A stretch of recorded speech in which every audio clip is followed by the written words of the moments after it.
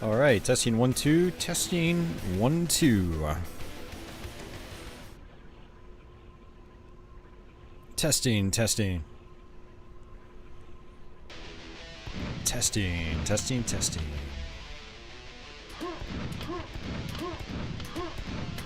Yeah, jumping and shooting.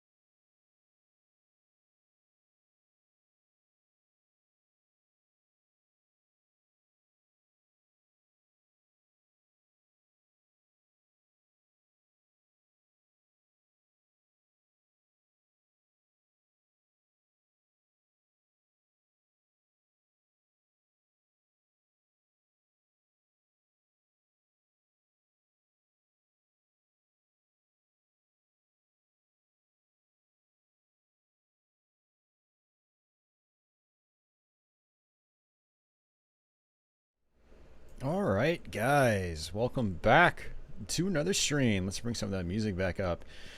Today we're going to be playing through some PC Quake. This is the original MS-DOS version installed from CD, and we're running the WinQuake executable. And actually what I'll do is I'll just show you guys exactly what I'm working with here. So about a year and a half ago I played through MS-DOS Quake on original hardware. But recently, because of the 9 Inch Nails Quake soundtrack release, they've got all that music in the YouTube Content ID system now, and I got like 5 or 6 copyright claims on my last stream of this game. And some other Quake playthroughs as well, including some of my Sega Saturn playthroughs. So I ended up just blowing away that last stream, and I had no idea what to stream tonight, and I was like, you know what, since I blew away that last stream, let's play through Quake again. So I can have another archive of this game on my channel. And but this time we're doing it with a twist. We're going to be actually playing with the Quake 2 soundtrack, which honestly I actually do quite a lot when I play original Quake, just to mix things up. Quake 2 has, you know, I don't want to say a more upbeat soundtrack, but it's definitely there's definitely more actual music there, and I love the guitar riffs and the rhythms and stuff like that. It's a very driving sort of soundtrack, which is good for this kind of first-person shooter. And ironically, I've never gotten copyright claims for Quake 2 soundtracks, so we'll just play Quake 1 with the Quake 2 soundtrack. But yeah, this is an original, you know, PC. This is running a AMD Athlon XP 3000 plus CPU. Let me actually do Windows and pause here so you guys can kind of see what we're talking about. It's got 768 megs of RAM. Yeah, Athlon XP 3000 plus. I think it's like a 2.1 or 2.2 gigahertz processor from the year, I think it was around 2000 or something like that. It was a really good processor for its time. I have a Radeon 9550 GPU. So while I'm going to be running Quake in software mode, this GPU is also really nice for slightly earlier 2000s-ish games. Quake was 1996, but I can play games like Return to Castle Wolfenstein, Quake 3 Arena. What else do I have on here? Kiss Psycho Circus. Pretty much at 1280 by 1024, you know, maxed out settings, all that stuff. And it's just a really excellent machine for, you know, the Windows 98 into early Windows XP era games. But as far as Quake is concerned, Quake actually has, you know, the original MS-DOS version on it, on the disk, but the disk also includes WinQuake. And so we're going to actually be running the WinQuake executable for this stream. So it's basically the same thing. It came on the disk originally. So yeah, this is original Quake as you could play it back in the day, except because I've got a quite a beefy system for Quake. We're going to be able to run things. I think I'm running this at 1024 by 768 right now in software mode. We're not doing GL Quake. So let's go ahead and go to our video options just to see what the resolution's at. Yeah, 1024 by 768. I could probably do 1280 by 1024, but the frame rate might not be perfect. That and my my HUD display is actually really tiny in this mode, and I don't know if there's a way to actually blow that up. I think there is if you run GL Quake, but I'm not sure if there is in standard software mode. If anybody knows of a console command to do that, feel free to let me know. And but yeah, we're gonna be playing the original Quake. Now, because I exited the game, for some reason this game doesn't want to save some of my console command settings, and I think that just might be normal. But one of them is free look, and so I've got free look mapped to the right mouse button, but it's a lot easier to play the game when you don't have to hold down the button.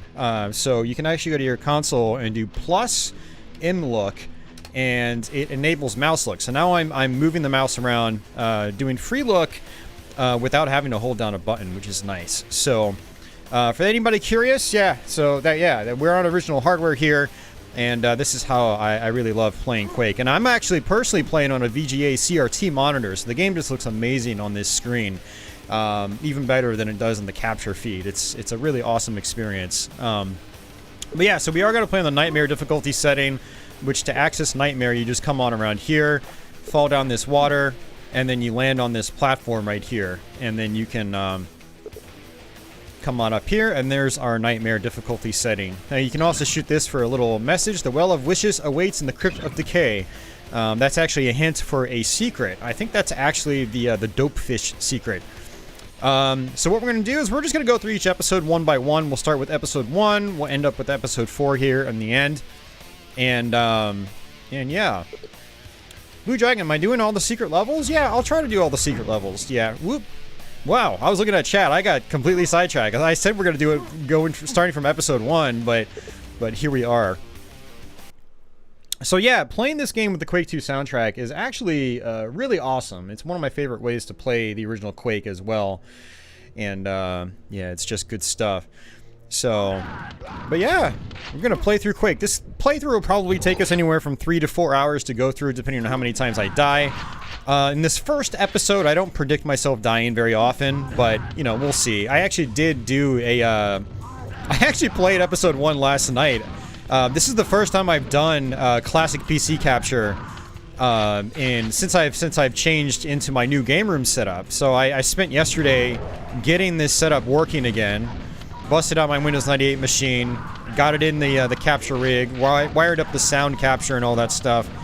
And yeah, so everything was good. I ended up playing until I think level 3 or 4 in episode 1 last night just to test it out. So yeah, good stuff. So what I'm gonna do here is jump here and shoot that target, which opens up this door. And for anybody wondering, I had to delay this stream by an hour and a half. I had some stuff at work I had to take care of. Normally I get off at 3 p.m. on Wednesdays, but today was a late day for me, unfortunately, and I hadn't eaten for like the last half of the day. So I had to go get some food and do some other stuff as well. So I ended up having to push the stream back by an hour and a half. And because of that, I didn't have the time either to get my slides together. So for everyone that's used to the patron slides and whatnot, I'll show those off at the end of the stream, but I don't have them updated. They'll be updated on the next stream for sure. But thanks to everyone that has been supporting my stream recently.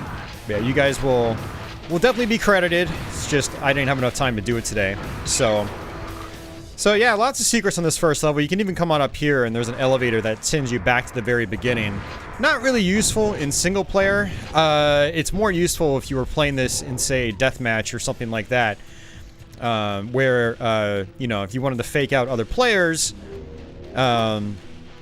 you could do that. So let me actually come on up here and get this secret. If you want to just run and jump over here. You notice that I do have auto run turned on. That's how I like to play the original Quake. I just wanted to go ahead and get that secret before coming down here for our last secret on this level.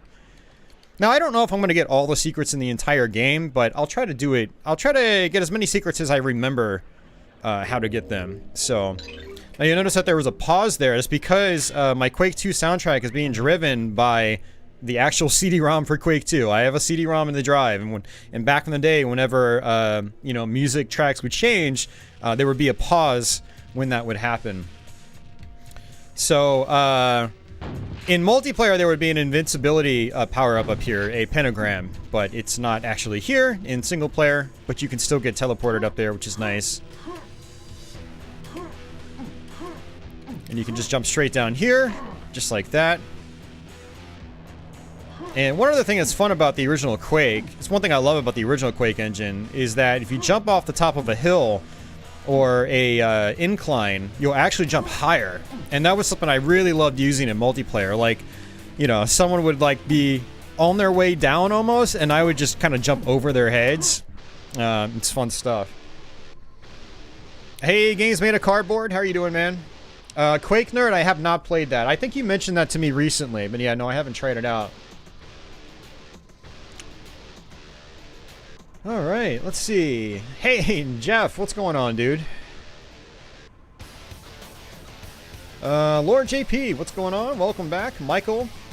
Stexor. Quake on Saturn was even worse than I made it look. I told you, man, it just does not play well. I mean, I love it from a technical standpoint, but just from a gameplay standpoint, it's not particularly good. Hey, Freddy, Steven, Carl. Quake is like pizza. It always works. Yeah, and it is funny, Blue Dragon. It's funny how well the Quake 2 soundtrack fits with the original game. And B Retro, what's going on? Let's see. I'm trying to make sure I don't miss anybody. Carlos, how are you doing? Scrolling up, scrolling up, scrolling up. Dasan. Yeah, Dasan said he would pop in for just a few minutes. It's kind of late for him. Sorry for starting an hour and a half late, guys. Pancreatitis. With those patch emotes. I love it. And Emmerman, Ronnie. You want to see Bethesda launch a version of Quake on modern platforms similar to how Doom is, with WADs built in and all the things like... Oh yeah, that would be great, Ronnie. There are apparently a lot of great Quake maps. And that's actually something I want to do. I want to download... I want to go to quaddicted.com. It's a great source for downloading Quake maps, and they have ratings and all that stuff. So I want to download a bunch of, like, you know, like 5-star mods and maps and things like that, and do some Quake streams of custom maps. Quake Nerd, obviously, and I think that's just about everyone. Streets was in there earlier. Matthias, Venom Lace, if he's still out there. What's happening, man? All right, let's scroll back down. Ghost of Shinobi, you couldn't keep away. Hell yeah, man. Gotta watch a couple of minutes. Quake 4 is weird. I agree. I totally agree, man. The whole Quake franchise is just kind of one big mess. And it's all because, like, they couldn't get the name they wanted for Quake 2 originally, and they just decided to slap the Quake name on it because they were lazy about it. Alright, so here we go. Now, I do have my sensitivity set a little high here. I might actually lower it down a little bit, but I'm going to just try to make do with it as is right now. I am using a Logitech mouse. I don't remember what the model name is. It's one of the cheap ones from back in the day, but it's not a ball mouse. It is an optical mouse. And what's actually interesting about this optical mouse is you have to have it plugged in via USB. If you use a PS2 adapter, at least on this particular machine, the sensitivity is just all out of whack. And it's... Whereas you can see it's nice and smooth right now. If I was using the USB to PS2 adapter, which I usually use, it would be all like jittery and stuttery. It's really weird. So I actually had to switch it back to USB last night after I tested it with the PS2 adapter. I have a bunch of sort of quote-unquote retro machines. I have a Windows 95 machine that has a Pentium 200 megahertz processor in it. Then I have my Windows 98 machine, which has the Athlon XP processor running Windows 98. And then I have a Windows 7 machine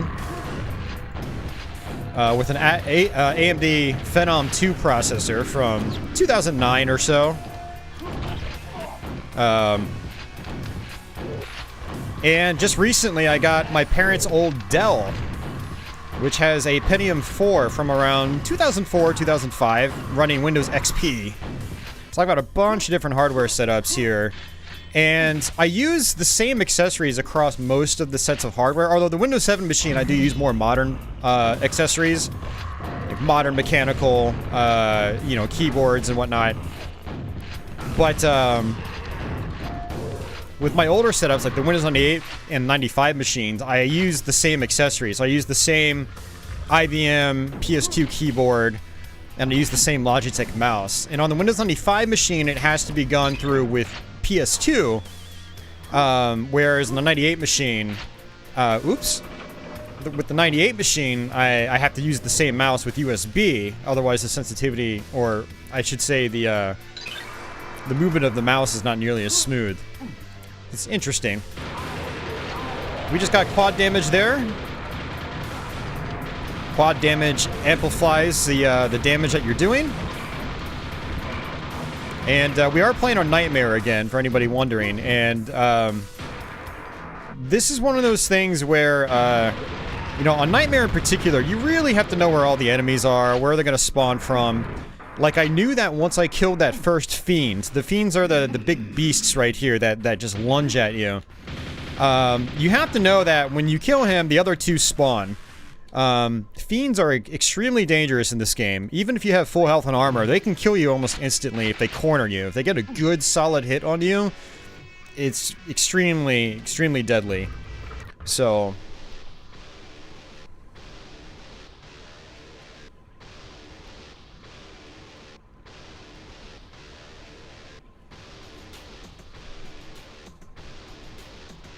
Painkiller. Oh, I love Painkiller, man.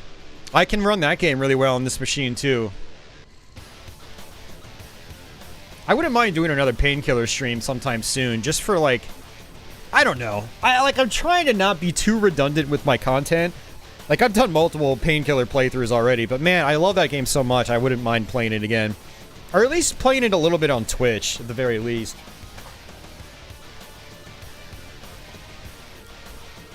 Oh, man.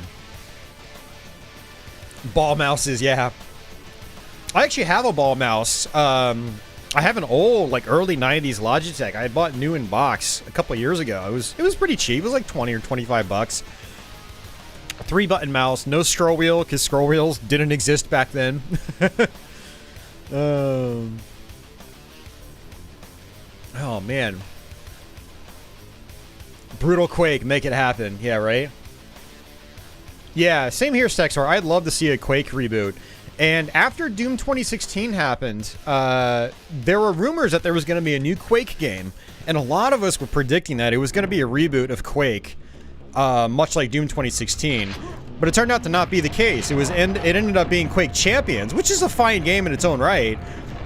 But I didn't really want another arena shooter, you know? I wanted, like, a traditional, you know, gothic, horror-themed, you know, Quake reboot. It could have been so cool. Because this modern generation, I mean, the last few generations, honestly, have kind of lacked more traditional style first-person shooters. And Doom 2016 obviously kind of went in its own direction compared to the old games, but it was still very straightforward and arcadey, and it was excellent for it. Speaking of which, I need to do another Doom 2016 run sometime soon. Man, I haven't beaten that game in what feels like a couple of years now. Alright, so I'm going to go ahead and kill these zombies down here. Now, you'll notice that I'm actually switching weapons kind of fast. It's because I do have my grenade launcher bound to the E key, and my rocket launcher will be bound to the Q key. And I think my my Thunderbolt is also bound to the X key. That's kind of how I have it set up when I play Doom on PC. So the zombies have to be killed with, you know, explosives. It is possible to shoot them and destroy them if you have quad damage, but I don't have quad damage right now. Someone had left a comment on one of my previous Quake videos saying I can use the axe on them to kill them. That's false. You still have to have quad damage if you want to jib them with the axe. I tried it after someone left that comment. I was like, are they trolling me? Or did I really miss this? No, I didn't miss it. They were trolling me.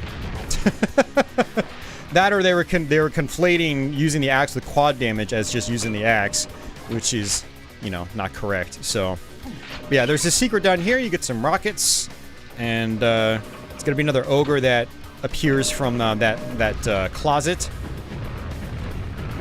I think this is kind of where like the idea of monster closets comes from. Not just this game, but you know, classic first-person shooters in particular. You got monsters hidden away. Walls will eventually come down and open up. It's not just Quake, it's a Doom thing, it's a build engine thing as well. You know, lots of FPSs did it back in the day. This is going to also come down, another monster closet. So, and there's going to be what's called a scrag right here.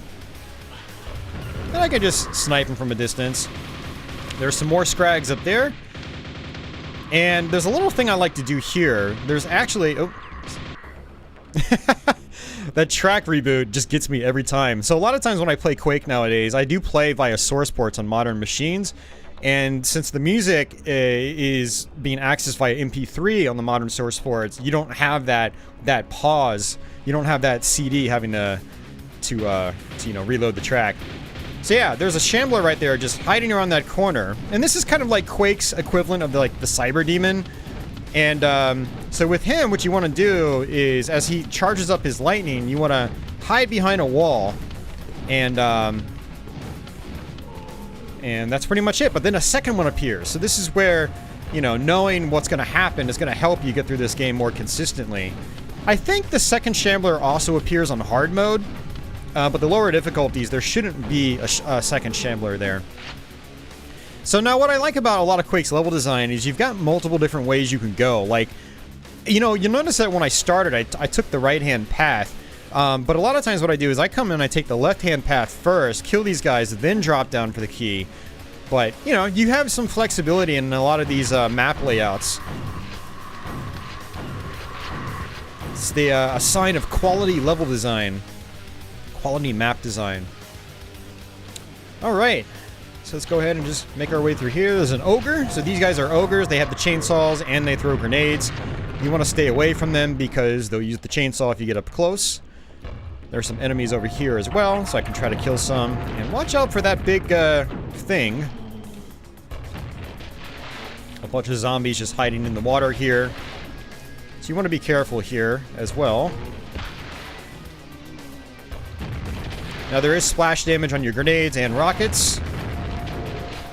So you obviously don't want to be too close to enemies when you're using those. Whoops. Yeah, if you don't do enough damage to a zombie, they'll come back. They'll get back up and you'll have to just do damage to them all over again. There's an ogre right here. I'm just going to snipe him. The reason I kind of want to snipe him from down here is because there are multiple ogres directly up top. Let's go ahead and switch back over to my grenades. Just like that. Hey! Hey, Tenchi, thank you very much for that. Unfortunately, the alerts are not going to sound because of how I have to capture the audio from this setup. But they should still appear on the screen. So thank you very much, Tenchi. Very, very much appreciated. Alright, so there's going to be a fiend right here. I'm going to try to do some damage to it real quick, and then I'll probably just switch over to my shotgun. Again, knowing exactly where the enemies are helps so much in this game. There are ogres up top. And it is possible to get up top. You just shoot that wall, and then you appear up there. So that yellow armor is the second tier of armor. There's teal, and then there is yellow, and then there's red. Red is the best. Yellow is the medium, and then teal is the worst. Freddy, I played Quake religiously back in the day, multiplayer. Yes, I lived off that game for a very long time. I skipped Quake 2 almost entirely because my computer at the time just couldn't handle it, and so I just kept playing Quake 1.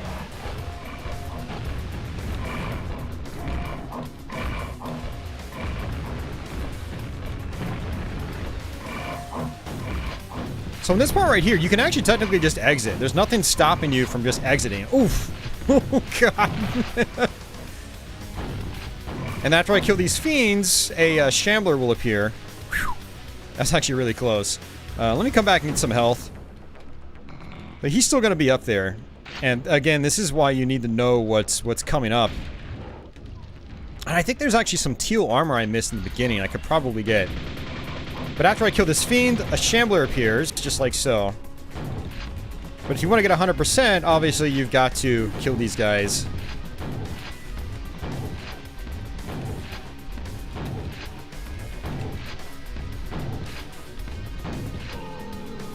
I think it's just one Shambler. It's been a while since I played through Quake all the way. Yeah, it's just one Shambler. Okay, and that's it.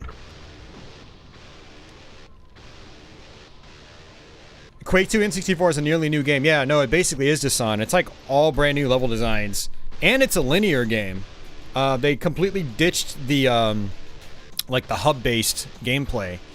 So you just go by level. And you know what, man? I want to do Quake 2 on stream for N64, but man, the aiming in that just feels so bad compared to other N64 FPSs. Even when I turn the sensitivity all the way down, it's still way too easy to move your reticle too fast, and you overshoot or undershoot. It's just so difficult to play.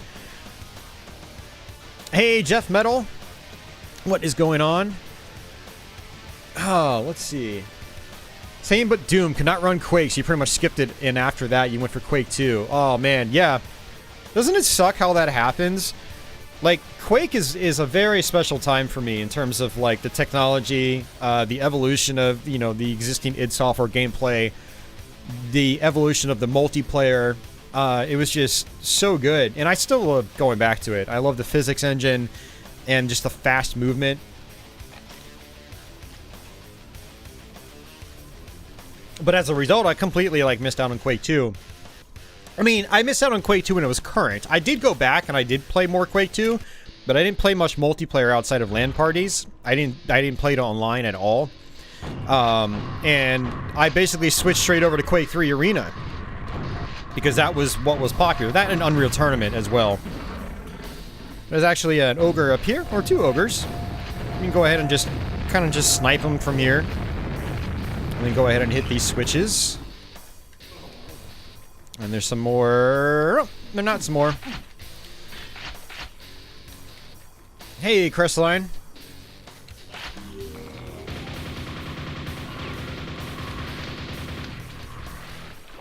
Alright, so there's a secret right here with some rockets.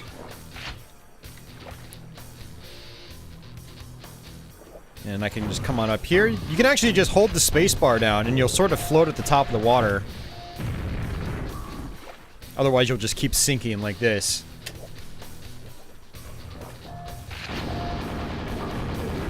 Yeah, it is kind of true, Stack Sword. You know what? A lot of people complain about the shotgun in Quake.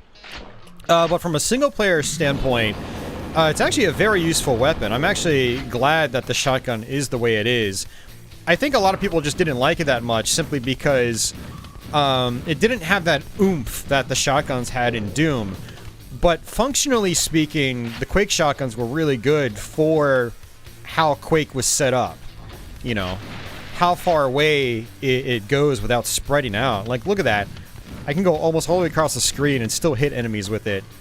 So you can use it as a sniper, a sniping weapon. And it's very, very useful in that regard. And then when you're up close, and you can just use the super shotgun, or the double-barreled shotgun. I don't think they call it the super shotgun in this game like they do in Doom, or Doom 2. And we also got ourselves the super nail gun. The perforator. Very, very good weapon. It does so much damage. It shoots so many nails out so quickly. It's one of the best weapons in the game, by far. So enemies, you know, Quake is a very rhythmic game. I'd say even more so than Doom is. And I think it's just because of how tight, like, all your bullet spreads are and whatnot. And how much damage, say, explosives do if you get a good direct hit. So Scrags will always die in one hit with a rocket or grenade. Ogres will always die in, you know, say 2 hits with a good, you know, good shots with your grenade launcher or rocket launchers. Things like that. So you can get into a really nice rhythm with the game. So if I've got the grenade launcher, oh, night, boom, 1 hit. Always 1 hit kills with these guys. Oh no, my music stopped. 1, 2, ooh, it wasn't, I didn't get a 2 for. I didn't get a 2-shot on him. That's very rare to you know, have to use 3 grenades on those guys. But generally speaking, it's just 1 and then 2. Boom, see? He's down. Down for the count. Yeah, so you can get into a really good rhythm with Quake. I think even more so than Doom, because of the consistency of how many shots it takes to kill enemies. And this is one of the things I think that separates Quake a little bit from Doom. Doom still has a lot of rhythmic stuff to it as well. You know, like, you know, Revenants. I kind of get the same effect going on with Revenants with the super shotgun like I do with Ogres in this game and the grenade launcher.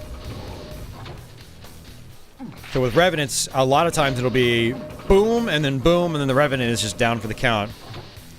But I do think there is a little less consistency due to the different bullet spreads of Doom's weapons. The super shotgun in Doom in particular has just crazy spread, so if you're gonna get that quick 1-2, you gotta be like right in the Revenant's faces with it. I'm gonna go ahead and just try to take out the rest of these guys up here. This is a very dangerous section, this stairwell. I remember dying here a lot back in the day, but this is your normal exit. But we're not gonna do that. I'm gonna go ahead and grab those. The Ogres drop grenades. I think it's like 2 grenades per pack. And so there is fall damage in this game, so to avoid that, you could try to jump straight into the water and just avoid that damage completely. And this is the access to our secret level. And you notice I got a grenade launcher as well. So in these teleporters, you can go through either side for the most part. There are a couple of points in the game where if you go the back way, it'll actually take you to a secret. Jeff says, I had a lot of fun with Painkiller. It's been a minute since you played it. Yeah, Painkiller is a great game, man. It's actually one of my favorite first-person shooters. So my favorite first-person shooters, it basically goes, you know, Doom and Quake, Wolfenstein 3D, Painkiller. I kind of grouped them all together. Well, more so Doom, Quake, and Painkiller I grouped together. Wolfenstein 3D is just an all-time classic to me. I always love going back to that game. It's the granddaddy, and it's still a ton of fun to play in its own right. Especially if you're playing on original hardware like this. Alright. So Ziggurat Vertigo, the gravity is all out of whack on this map. And that's what makes it kind of fun. It's the only map in the entire game, I believe, that does this. I'm going to save that armor for later. We're going to come on up here, use the invincibility that we just got to try to kill these guys, get rid of them quickly. So with the grenade launcher, because of how the gravity works, you can actually aim downwards a little bit, and your grenades will go farther across the screen. Now, there's also a rocket launcher down below that I missed, but I'm fine with killing these guys with just the grenade launcher. If you know how to take advantage of the gravity here, you don't really need the rocket launcher for this section, but it definitely makes life a lot easier. So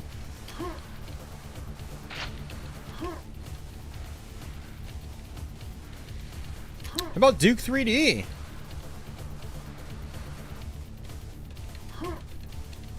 Yeah, I played a lot of Duke 3D back in the day. I haven't played as much recently, though. That's one of those games for a couple of years I've been meaning to try to go back to and finish. I haven't beaten that game since the 90s. Believe it or not, most of my time on Duke Nukem 3D was spent with the Saturn version. You guys know how I'm not really a huge fan of Quake on Saturn, but Duke Nukem 3D I really enjoyed. I played it over the Saturn Netlink. I had a guy I would dial up with on a regular basis, and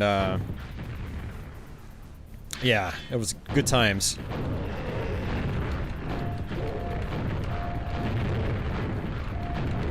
I'm gonna jump up here, hit this switch.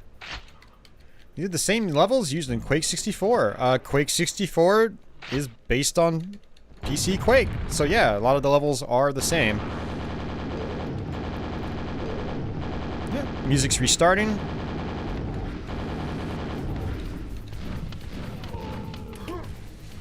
And there we go.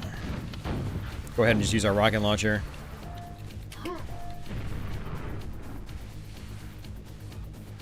Serious Sam, the next encounter? Man,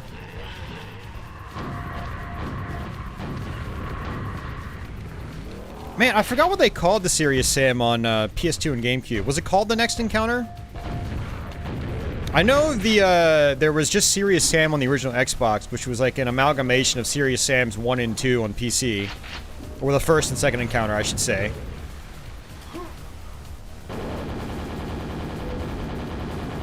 And then there was the one on GameCube and PS2, which was a brand new game. Yeah, it might have been called The Next Encounter. It's been a while since I played that one. I would like to try to play that one again. I did enjoy that quite a bit.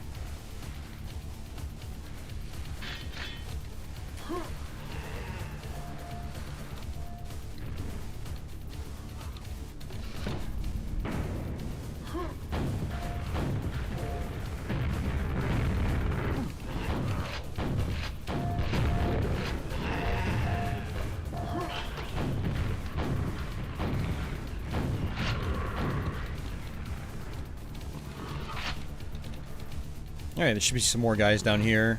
Pretty sure, yep. Yeah, like I said, I actually don't know where all the secrets are. So if you guys message me saying, oh, aren't you gonna get this or that? It's because I don't know where it is. And I don't really care that much, to be honest with you. So let's go ahead and fall down here. Might as well go ahead and get these. The music's gonna restart in just a second. And this is our exit.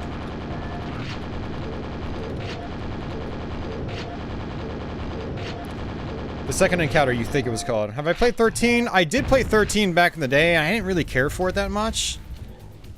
I've always wanted to go back and try it again, but... yeah, it didn't really click with me when I first played it.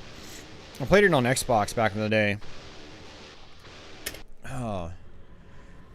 okay, so there are a bunch of things you can do here. One thing you can do is actually just rocket jump up top to access some stuff early. I'm not going to do that right now. Oh, screw it. I'll do it. Oh, I messed up. Okay. Yeah, so if we come here, it actually takes us to one of our main rooms we have to go to. But now we got quad damage, and we access it early. Behold the power of rocket jumping.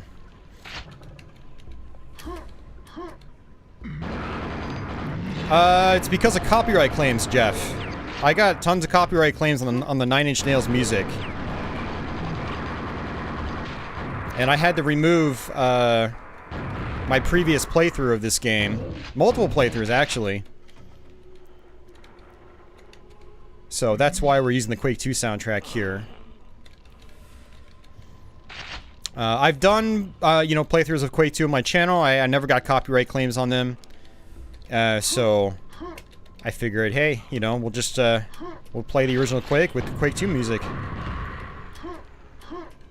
It is BS, yeah. No, it's all because 9 Inch Nails released, like, an official version of the Quake soundtrack on, you know, various streaming services and vinyl and whatnot. And so they ended up submitting all the music to YouTube's Content ID system.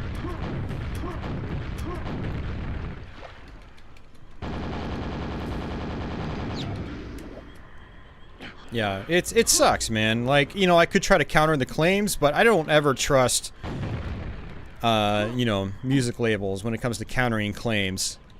So when it comes to, you know, music copyright claims from the actual music labels, I try to just trim out the audio if possible. Which is possible, but I had so many claims that I ended up having to trim out so many sections of the live stream that the live stream was just a chopped up mess. So I just said, you know, that's not a good viewing experience, so I'm gonna just blow away the stream completely. So I, you know, I lost a lot of views and stats on it and whatnot. Likes and dislikes and whatever. YouTube cares about that stuff. Unfortunately. But, yeah, so here we are doing it again, except with a different soundtrack. So this is a really quiet track, by the way. Quake 2 has a couple of really quiet tracks, so this is just normal. The music is playing, it's just one of those more ambient selections. Which I think is another reason why this soundtrack goes so well with the original Quake. Because the original Quake is very much an action-oriented game. But the original Quake soundtrack, with its ambiance, works really well, too. So Quake 2 has a little bit of those ambient tracks.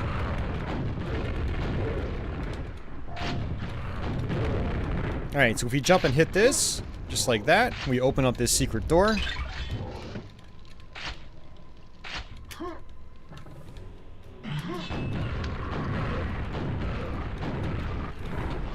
Another ogre back there. So that secret I rocket jumped to earlier, originally to access that, you would go through there. If you take the teleporter from the front, you end up in this room that we got to earlier. So I've got both keys. Now I can access the exit. Hit that switch, and I think I had killed the ogres up top too, so I don't even have to deal with them. Yeah, so Stexor, I actually bought Half-Life Game of the Year Edition earlier this year. And after I'm done with this stream tonight, I'm actually going to go live on Twitch and install it. I might not play it tonight, but I'm going to get it installed and start working on it, because I've had a lot of people request a Half-Life stream. I've never beaten the first Half-Life. I mean, I haven't beaten any Half-Life, actually, so it's kind of a new thing for me. And there's our secret. And there we go. Yeah, the CD track change is gonna get you killed by a shambler. Maybe. Or a fiend.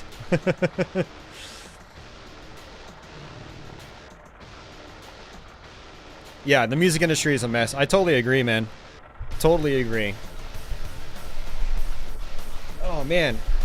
Sorry, I'm having to readjust my mic over and over. It keeps, like, sagging down. I'm trying to adjust the handle. See if that helps things. Does Aubrey Hodges stuff get copyright claimed? Yeah, it does still. I got a few recently on some of my older Doom PlayStation playthroughs. And so a couple of those I ended up just deleting outright as well. It's very frustrating. It's especially frustrating because there are a lot of fans of those soundtracks. And you still get claimed just for the gameplay. Or for it being in the gameplay. It's very aggravating.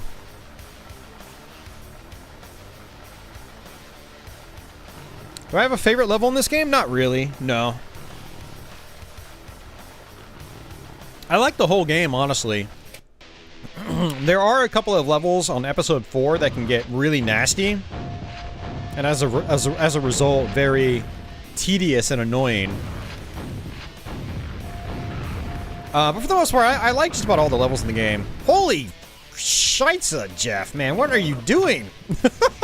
What the hell, dude? Thank you, man. Thank you, thank you. I don't know how to say thank you to something like that. Oh man, Jeff, you're killing me here. You're not killing me, you're spoiling me. I don't deserve to be pampered like this.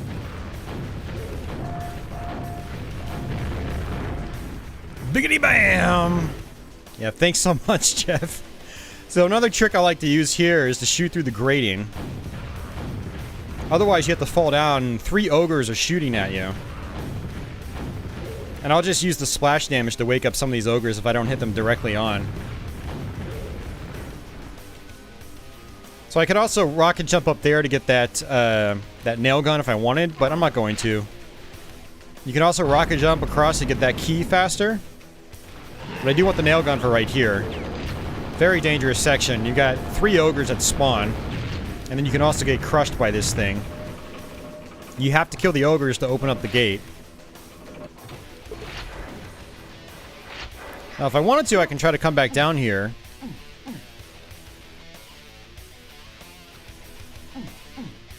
Hey, Mike! Keep crushing. Don't stop. Thank you, man. Thank you, thank you. And you can go behind it, and this takes you to your nail gun. And then you can also come on down here for the 100 health pickup. Alright, so now I need to come over here as well. Sometimes I'll just come here in the beginning, but the thing is, if you don't do the other route first, this hallway's not lit up. So you need to know exactly where this platform is, otherwise you'll end up falling down, getting spiked by nails. Yes, thank you, Mike. Mike and Jeff. Crying Babies is oh, shit. Creepy and nice. Hey, Blue Thunder.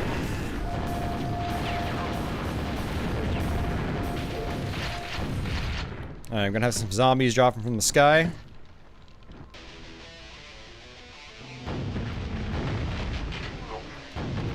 Played Doom 64 for a good week or two. We stopped at level 20. Yeah, Freddy, play on modern systems. Don't play Doom 64 on N64. Unless you've got, like, a really good screen where the game's nice and bright. Otherwise, it's just so difficult to see what's going on. I've got a CRT in here where it's, like, almost impossible to play because it's just so dark on that particular display. So there's another ogre right there. You can kind of wake him up. There you go. Alright, he's dead. If you shoot this, it unlocks this right here, and we'll get another 100 health pickup. There we go. And we just jump across. Very tight jump here. But this game has kind of, sort of, you know, hitboxes very much like a classic, you know, NES game would, where it's kind of like a big square. You can sit halfway off a platform. Look at how far I can sit off the platforms in this. That's how big my hitbox is. So basically, when you're trying to jump across a gap like this, you want to make sure you jump, you know, you want to kind of be like halfway off the ledge when you jump. It makes jumps like that a lot easier. A Turok live stream. I will eventually, whenever I beat the game for the first time. I've never finished that game. Alright, so what I like to do here is go get the quad damage. So you can shoot this guy right here. And this lets me tear through the next two shamblers we're going to see. And so for this part right here, I like to turn around and then just walk backwards. Start shooting right away. And then kill these enemies. Open this. And then there's another shambler right here. Boom, just like that. Ah, so good. I've ever played Rush 2? A little bit, not a lot.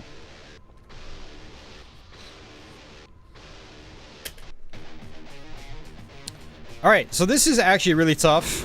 This boss, this is like one of the only bosses in the game. It's more about just kind of like avoiding the projectiles if possible. You need to lower these columns. And then jump on over here. And then when they're both down, you can hit the center switch. And you just have to do that 3 times. And hopefully the fireballs don't hit you.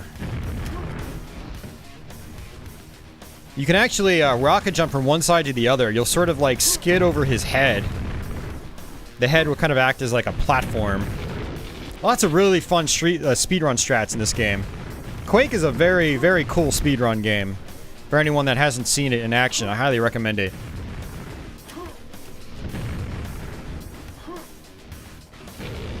Whoa there. And then these platforms appear. Don't fall into the lava. You're probably not going to get back out. And then boom. That's it. Episode 1 is done. Yeah, no chainsaw in Quake. But there is the axe, which is pretty cool. It's a bloodied axe.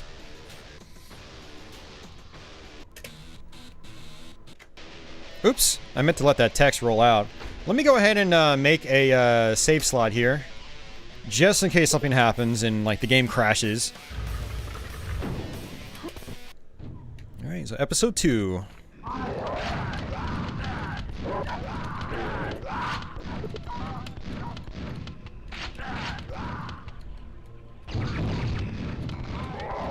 actually did not mean to come here first, but, you know, there's no way to get out now, so I have to actually play the rest. You can actually skip this level entirely if you, hop on these platforms and jump all the way across. It's difficult to do. I think it requires a bunny hop to make it across. I don't think you can just jump over normally. So because this locked... Oh, look at that! It actually went away. That was actually kind of cool because it opened up this part too. And if I wanted to, I can come down here and get a secret. Also get a 100 health pickup. Shoot that to come down here. And if we shoot this, we open up a door here, which I think gives us invincibility. Yep. There we go. And I'm also going to come this way. Grab this key, opens up that door. There's another door in here as well. It's actually an illusory wall, I should say. Kind of tricky to get into. There we go. Another 100 health pickup. Now your health can go over 200 points in this game. But when it does, it ticks down very quickly. So if you go over 100 hit points in this game, it just ticks down until it goes back to 100. But if you go over 200, it ticks down twice as fast, it looks like.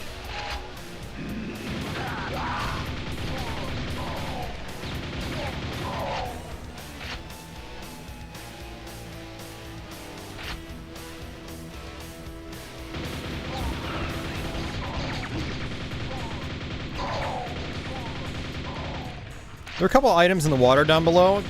I should probably try to go back down for them. I'll do it later on the way back. Because I do have to kind of work my way back. Well, actually, I don't think I really have to, but I will. Or maybe I won't. I'm so indecisive.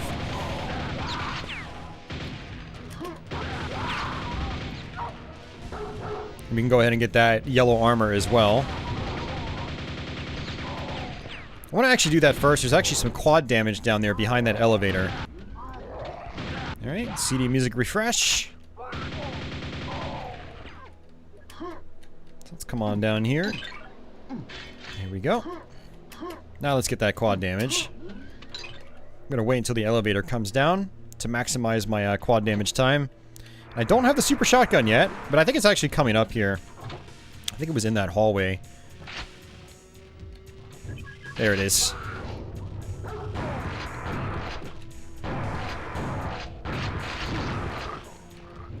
Go ahead and switch over to our nail gun. Some enforcers down here. And then we can go do that right there. Watch out for those lasers. I don't know if this is going to open back up. Let's sit here for a minute and see if it opens back up. How many hours do I think I played this game? Oh, jeez. Oh my god. Probably like 1,000. It's Quake, the original Quake, like, I would play it for like 8 hours a night back in the day. And it's been one of my most revisited games over the years. I do multiple playthroughs a year, and a single playthrough is 3 to 4, maybe 5 hours, depending on how well I do. And then I play the various console ports still. And I actually missed the secrets in the beginning that I was talking about. In the water, I mean. Yeah, no, Quake is honestly, Quake is probably my most played game of all time, now that I think about it. I don't think I've played a single game more than Quake. And I don't think that'll ever change. Especially since I'm streaming. I mean, you guys like seeing Quake as well, so kind of gives me an excuse to fire it up every now and then. Alright, so what I like to do is sit up top here and just snipe these fiends from up top.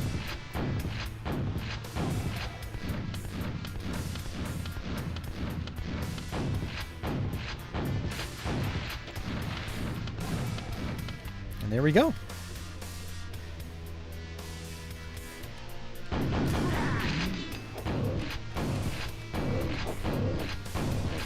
Yeah, Quake also used to be one of those games where I would literally just fire it up, do like a quick episode, and then just stop playing.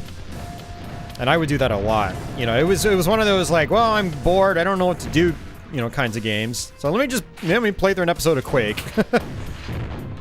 There's an ogre right behind me as well. Wanted to wait for the grenades to go away.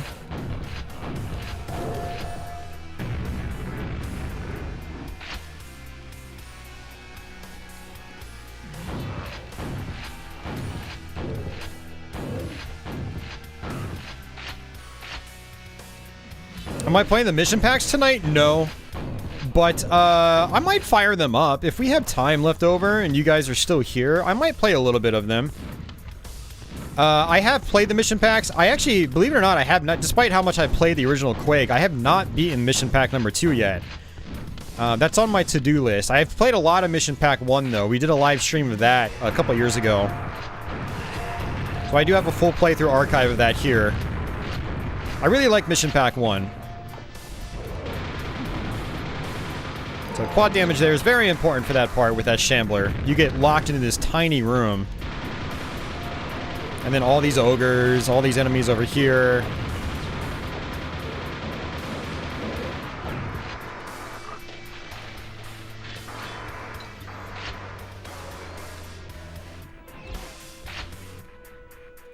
Boom. Alright, so what I'm going to do is actually try to kill some of these enemies. Oops. Or not. Get knocked down from their grenades. I kind of wanted to come here anyway because there are some power-ups we can get. I don't really need to go there, but I want to come around here. Carlos's first Quake was Quake 3. Very nice.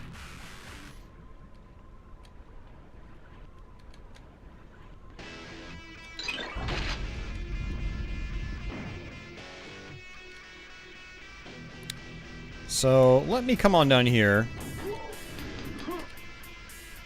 I'm definitely missing something here. There we go. That's a secret that gets you another 100 health pickup. And then this will take us right back towards the beginning.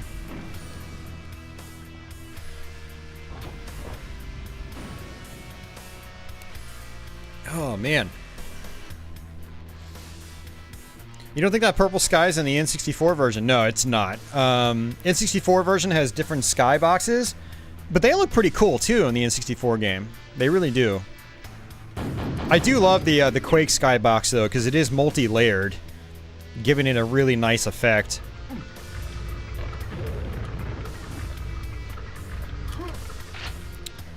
Alright, so we've got more zombies here. What I want to do is try to jump across and get rid of this ogre if I can, because he makes this part really troublesome. So we can just use that shotgun. And I really don't want to fall down. Oh, no, okay. Those zombies pushed me a little bit. I thought I was going to fall down. The reason I don't want to fall down is because of that guy right there. I don't really need to kill him, but I'm going to do it anyway.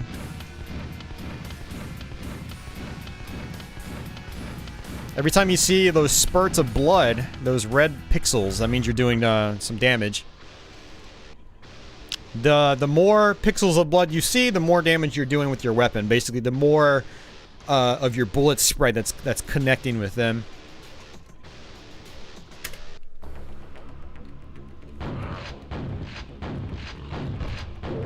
So from here on out, Quake's level design can get kind of nasty. It can get kind of mean.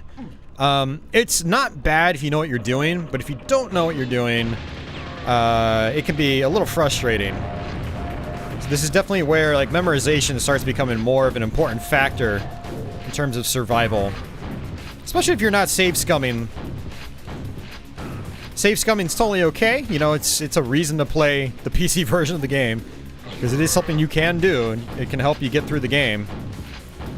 But normally when I play Quake now, I don't do that. I try to go through the levels without saving. And I'll probably do that for most of this playthrough. I think for episode 4, though, I'll probably end up save scumming a little bit.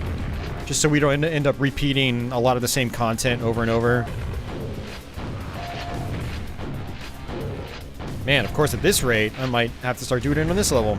Let's go ahead and grab that armor. I'm going to come back down here, too, for that health. And now this door is open, which gives us some nails.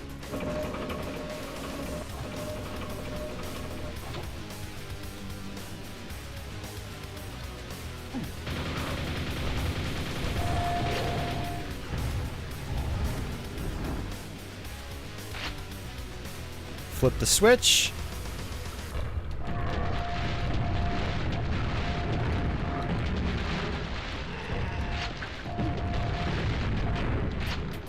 So one trick I've got for you guys right here, and I figured this one out way back in the day, is just using my shotgun to snipe these ogres from a distance.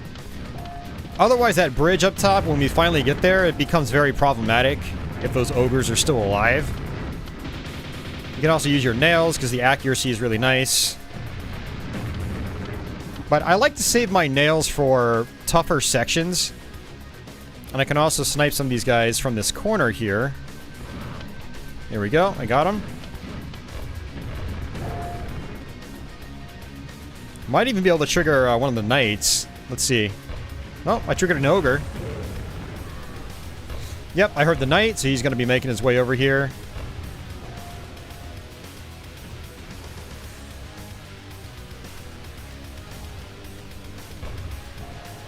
Yep, there he is. And then that just made that section a lot easier on me. I don't have to deal with those guys now. Alright, so instead of going back up, I'm going to come down here because I can get myself some red armor. Yeah, Blue Dragon. Sniping with the shotgun's really good in this game. Very, very wise if you're playing single player. And it helps conserve ammo, too.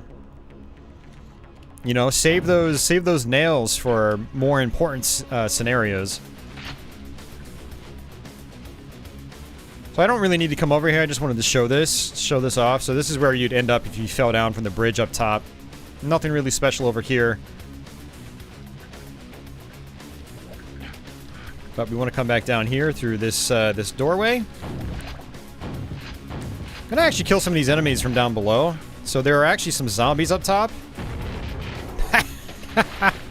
I love that. And he didn't even know it was coming. Alright.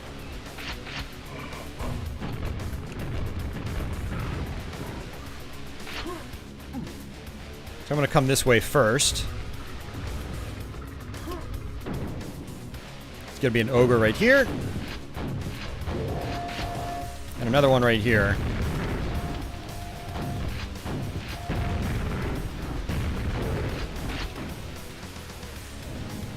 And there are gonna be a bunch of knights that spawn here. So I like to drop some grenades ahead of time. Get rid of them. Now if you come down here, this is our secret exit.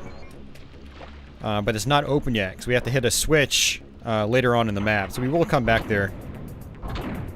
The Well of Wishes, that message we saw earlier, it's indicating the secret on this level. Where we see the Dope Fish. A character that was in a bunch of classic computer games. It's kind of like a meme before memes really were much of a thing.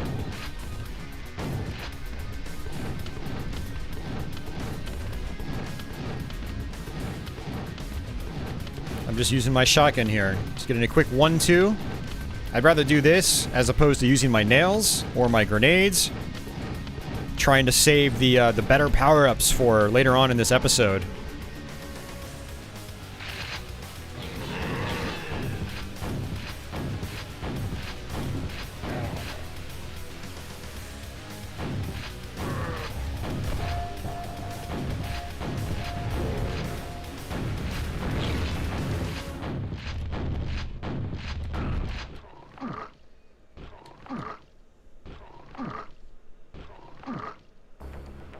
Who's 20? Freddy is 20?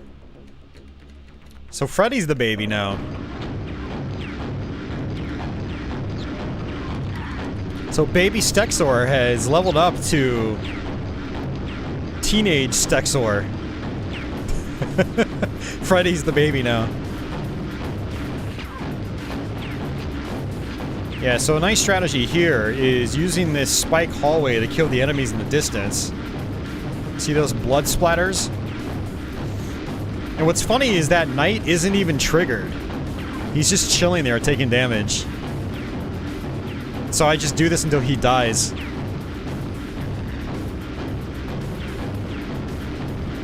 A lot of fun little tricks you can take advantage of in this game.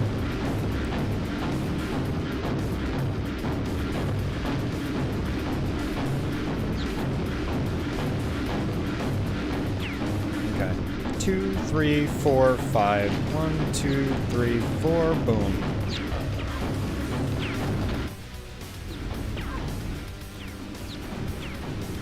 Alright, so one thing I'm going to do is actually come on down here. And get those rockets. And I'm going to go ahead and come on back.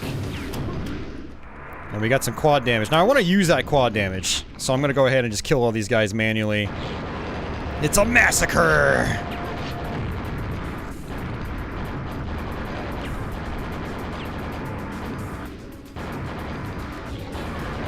There we go, that's everyone. But we need to come in here to flip this switch. Not a Nintendo Switch. A Quake Switch. Hey, Andy. Alright, so now that we've done that, we can actually come back. Now this part can be a little tricky. It's dark over here, so I just want to move slowly. Hug the wall while I do that. Just like this. And then there's a platform right here I can jump into. This is the Well of Wishes. The dope fish lives.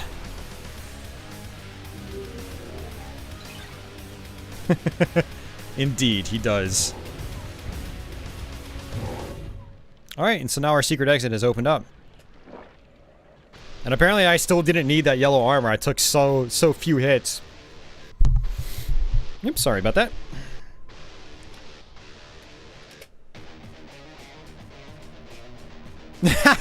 Well, welcome to life, Stexor. You start to just, you know, there's a point where all you feel is just getting old. And then you die. And that's life. Welcome to adulthood. It's adulthood in a nutshell, basically. It just gets worse on from here, man.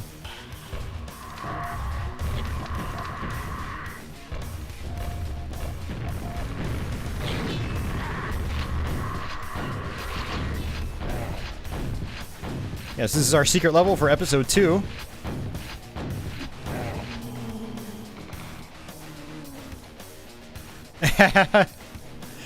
It's kind of the same with me, Jeff Metal.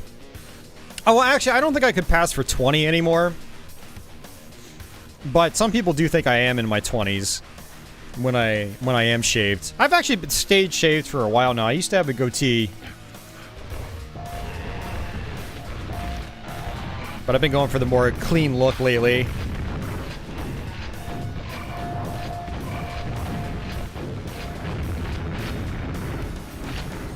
Alright, so there's also another secret. If you shoot all these weird textured walls or objects, you actually open up a secret at the end of the map. I'm gonna go ahead and grab this quad damage right here. Grab this stuff right here. Use my super nail gun for this part.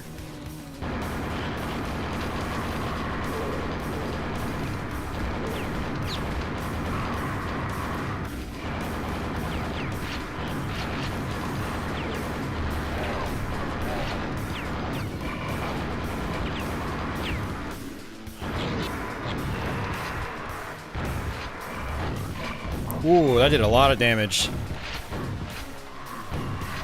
Getting reckless! Very easy to get reckless in Quake.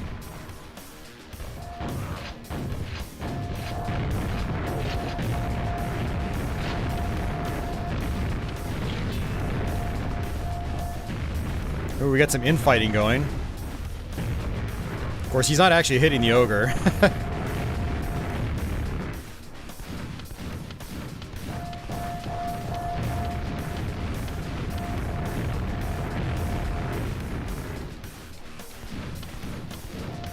There we go. Alright, I'm gonna come back down. A couple things I want to get.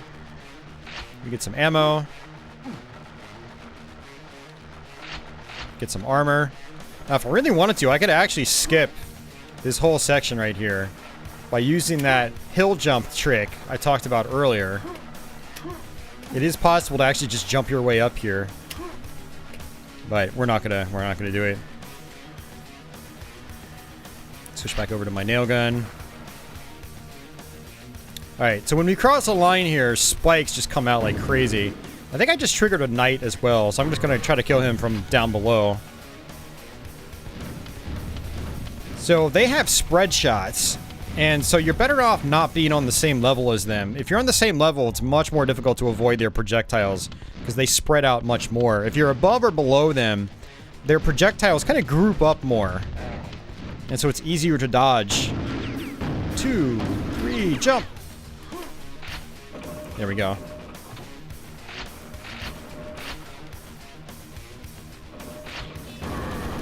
This is why I wanted the nail gun. To get rid of that guy easier. There's a fiend. You have a nice, straight hallway with a fiend in it. A lot of times you can get multiple grenades before they even touch you.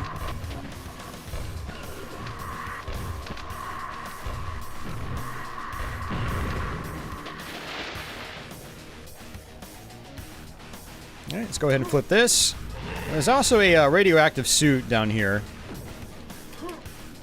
I heard someone. Okay, there he is. Let's get that suit. So we can come down here and get some red armor. I think it's red armor. Yeah, baby. Red armor is so good in this game.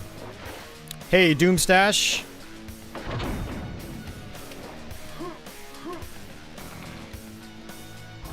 Oh god, spawns. Don't even get me started on spawns, man. That's... As much as I love Quake, spawns are some of my least favorite enemies in all of video gaming. No joke. This is not an exaggeration.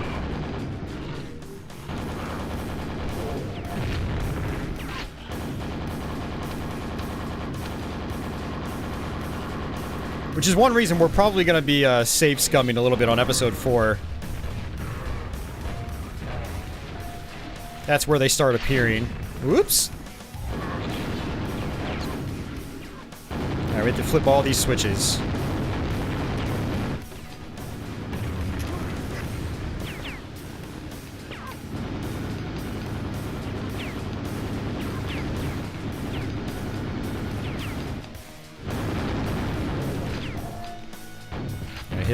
Hit that, and boom, more fiends.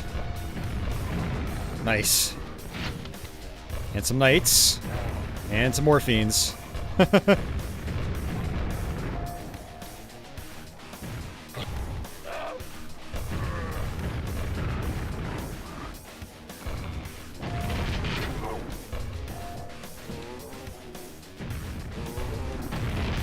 Alright. So if we hit all the switches, this should open up.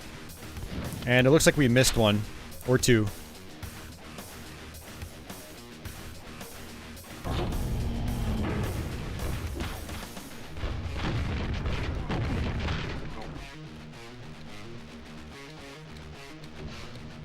Oh yeah, that would be really cool, Ronnie. I guess we'll see. I'd really love to see like a modern console port of the game or something like that. Alright, let's do a quick once-over. Because I'm obviously missing something here. Alright, nothing else here.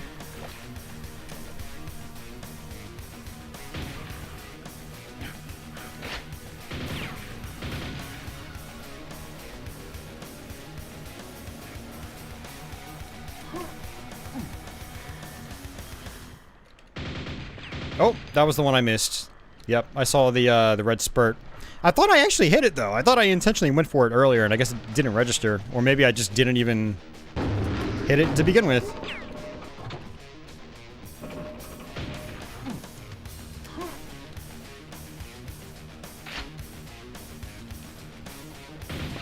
Yep, got that one.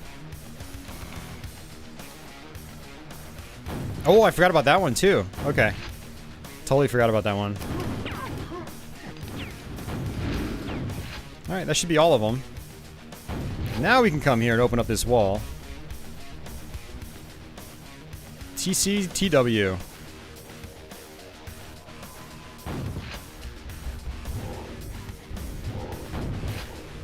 I don't remember what the initials stand for. One might be for Tim Willits. I don't know who the other one is.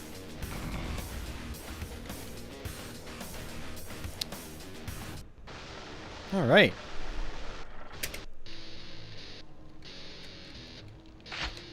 The soundtrack for Quake 2 sounds killer. Yeah, the soundtrack for Quake 2 is awesome. It's one of my favorite game soundtracks.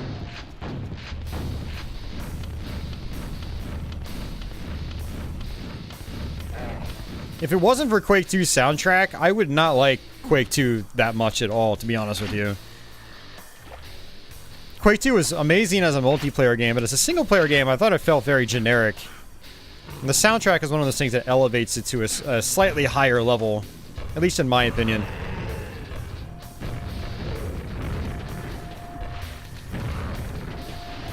You still like? Oh, there's another one. Okay. Thought there was only two. Alright, so there's a nail gun right here. And a zombie right there. There's a secret you can get right here. Oh yeah, Quake 4 is very generic to me as well. It's my least favorite Quake game by a long shot. I tried practicing that game last year for a live stream. I just couldn't bring myself to it, man. I got so bored. Even on the highest difficulty setting, I was just bored to tears.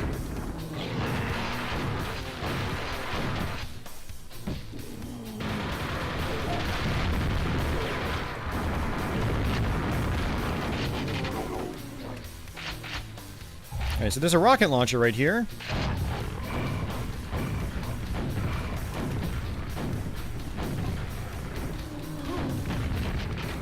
Which I didn't necessarily need to get just yet, but I thought it would make my life a little bit easier right here.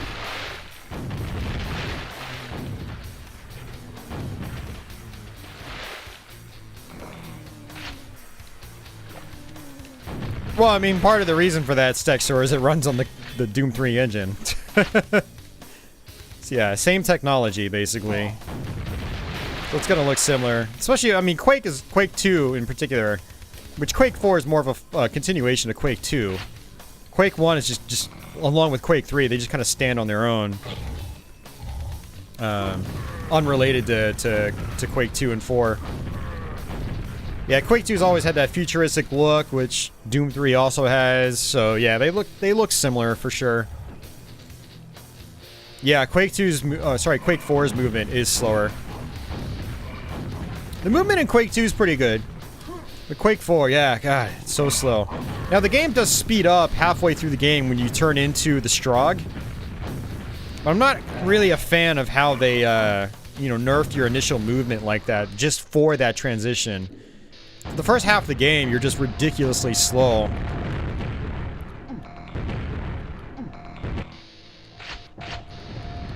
Is Fear Factory... sorry, is Quake 4 worse than Doom 3? I don't know, it depends on your taste. Some people love Doom 3. I'd rather play Doom 3 than Quake 4, personally. And it's not like I hate Quake 4. I actually liked it quite a bit back in the day when I finally had a PC strong enough to play it, but when I go back and I play it now, it's just not all that much fun for me. But some people still love Quake 4. And I suspect I will eventually, like, get decent at the game again and actually stream it. When that's gonna happen, I have no idea. Right, no quad damage or anything. Love that splash damage, man. You can trigger the enemies before they even wake up. Or hit them before they even wake up. It's so good. Alright, so one thing I can do here, I can hit this switch to activate that platform, but there's actually quad damage down here. Right there. The reason I want that is so I can kill this Mr. Shambler here.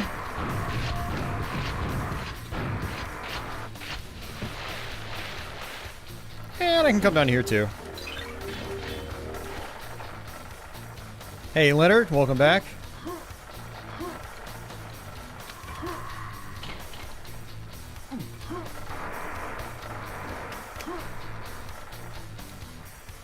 I don't know where that last scrag is. I heard him.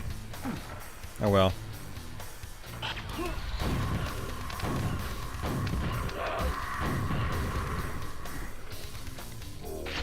Now, you might notice that this actually has, Quake has auto-aim by default. I always play with auto-aim in the single player. So that also really helps you, you know, be accurate against enemies. So I want to use my quad damage for this part coming up.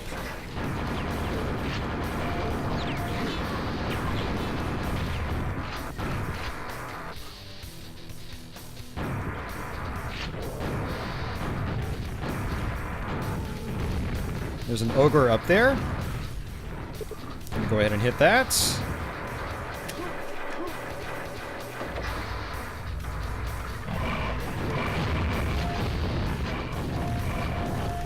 Uh-oh, this is bad.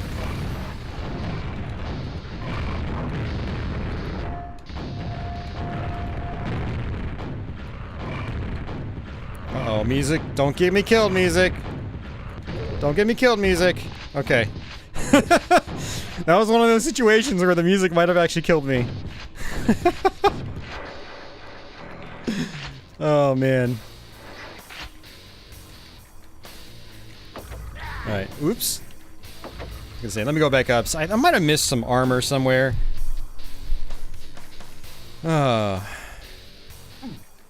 Yeah, that's one of the most dangerous sections of the game. And one strategy is actually to come in here, kill all these guys first, then go get the quad damage. That way you have the quad damage in that final room.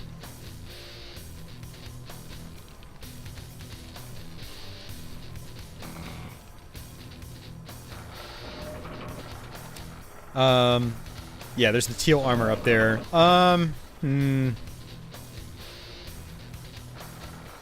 Damn, this is not really what I want to do, but I'll go ahead and roll with it. I think the trade-off is probably worth it. I lost some health, but I can get that health back. Oh, there he is. And I can just wait. Land on the platform.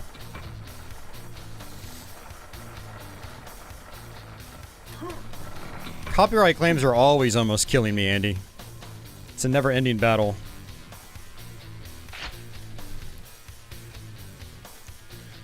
Oh, man. Alright. Making progress.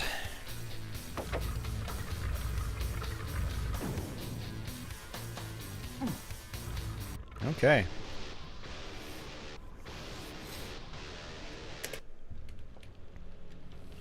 Alright, so this is actually a pretty tough map. Couple of parts here that are pretty nasty. We'll see what happens. I'll try to do it without saving first.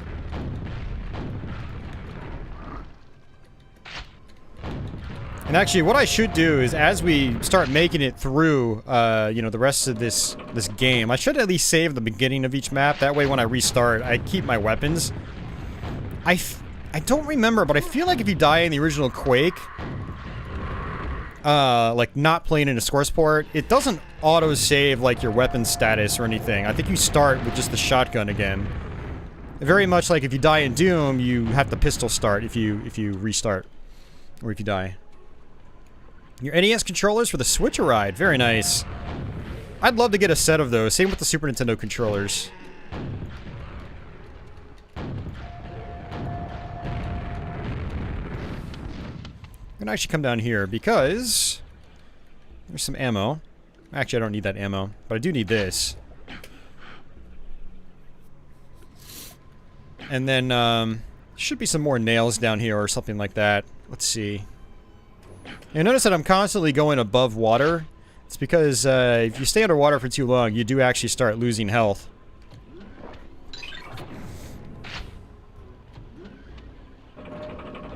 SNES are out of stock. Well, hopefully they come back in stock.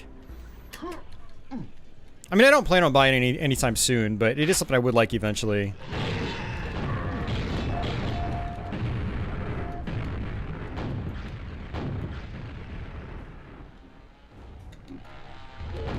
Sounds like we got some infighting going. You can hear the chainsaws going.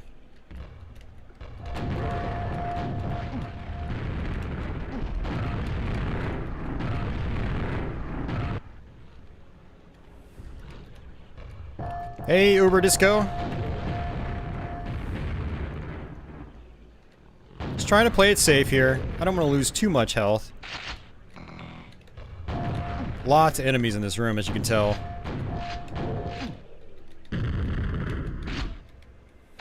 Alright, so there's gonna be a shambler. Haha, I saw you. There's gonna be a shambler right behind that wall.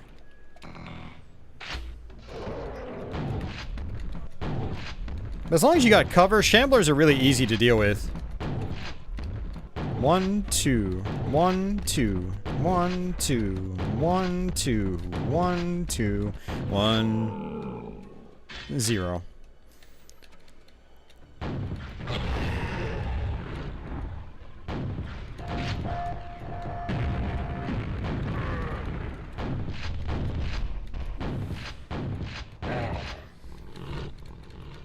Oh, nice, Uber Disco. How do they play?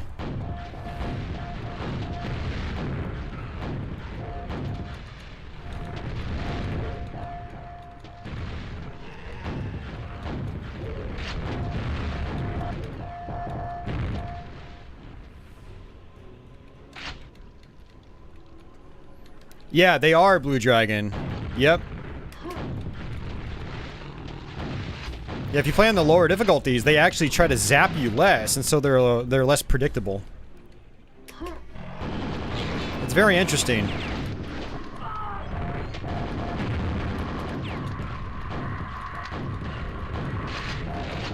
Alright, there's that Thunderbolt.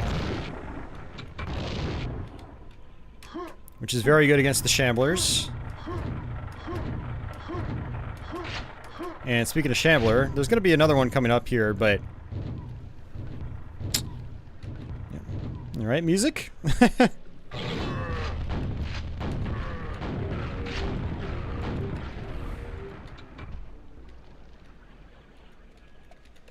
Some Scrags, again.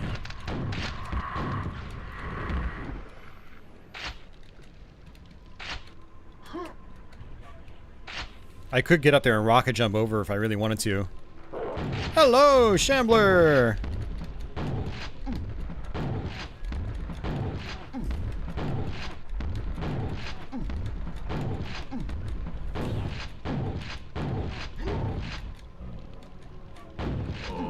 There we go. Alright, so thankfully I've got max nails. Now this part's kind of a pain. It kind of forces you to take damage underwater because of a lack of oxygen.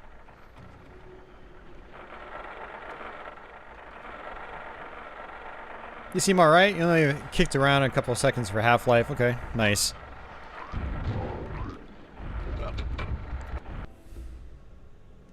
Oh, the music's restarting.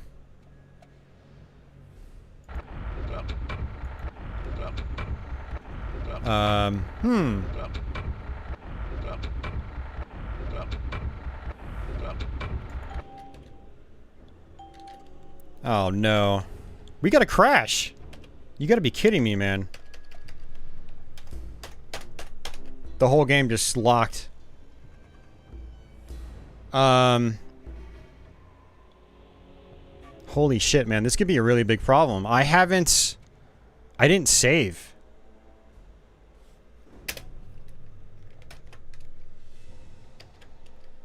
Yeah, this is a big problem, guys.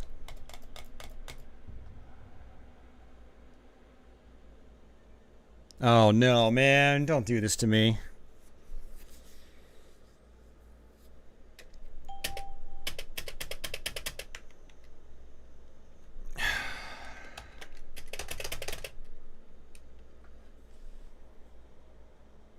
I don't even know what the level codes are, man.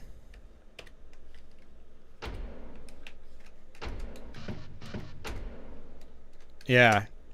We have to do episode 2 all over again. No, there is no autosave in Quake, Crestline. You're too used to source ports. Wow, all of that progress just completely wasted. I don't even know why it crashed. I have never had it crash like that before.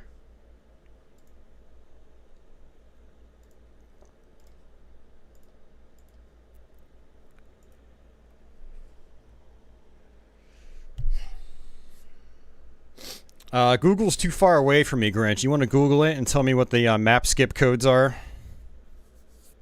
Speedrunning time? Alright, I don't trust this. I'm going to reboot my machine. Yeah, see, it's... Oh, that's awful, man. No, there is no autosave in vanilla Quake, Crestline.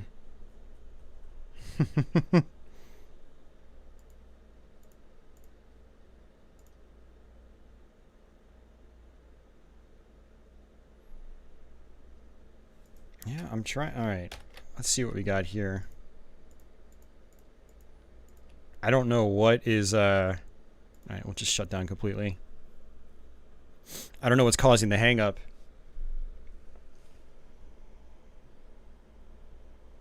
Oh, it's just map. Okay, yeah, that makes sense. And then I think Impulse 8? Or is it Impulse 9? It's Impulse something for like all your keys and ammo. So what I'll do is I'll warp to the previous map. Actually, you know what I'll do is I'll just warp back to the map we were on and just get all my weapons and ammo. Yeah, I know how to access the console, guys. I just needed to know the command in the console. I appreciate it. Impulse 9 gives you weapons, okay. Yeah, autosave is more of a late 90s thing with, you know, it was something that was a little more common, I think, with your 3D, well, Quake is technically a 3D accelerated shooter if you use GL Quake, but late 90s shooters is where autosave became a common thing, more of a common thing.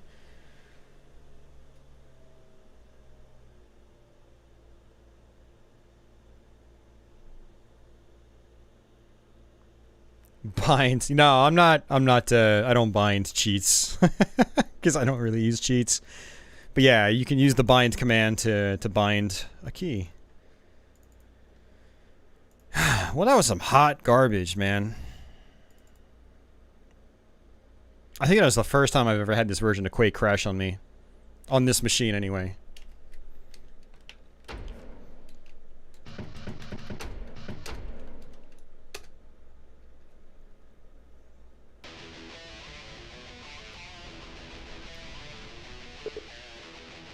Alright, so I want to select my episode first, just in case.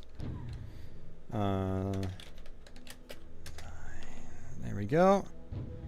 E2, M3. I don't remember if we're on map 3 or 4. Okay. It was map 4.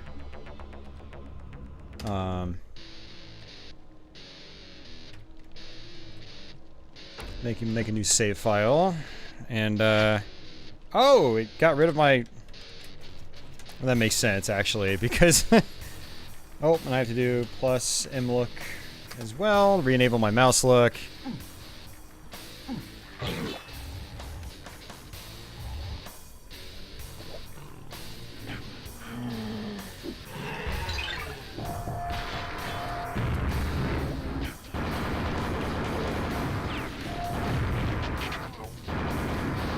Oh wait, I did this one.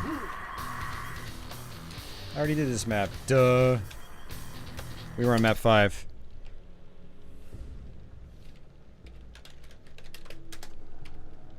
Okay.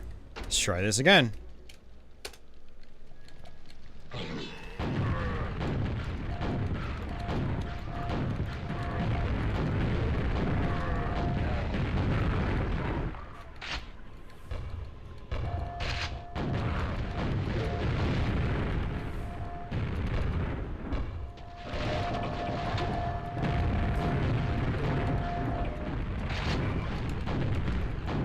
Man, that was really disappointing. That whole crash was awful. Welcome to PC gaming, guys.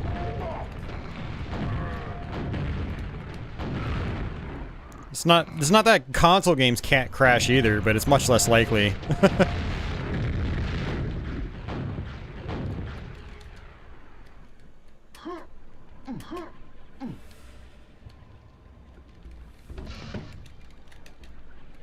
I mean, if I really wanted to, I could rocket jump up, but I don't have any armor, so it's not a good idea.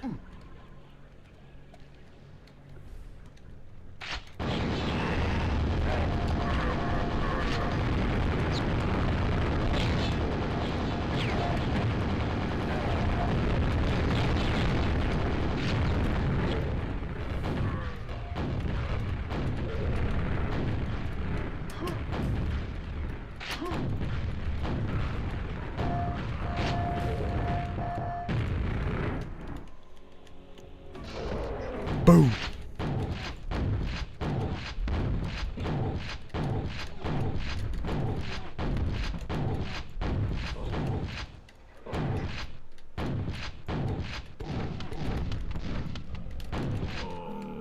Hey.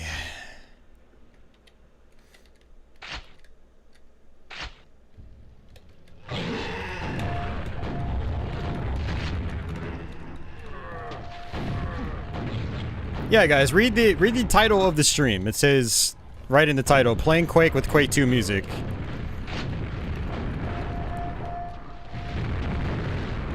But yeah, it's like Carlos said, I'm using the Quake 2 music because my previous Quake streams got copyright claimed by 9 Inch Nails. And I ended up deleting those streams as a result.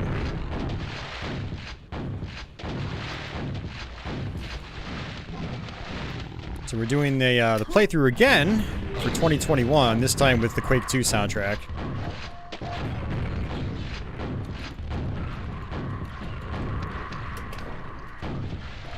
Thanks, 9 Inch Nails. You dicks.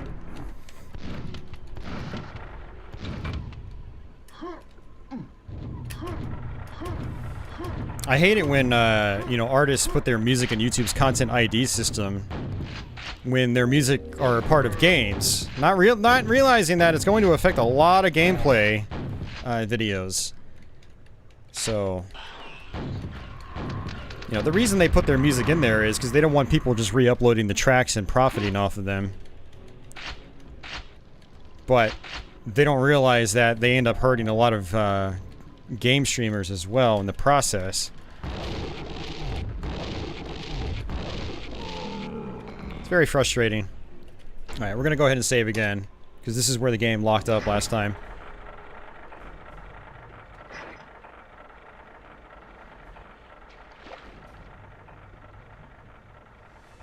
Your RX 590 and your Xeon?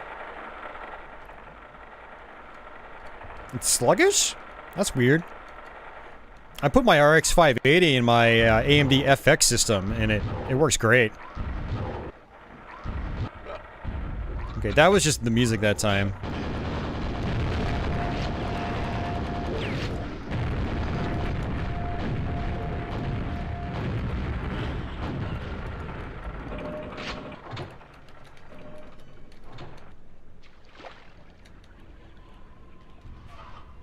Alright, so I'm gonna go ahead and get that quad damage, because there's another one we're gonna get up top here.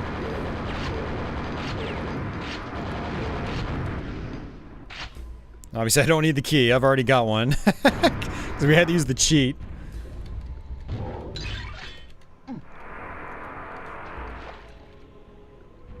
Alright, I'm gonna go ahead and use this to mow through these enemies a lot faster.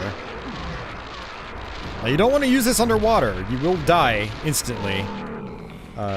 With quad damage in particular. If you have a lot of armor, you can usually take a hit or two underwater, but do not use the Thunderbolt underwater. It is bad. Well, I mean, everything's copyrighted, technically, Serpent Sword. It's just that not everything is in YouTube's content ID system.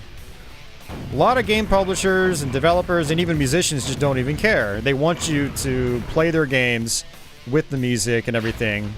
Basically spreading the good word of the games. But not everyone sees things the same way. Whoa. So there are a bunch of ways you can do this. A lot of times what I'll do is I just rocket jump across and I just end the level early, but I'll try to play the whole thing out. I'd say this is one of the tougher maps in the game. Nintendo's fine these days, Andy. You guys gotta remember, Nintendo rescinded all their, you know, copyright nonsense from many years ago. Nintendo actually wants you playing their stuff on YouTube now. Which is nice. That's why, like, I've done more Nintendo stuff in recent years.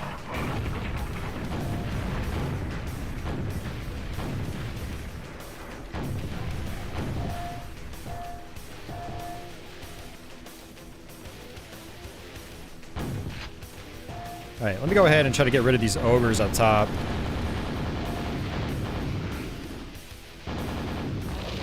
Oh crap, I didn't want to use that there. Maybe I can use a rocket.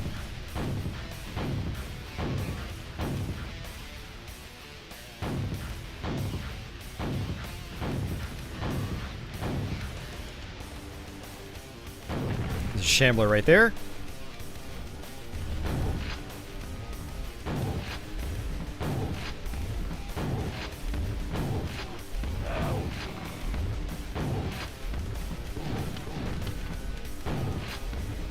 I love the enemy designs in this game. They look so gross.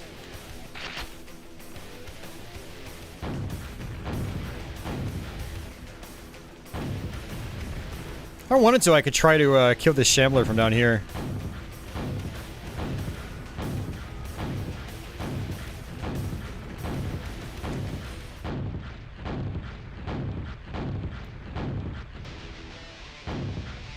No, you were probably thinking about Nintendo, Andy. You just forgot that they went back on their old policies. Namco does it too, but for different reasons. Namco and Capcom has done this too, and the one with Capcom's really pissed me off. Basically what Capcom does is they don't pop their music into the content ID system. They pop their entire like stream archives. So not only will you maybe get a claim on like the audio, but you'll also get false positives on the visual content. So all of my Capcom arcade streams, oh shit, oh this is bad. My recent Capcom arcade streams all got copyright claims because they thought I was taking footage from their actual live streams of those products. And I was able to counter those along with, you know, edit out some of the video in my own stream just to make life easier on myself to get rid of the claims, but it's extremely frustrating. And there's no reason for them to be putting their stream archives in the content ID system. It's just going to cause false positives all over the place, and it just makes creators' lives so much more difficult. Unnecessarily difficult is the frustrating thing about it. And that's where I get copyright claims from Namco. It's for the same reasons. Namco publishes a video on their YouTube channel of, say, Splatterhouse, and now when I play Splatterhouse, I get a copyright claim because they submitted that Splatterhouse video to the Content ID system, which they should not be doing. It's just very, very selfish on their part. It's, I should say, maybe not necessarily selfish. Maybe they have the right to do it, but it's overly protective of their shitty content. No one's gonna be stealing your Splatterhouse video, bro. But because Splatterhouse is a simple arcade game where, you know, everyone's first level attempt on the game is gonna look very similar to one another, that YouTube system basically, you know, the alert or rule gets triggered that, you know, it gets confused. It thinks that it's using the same footage when it's not.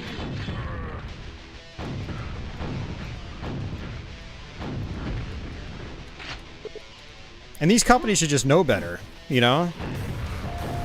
But, you know, they end up taking advantage of unsuspecting content creators. I'm gonna go ahead and just keep saving now from now on, because I don't trust the game anymore. I'd rather just not quick save, but with that crash on the previous map, I don't trust it. Yeah, these companies should know better. And know that what they're doing with their own streamed content and uploaded content is unnecessary. YouTube actually has another tool in place for those scenarios where, you know, detecting if someone has stolen a video and re-uploaded it. There's already a tool for that. And these companies should not be using the Content ID system for that reason, or for that purpose.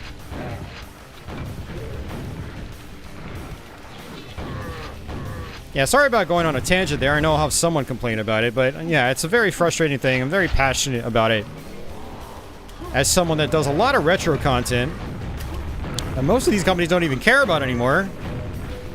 And I still have to end up dealing with copyright issues on them. So we got that invincibility down there, which is nice. Really helps out this this tower. The tower here is very tough. Lots of tight rooms. Now you'll notice that I've been just using the rocket launcher to stay invincible and just do maximum damage. But it actually has the negative side effect of still depleting your armor. So Doom, I don't think it does that. I think with Doom, as long as you're invincible, your armor still remains the same when you come out of it. But in Quake, your armor still depletes. So I just sacrificed a bunch of armor just to kill those guys quickly.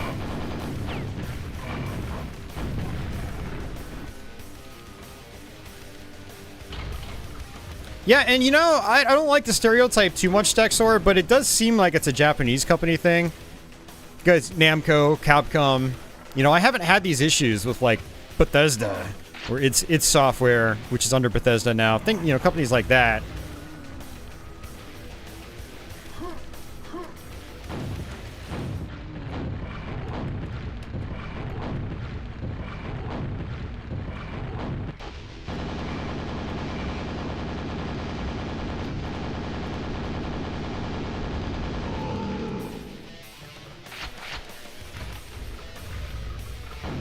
Yeah, Nintendo used to be really bad about it, which is why people still bring them up. But when the Switch came out, they put out a policy update. They made a big announcement saying, "Hey, we appreciate, you know, content creators and all these guys. We want you playing our games on YouTube. Please continue to enjoy Nintendo products." Nintendo, I think, was realizing that it was biting them in the ass, having those archaic policies. During the Wii U era, like, no one wanted to stream Wii U games, because I know I didn't. You know, unless you're like you were being sponsored or something, you probably didn't want to stream Wii U stuff at all, because you'd get copyright claimed by Nintendo, and any revenue you made off that video would go to Nintendo and not you. Even though Nintendo had nothing to do with the creation of the content.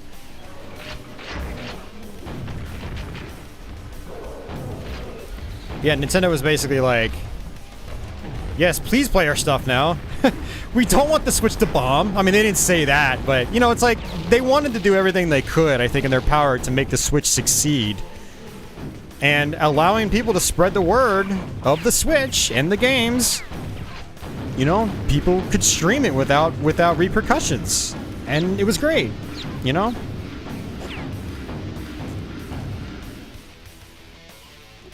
I really do think, like, broadcasting games is extremely important nowadays in terms of, you know, when it comes to marketing. Every time I stream a game or I play a game, I sell someone on that game. Even if it's just a copy or two, those are a couple of extra sales that wouldn't have been made otherwise. Now, I remember I did Crypt Stalker, this new indie game back in October. I did a Let's Play on it. I must have sold like 5 to 10 copies of that game with my stupid little Let's Play. You know? It's a very important way of getting word out about your game. And if you don't go along with that, it's gonna bite you in the ass.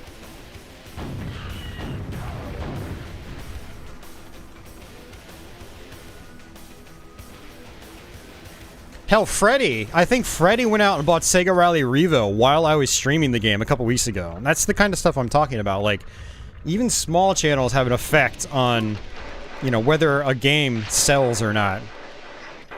And when you scale that up to a big level, like big content creators, you know, your game gets featured on a 1 million sub channel, you're gonna make some bank. Like, you're gonna get some money. You know? It's just how it is. Oh, man. So, yeah, the whole thing is just very frustrating to me with some of these companies. Like, I'm actually tempted to not stream Capcom Arcade Stadium when it comes out. I was going to, but Capcom's already done a live stream of it. And so I have a feeling that if I stream Capcom Arcade Stadium, I'm going to get a bunch of copyright claims on it, just like I did with Capcom Arcade Captain a few weeks back. So, and that sucks. I want to promote it. I want to play it. I want to show people how awesome it probably will be, but I'm probably not going to now. I'm going to play something else. So it's very, very aggravating. All right, enough of that tangent. Enough of that tangent. Let's see if my progress was saved.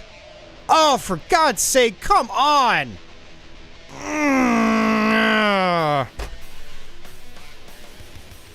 And you know what's funny is...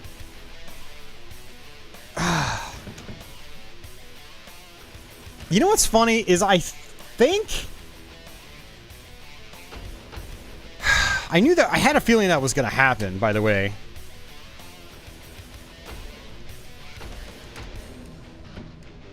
And this is just back when I finished episode 1. What a cluster, man. You know what's ironic is that I saved over my file that had me at the very end of the game. So what I should have done is I should have left that file.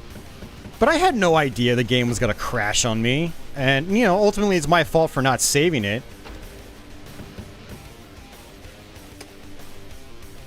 Well, it's faster to go back through episode 1 again than it is to go back through episode 2, so, whatever.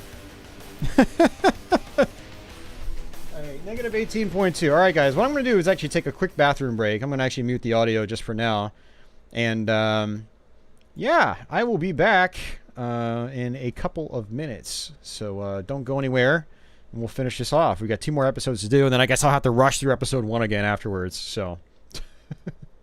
It sucks so much.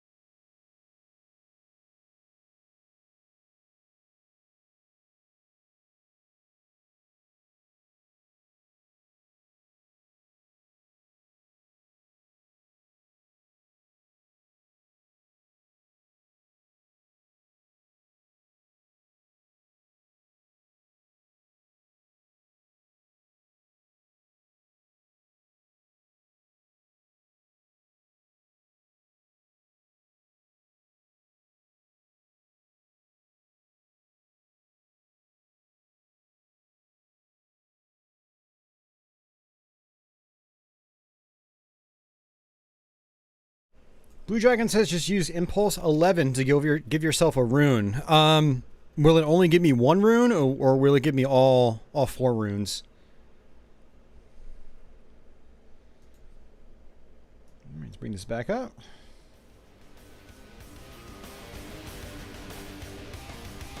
That's probably fine.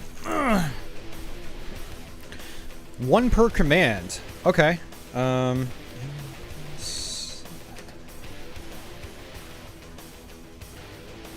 Oh, for God's sake. I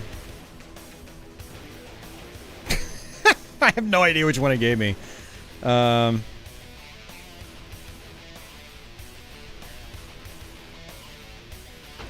this is a mess. Let me just... What I'll do is, crap, man. I don't know how I want to do this. Whatever. We'll just go to episode 3. We'll just play it out normally and then figure it out later on. Do you know if the floor is going to lower once I have all 4 runes? Like, even if I use Impulse? Actually, you know what? That's a good... Let's test it out. 1, 2, 3, 4...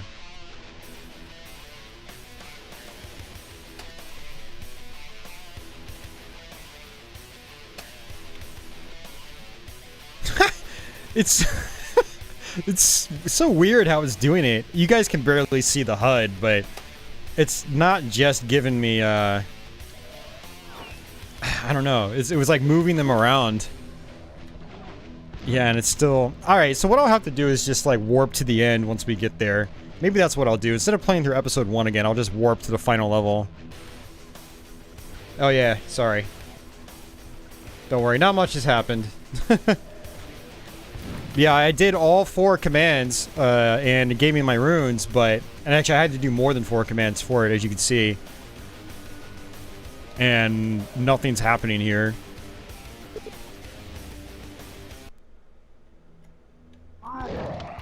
Yeah, what a mess.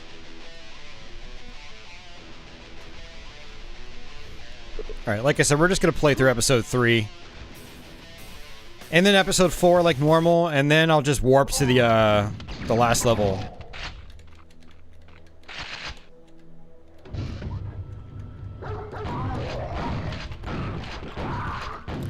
Yeah, it's probably not just episode 4 Blue Dragon, because you can do the episodes in any order. I guess it's just that you have to have all 4 runes before that start map loads back up. Yeah, I guess that's what happens. Oh well, not a big deal. I like to jump here and shoot those explosives. You can also do the same thing with these guys right here. Kill those enemies from over that wall.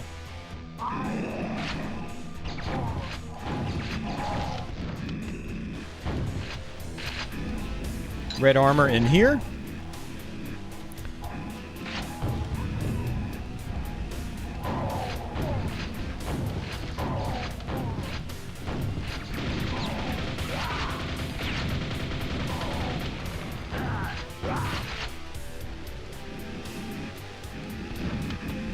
Oh yeah, the speedruns in this game are great. You can learn a lot of really interesting movement tech. Oh!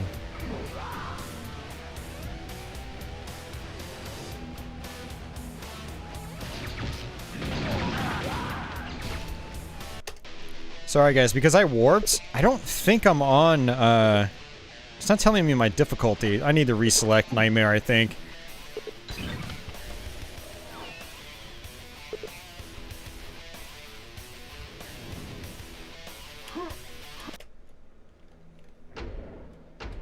I forgot what the command was to show you what your difficulty was. I thought you hit tab and it just shows it to you, but it's not. It's supposed to tell you what skill level you're on too.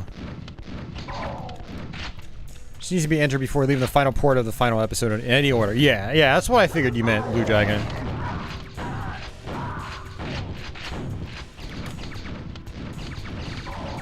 There's something about that. When I started here, I was like, oh, there were supposed to be more enemies. So, we weren't that far in. I figured I'd just restart just in case.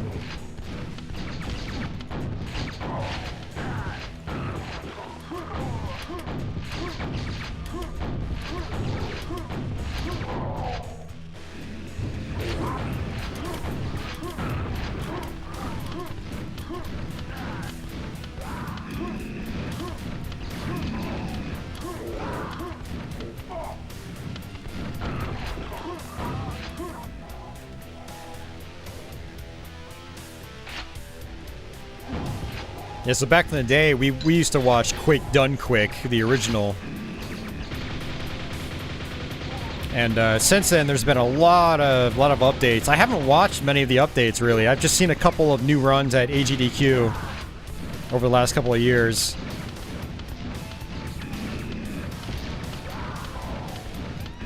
The Quake speedrun is very, very difficult, man. I couldn't imagine doing it myself.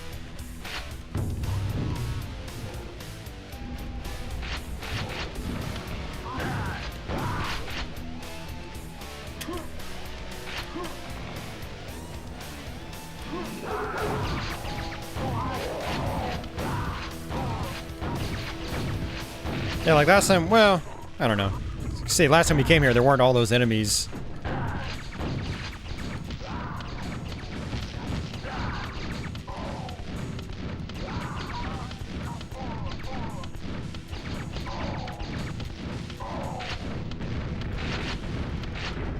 Alright, I'm gonna save that quad damage until this is opened up. Now I'm gonna come on down here.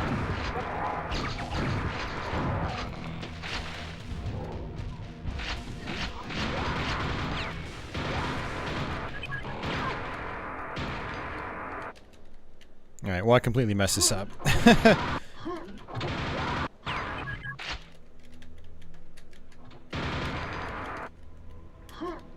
That's okay.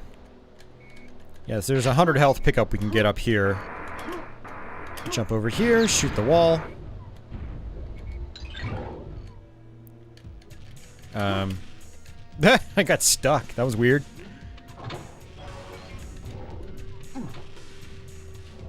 And then one other thing I can do is actually come back down here. A couple secrets we can get.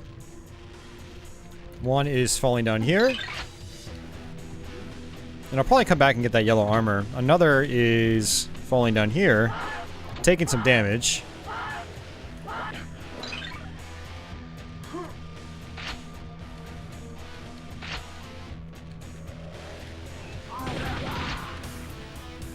And another 100 health. I don't really need it, but I'll take it.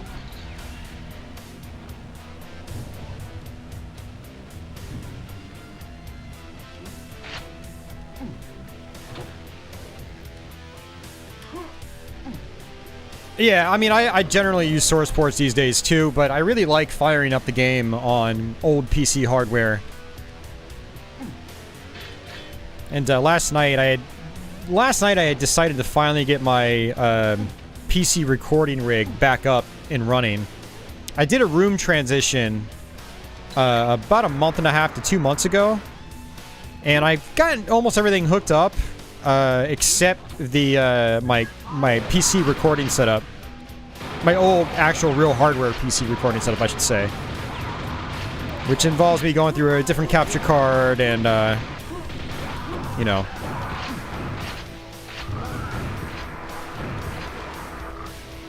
Yeah, so I finally got that set up last night. I was like, let's do Quake again now that it's working. I love playing the games in their original form. And what's great is that, like, this is, you know, I never would have imagined playing Quake in software mode at 1024 by 768 back in the day. You know, so this is playing at a much, much higher resolution than I was able to play at back in the day. But I still love that software look. You know, a lot of people prefer GL Quake, but I prefer software Quake because the shadows are so much more pronounced. And the game still feels great. Once you enable mouse look, and you've got a good, you know, decent mouse, it still plays great in its original form. Get your keys bound, all that stuff.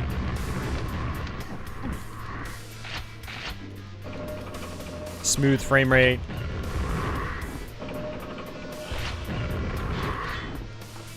Alright, some ogres are going to spawn here.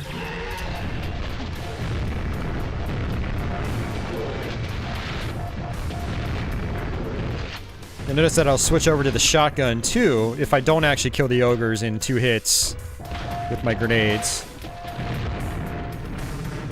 Is it sacrilege to play with Dark Places? No, I don't think so. I used to play Dark Places a lot. And then I discovered Quake Spasm. I was like, oh man, Quake Spasm is so much nicer. Or at least it's truer to the original experience.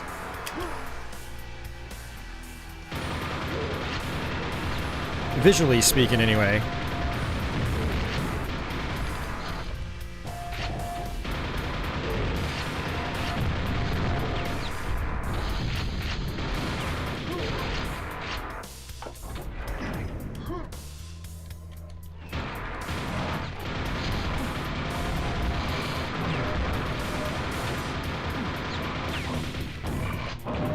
Ooh, that was close. Another secret up here. Yeah, one thing that's interesting in Quake 64, they changed how this whole upper area works. I think there's like a big gap you have to jump over. Whereas in the PC original, you've got these, you know, platforms. We're gonna get some, yeah, invisibility right here. What's really funny about invisibility is if you're playing multiplayer, you can still see the player's eyeballs. So that's how you could tell someone was invisible in multiplayer. You'd see just random eyeballs floating around. It was a great idea.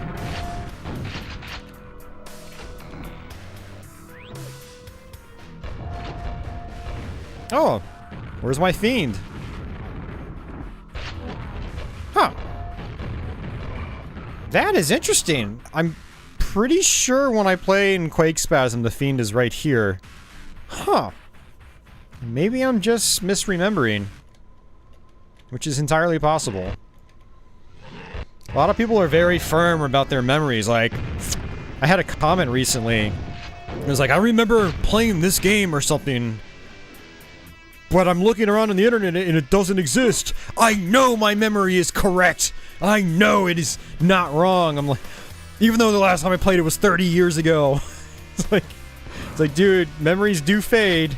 They get worse over time. Yeah, so there are multiple ogres around the corner here. You could try to trigger one of them with splash damage. Did I get him? No. And there's a shambler down here.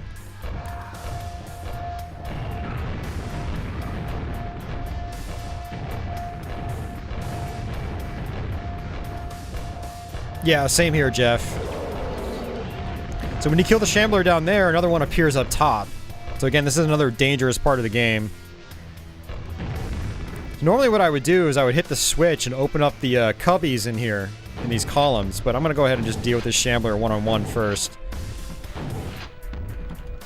Doing it this way I think is a little bit safer.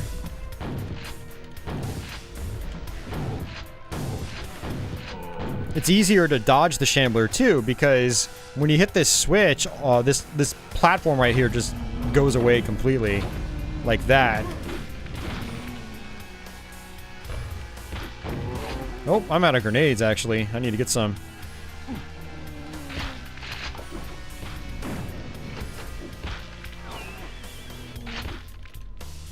But yeah, it's like, sorry to break it to you, dude. Like,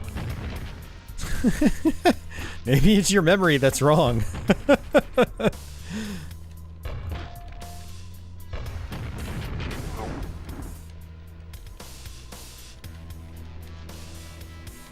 Alright, later, Serpent Sword. Take it easy. Oh, he's not there. Okay. Yes, yeah, I was wrong. I thought my memory was correct. It can't be wrong. But no, I was wrong. I thought there was another ogre right here. Telefragging the shamblers. That's gotta be kind of tough to do. Alright, let's go ahead and... Again, I should keep saving it.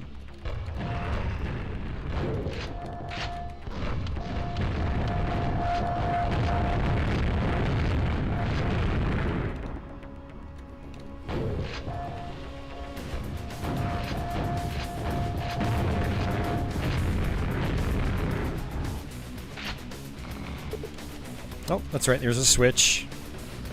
Gotta hit the switch.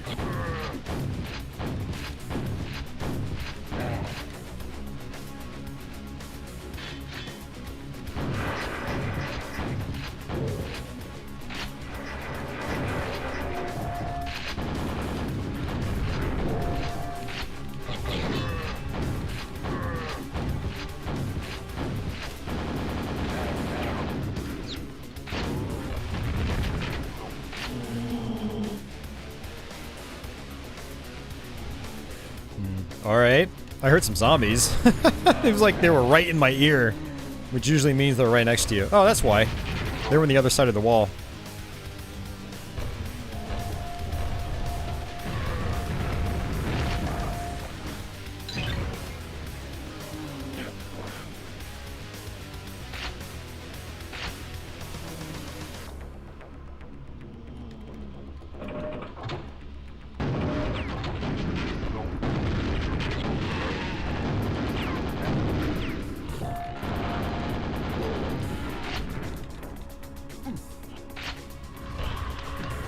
Get those scrags in one hit. Uh-oh.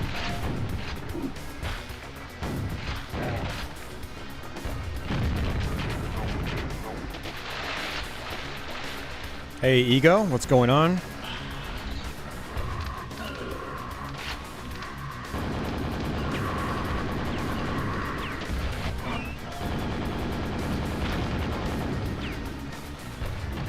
That was cute, Fiend. You just got stuck. This is just how the original game is. I mean, things like that happen. This is not like the result of a source port or anything like that.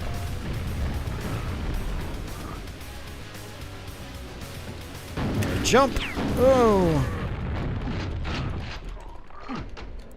Whew. So many dangerous parts in this game.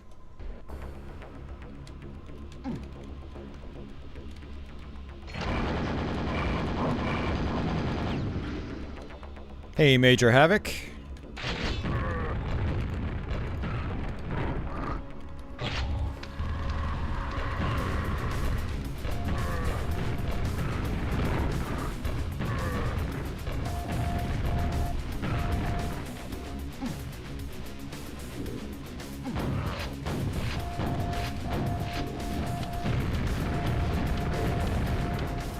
Yeah, me too, Blue Dragon. I like to go back to the game multiple times a year. I actually went back to it just recently on Twitch. I played through an episode or so.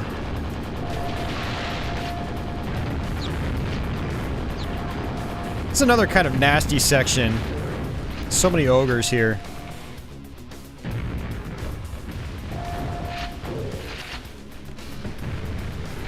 Now you do have to be careful about jibbing enemies. If you end up jibbing enemies, a lot of times they won't drop ammunition packs. So sometimes what I'll do is instead of jibbing ogres, I'll just try to whip out my shotgun to kill them normally. Alright, I think that's it. Let's go ahead and exit. There should be some armor right around here. Yep. Alright, not bad.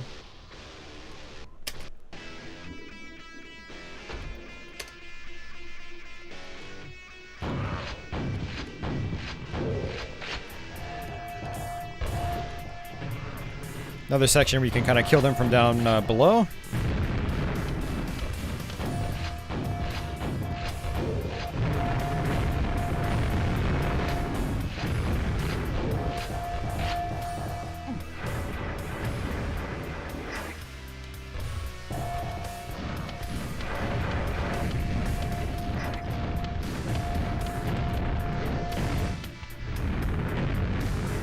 Alright, let's go ahead and just fall down.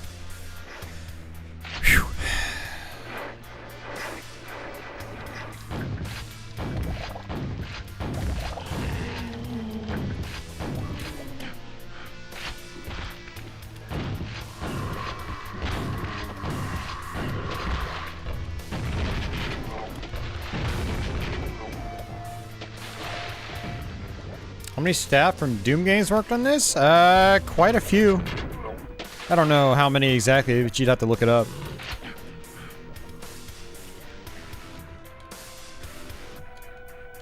Alright, so there's an ogre over here.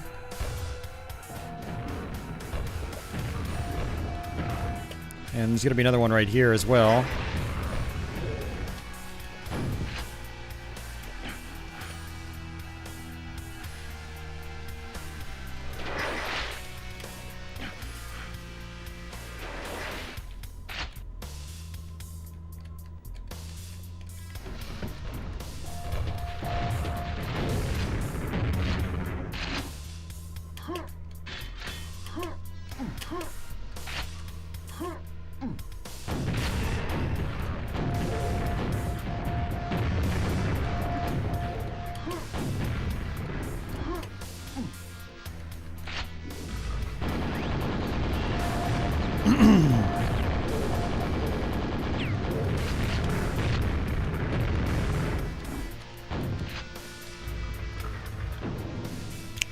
Were they made overpowered in Dark Places? I don't remember. It's been a long time since I've messed with Dark Places. God, man, my mic is just like getting in the way of my gameplay now, which is kind of aggravating. I have to adjust that. Do I do Serious Sam? Yeah, I have a full playthrough here on my channel of Serious Sam First Encounter. I did that a few years ago. I actually played on this machine we're playing Quake on right now. I've played all of the Serious Sam's, the first-person shooter games anyway, except for Part 4 that just came out recently. I heard that was a train wreck. I do like the games, but they're not favorites of mine. They're extremely difficult. For very different reasons than Doom or Quake are challenging. Well, I wouldn't really say Doom and Quake are all that challenging compared to most first-person shooters. Doom on Nightmare is one thing, but Quake's Nightmare is just a very simple. It's more like Doom on Ultraviolence.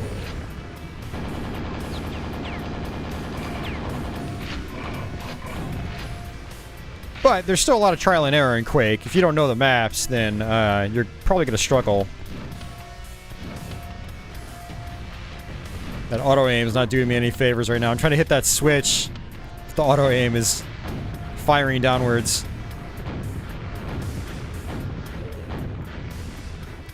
Should do more Serious Sam. Yeah, eventually I will.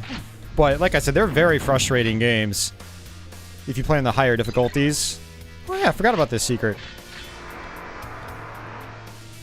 Not that I can really do much with it right now. Okay, there we go. Uh-oh. No! Why did I do that? That was a waste. That quad damage would have been so useful for this part. And now it's gonna wear out before I can do anything with it. I always forget about that secret. A couple secrets in this game I always forget about.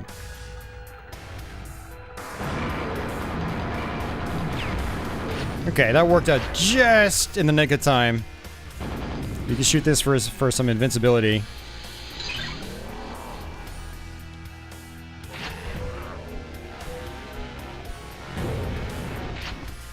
Shambler!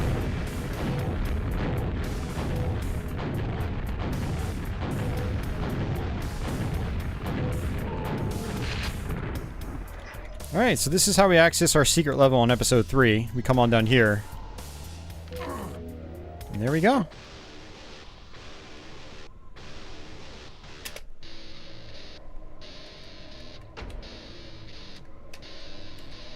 I generally like the auto aim in Quake 1, but there are a couple of moments where it just gets in your way. Hitting that red switch is one of those moments.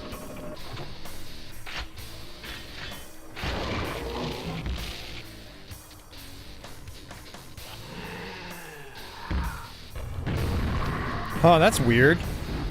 They remained asleep.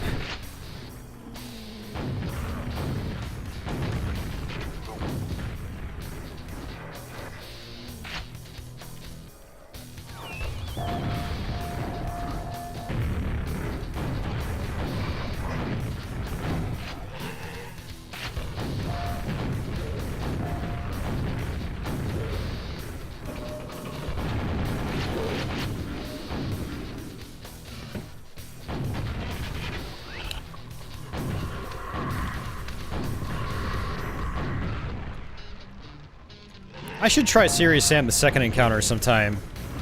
Try to go through that on stream. I've never beaten that one. I mean, the only one I've beaten is the first one, and even then, like, I had to put it down onto, like, the medium difficulty. I absolutely could not do it on the 4th or 5th difficulties.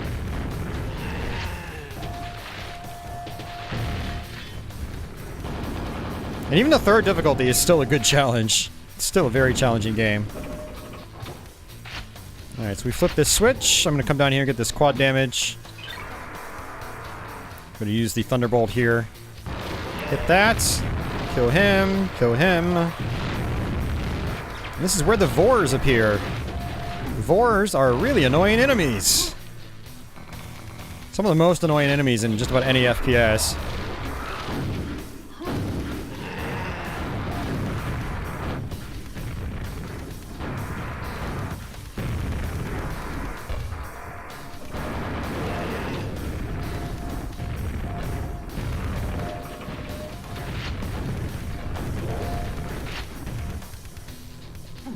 Alright, that's pretty much the hidden level. That's the entire map.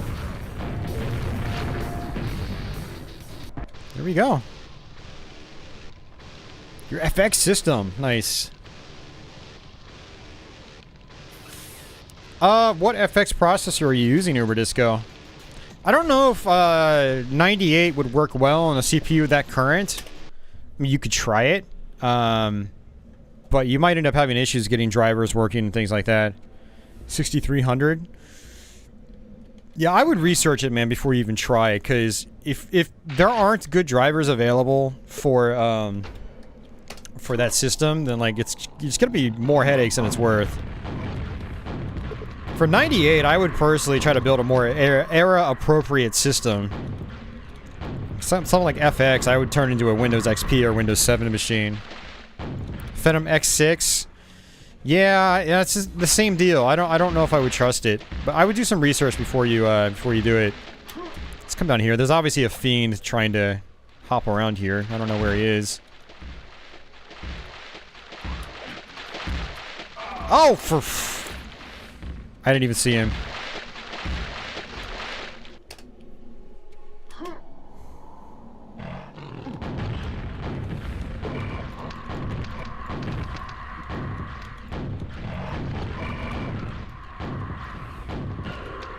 I wish Gary Deadly Gaming was here.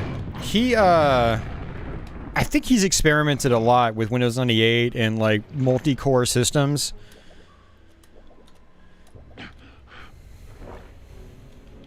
But I don't think he's here right now.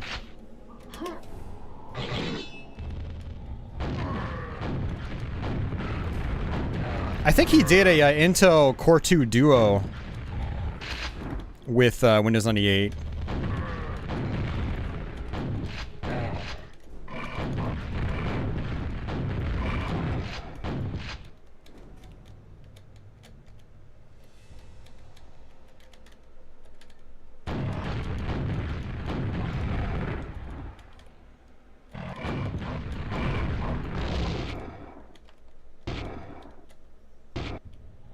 That scared me. It's like, what's happening? It was just the music.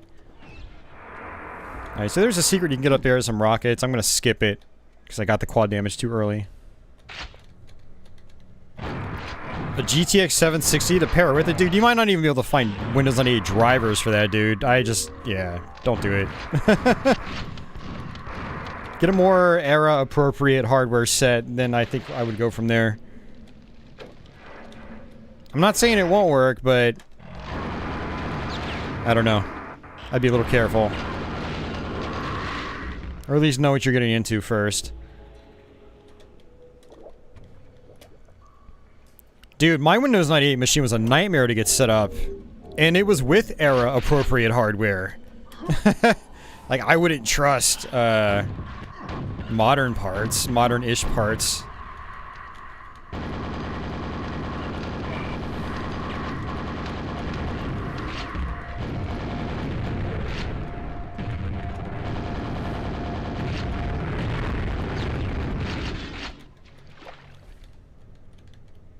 Yeah, it's not the same running it on a virtual machine, though. If you want to have that, like, that original experience, you really want to use original hardware for that stuff. It's just not the same using a VM. But yeah, I mean, it's totally an option.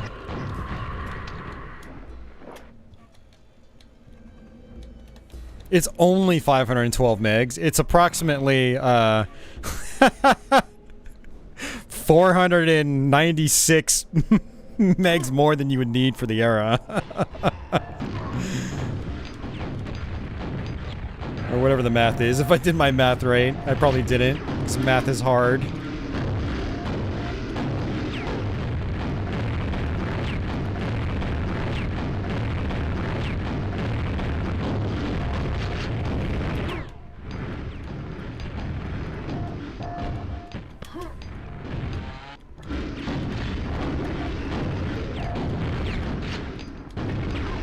There's a shambler around the corner. Two shamblers around the corner.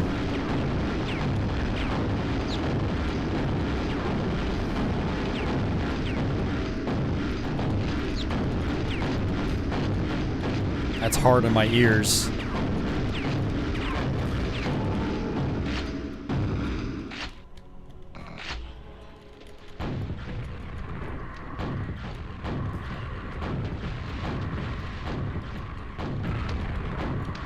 I'm getting a little lazy with my gameplay because of that crash earlier and trying to figure out how to get my runes back and whatnot. I hate it when things like that happen because it always sucks my attention out of the game and I start playing differently.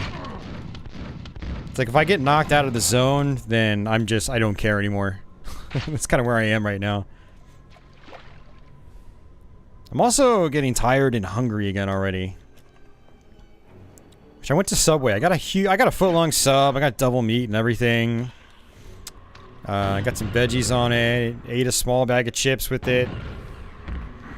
And I'm already hungry. That's not helping.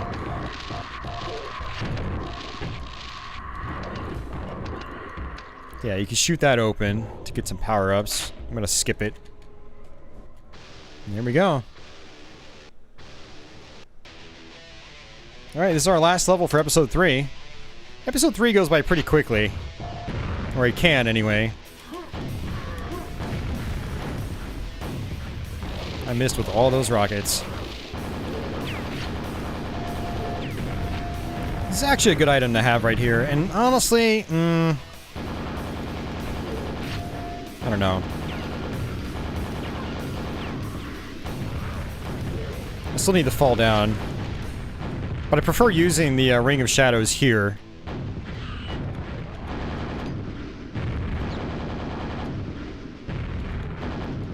Alright, now let's go back.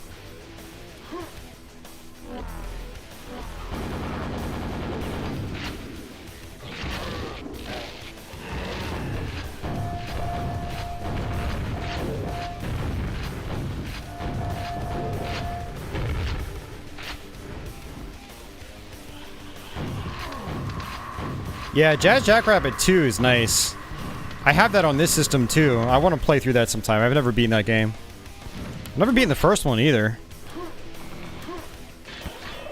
I think I had part 1 on my Windows 95 machine.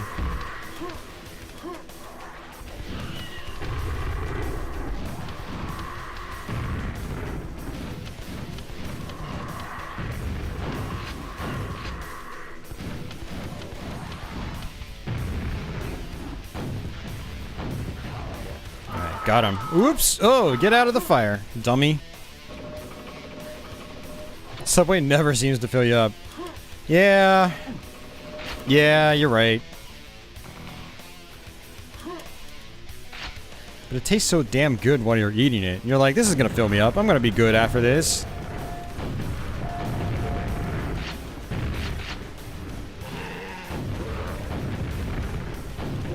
It could also partially be that I went a really long time without eating today.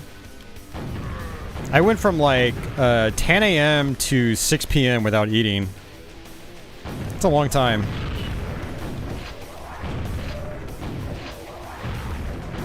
So my body is probably still like, feed me.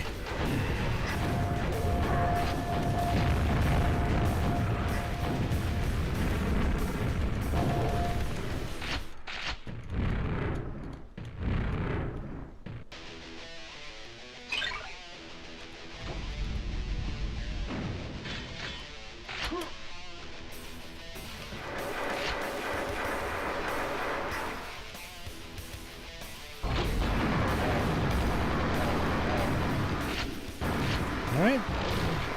Zap him, or not. Gonna need some of these.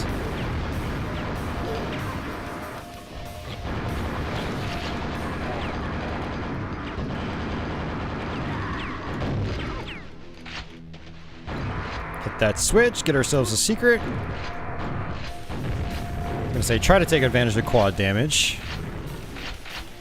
One thing I love about these later levels in the game is they're very focused around quad damage pickups. You can mow through the enemies so fast. Oops, did not mean to do that.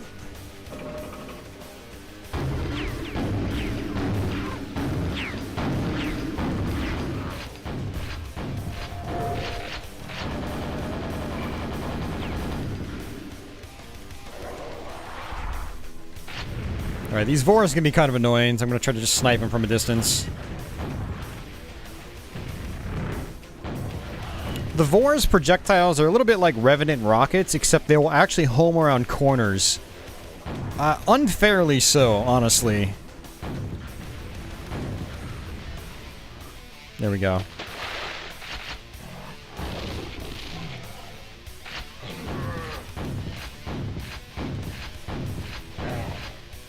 Ronnie was here earlier. I'm not sure if he's still there.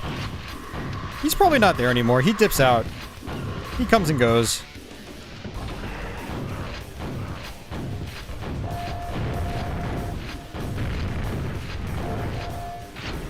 Ronnie is there. Nice.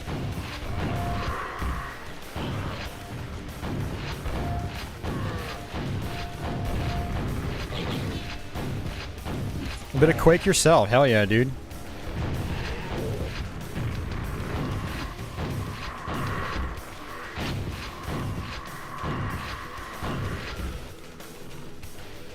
I'm gonna play it safe right here.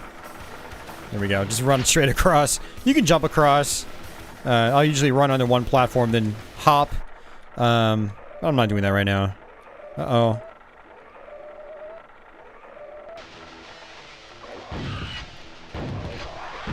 Oh yeah, that was hilarious, Ronnie. That was a really good one.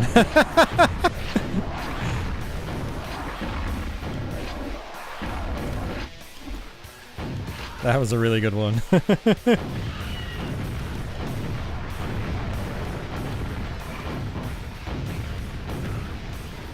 You can post it in chat if you want, Ronnie. You're a mod, so you can actually, same with Uber Disco.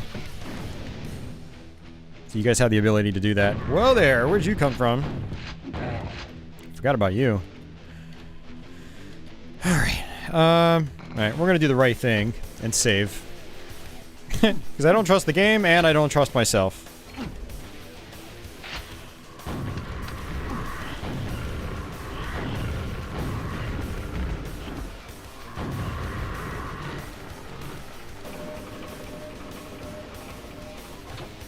Alright, so switch over to our nail gun.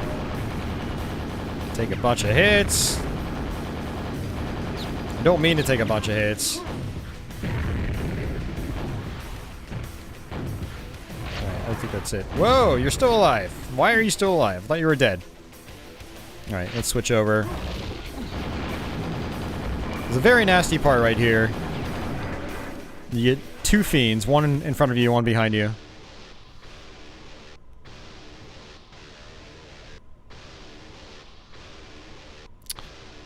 If that's from the Discord itself, Uber Disco, people aren't going to be able to see it if they're not on the server. It's not a public Discord server. Yeah, I've never actually beaten Mission Pack 2, Blue Dragon. That's one of my goals. I think one of my goals for this year is going to be that. I try to do the second Mission Pack. I've never done that. Alright, I don't need to do this, but I want to select Nightmare again, just in case.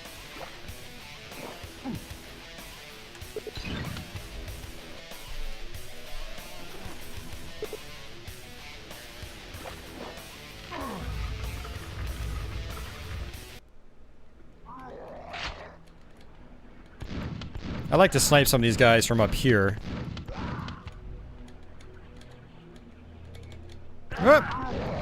If I can do it. It's a big if sometimes, I guess.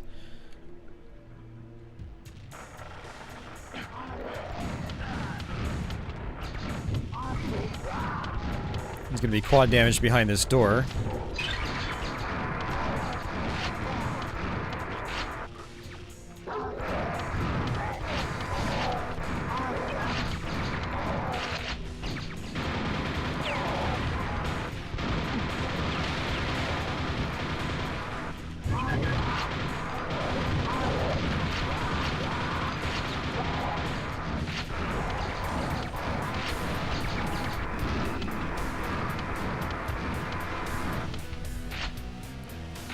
Not bad.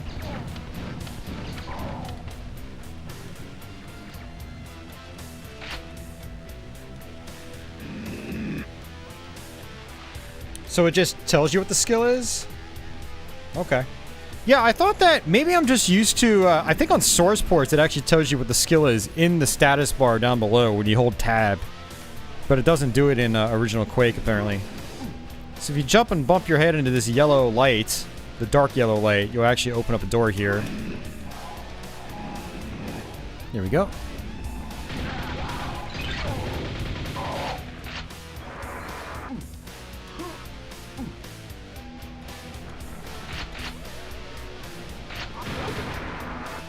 Alright, we're gonna come over here.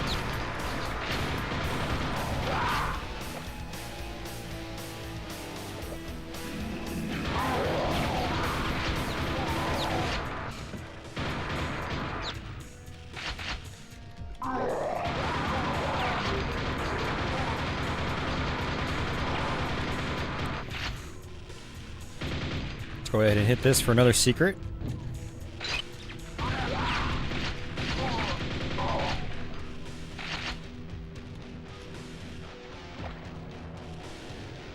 We can come on down here. Some more enemies will spawn. Oh, they spawn right here. You can tell my memory's working real well right now.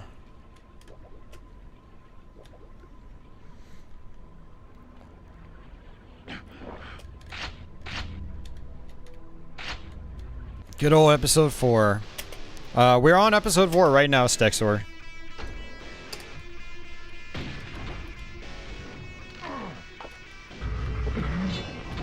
Get ourselves the super shotgun, or the double-barreled shotgun.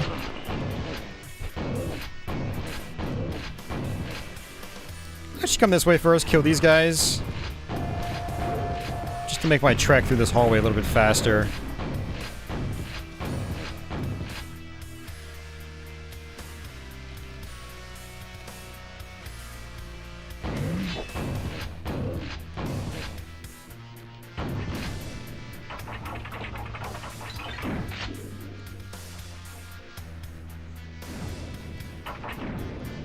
Gonna hit that. Shoot that. Drop down. And there we go.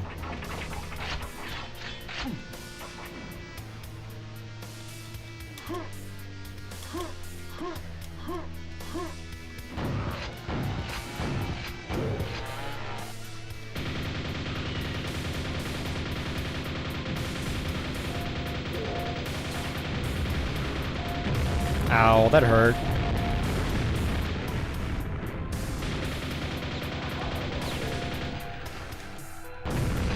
Alright, so one of these parts you can actually just drop right down to a secret. I don't know if it's right here.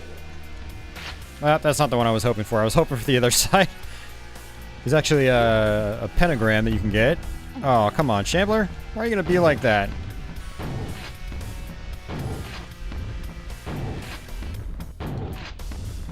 Yeah, it makes the fight with the Shambler obviously a lot easier. It's so dark down here.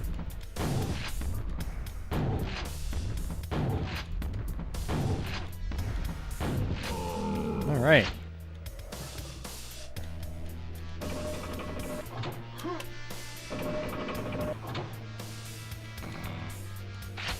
Now it is possible to jump straight over, like that.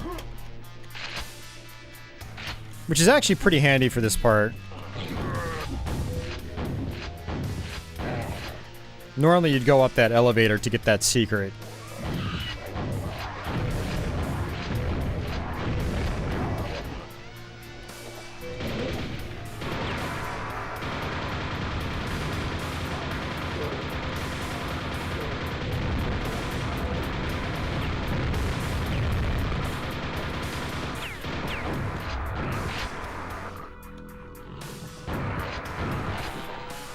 All right.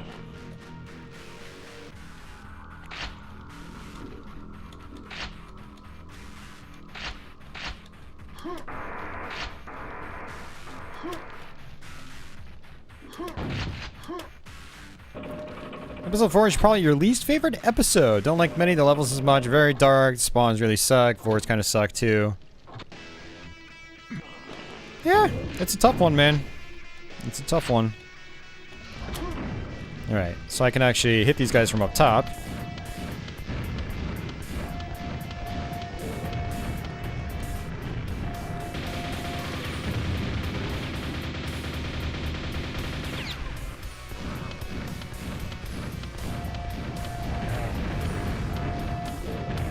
Yeah, I don't really think I have a favorite or least favorite of the bunch when it comes to the Quake episodes.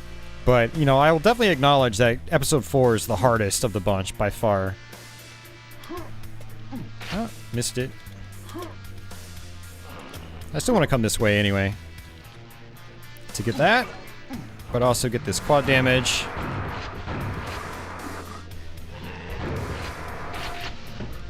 I'm going to drop down where this key is. Grab that, and I'm going to get this armor. Oh, I'm going to actually skip that. I don't need it. Ah, man, I keep missing it. Let's go ahead and trigger that.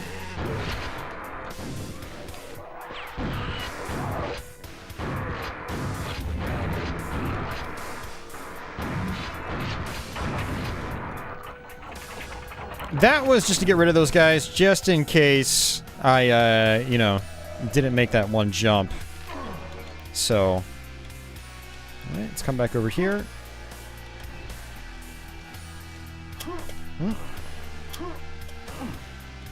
It's a tough jump to make. I think you can actually fall down from a secret up there.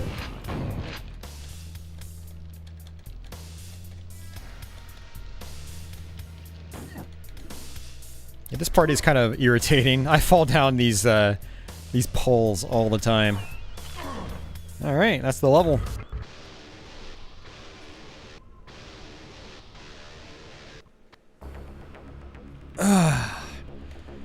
You don't have to make excuses, Stexer. I get it. You don't like the levels that much. It's all good. I'm not gonna berate you for it. Like maybe I would with Andy. Or Carlos.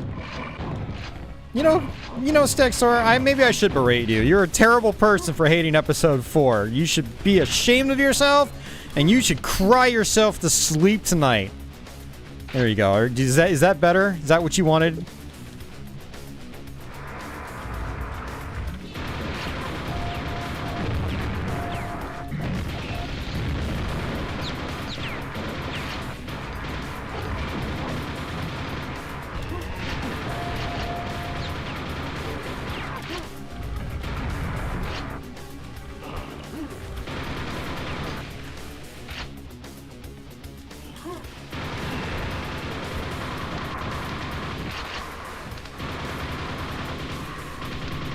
There are a lot of scrags that just keep spawning in here. I usually just run past them. Alright, so there's a grenade launcher here. Very handy. We got a lot of zombies.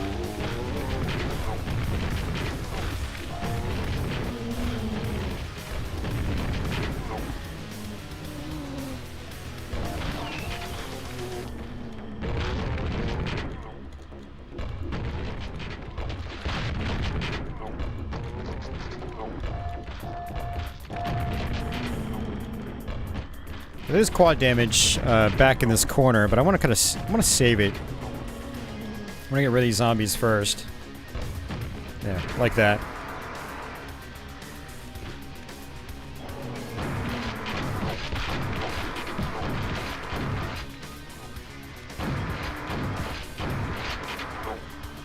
It's gonna be a fiend. Boom, right there.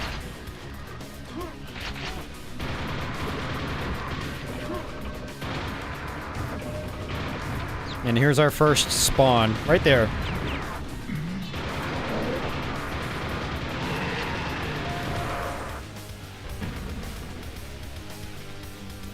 My heart wasn't in it. Okay.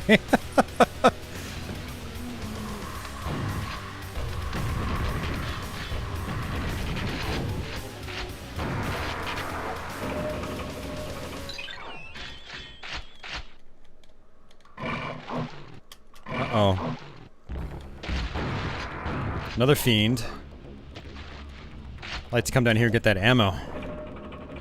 Ammo is good.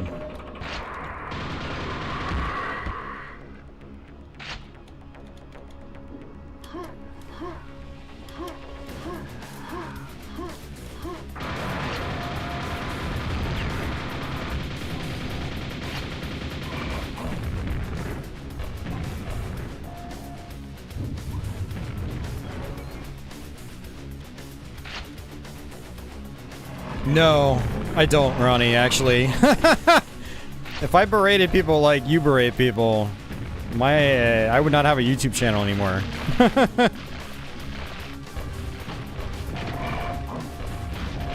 I do love how you berate people, though.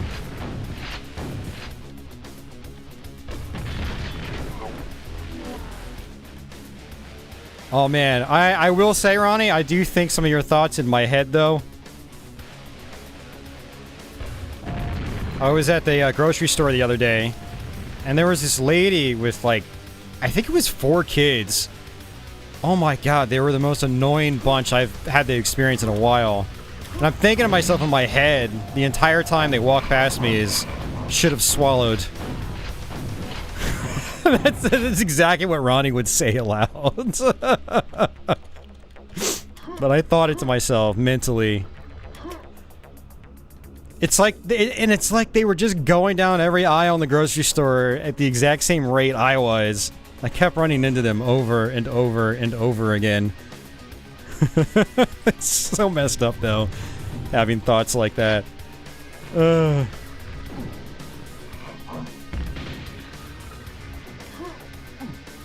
not going there, Leonard.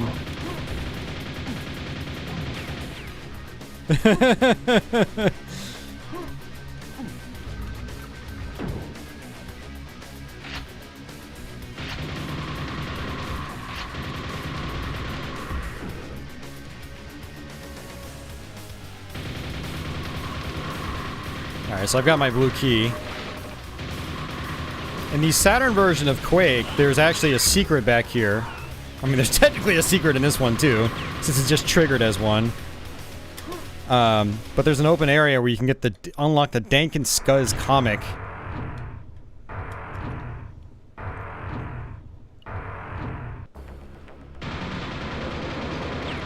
Another spawn right there. This is a part in multiplayer where I would always jump over people's heads. And you would jump off at the apex, or jump at the apex of that hill. And you would just go over people so many times. It was great.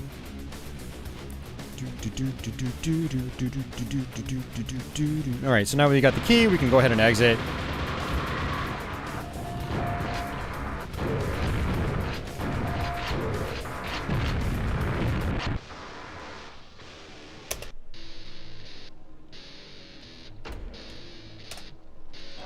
Actually, Ronnie, I don't think I wasn't thinking should have swallowed. I said, I was actually thinking to myself, should have wore a condom.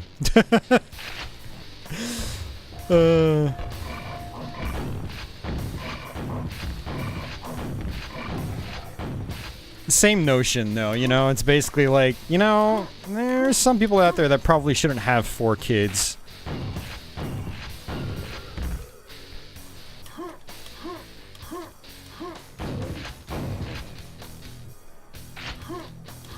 And then ironically, like, I ended up having to check out behind her in the line. I usually do self-checkout when I go to the grocery store, but I had to get a gift card for my dad's birthday, and when you get a gift card, you have to go and get rung out by a real human being. And she was sitting there, like, holding up the whole line. Aren't I supposed to get a bigger discount on this? What's going on? Can you help me figure out what's going on here? Oh, yes, ma'am. You can try punching in a different phone number. Yeah, let me try a different phone number. Oh, shoot. That's not working either. I should be getting a bigger discount. Who do I talk to about this? Like, oh, for fuck's sake, lady. Jesus Christ. Move on. You're holding people up.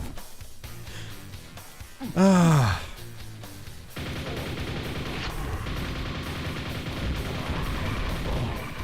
Whoa, he jumped down. I forgot that happens on this.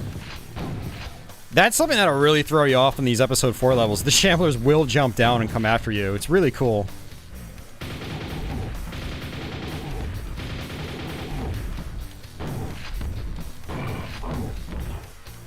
Nice. You go get him, Shamby. We'll call you Shamby for short.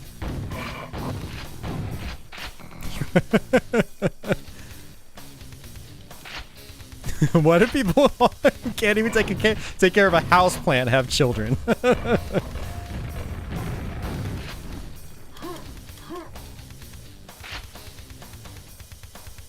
I will be honest, Ronnie, I don't even know if I trust myself with having a kid. I feel like raising a cat is hard enough as is with my lifestyle.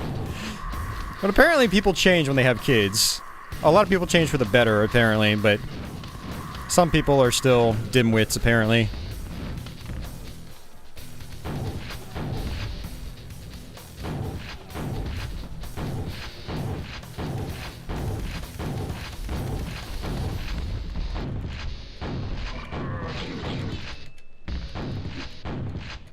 I think that fiend's gonna be coming after me from behind.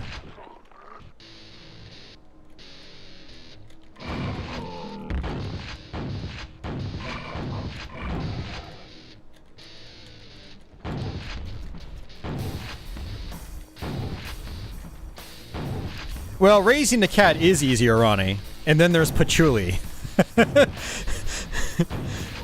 Who falls into a different category altogether.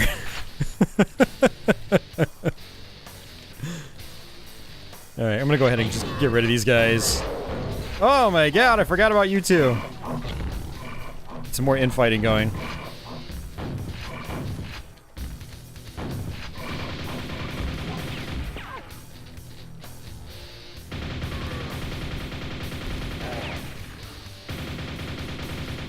To anyone out there watching with children, shame on you. Why are you tuning in to this mature-rated stream with children watching? Kids out there, your dad or mom they're terrible people. You shouldn't be watching this. No, in all seriousness, I'm sort of kidding. Hey, it's an Aryan. What's going on?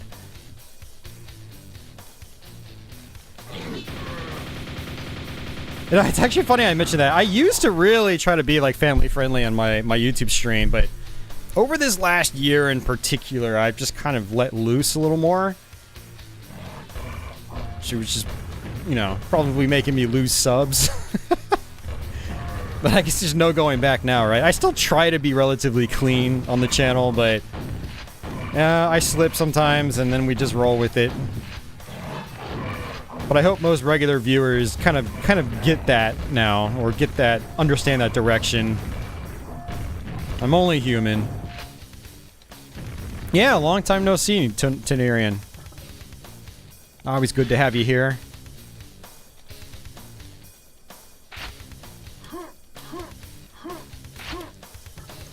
Hey, I wouldn't mind buying a kid video games, Ronnie. If I had a kid, like, oh yeah, I want to play that game. Yeah, let's buy that. See, I'd be a good dad in that regard. But you know, with my luck, I'd probably have a kid and they would hate video games. They'd be one of those. Yeah, for me, if I ever have a kid, I hope it's the type that enjoys video games, and especially is the type that enjoys retro video games. I know a couple of folks I know on YouTube have kids that are like, they're really into the retro stuff, along with the modern stuff. It's like that, if I ever have a kid, that's the kind of kid I hope to have. Like, you know, they just have a natural love for video games like I always have. You know, hopefully they'll just be as enamored by the old stuff as they are the new stuff. But I also know people where they're kids, they don't give two craps about video games. Which is fine, because a lot of the people I know, a lot of the pinball people in particular, they're more about things like pinball and socializing. It's not so much about video games. But, yeah. I'm going to go ahead and just skip that back room there. I'm going to fall straight down here. Get some health. Try to take advantage of this quad damage. There's another shambler in this room over here. There are also some fiends.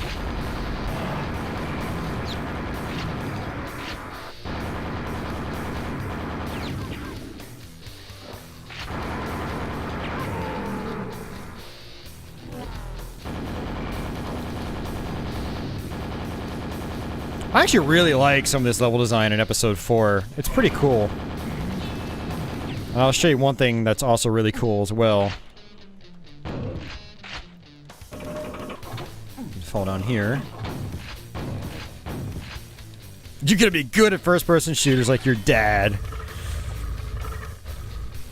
15 years later. I didn't mean Call of Duty! What are you doing?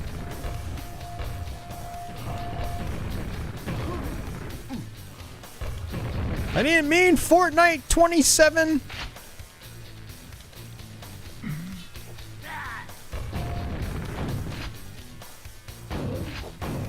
So this pond, if you're under 100 health, it'll actually give you health back. You have found a healing pool.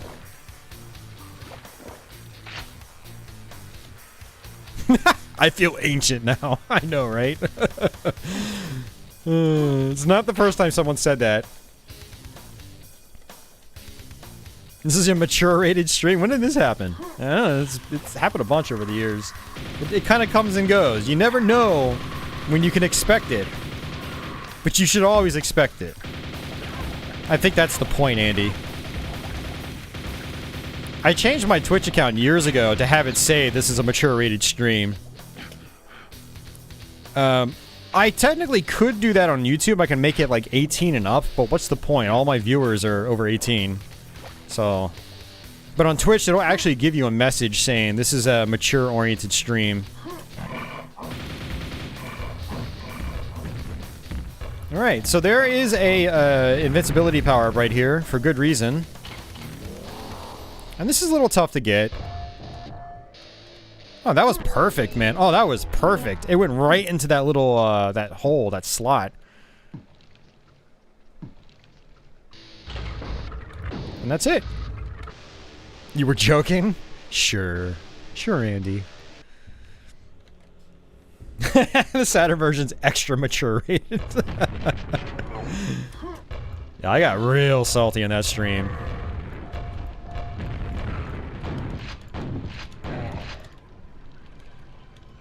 Alright, so there's gonna be some spawns here.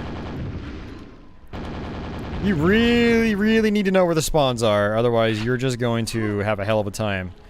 You know, and I'm honestly tempted to just kind of skip through this level.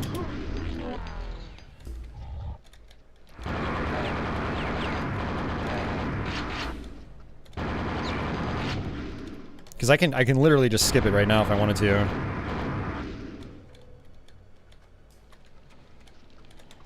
See? Stupid spawns. Some Vors now.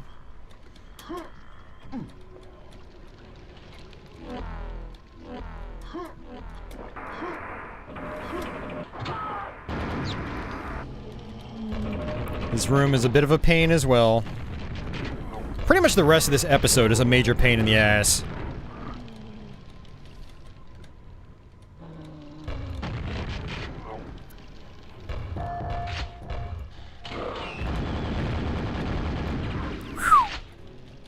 I don't know if those grenades actually did anything, but I was trying to be, you know, forward thinking.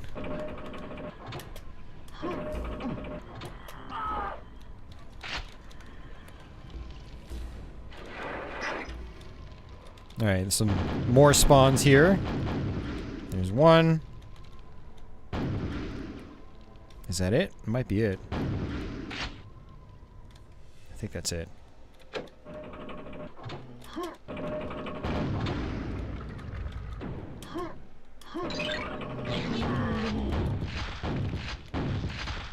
Uh-oh.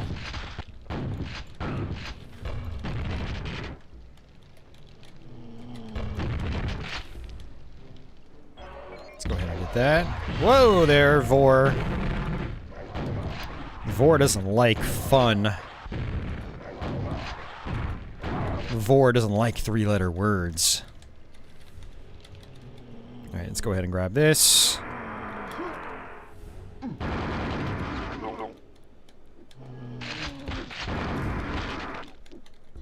Alright, invincibility right here.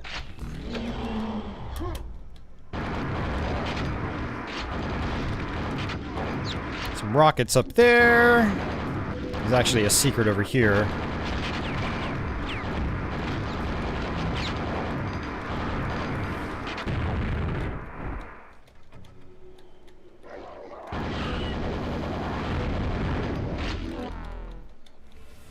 Yeah, we can come on down here.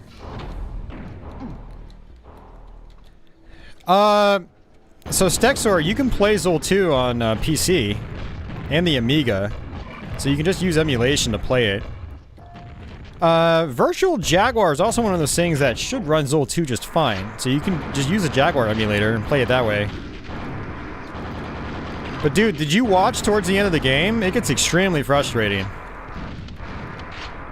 It gets extremely frustrating.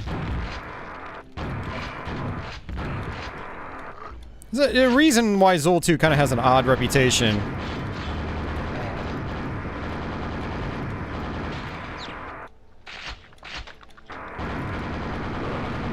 Oh, shit.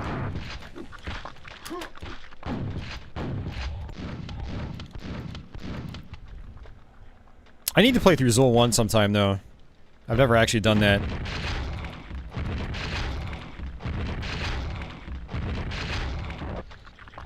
Well, I mean, obviously you've been warned. I mean, I warned you about Saturn Quake, and you played it, and you're like, oh, yeah, he was right.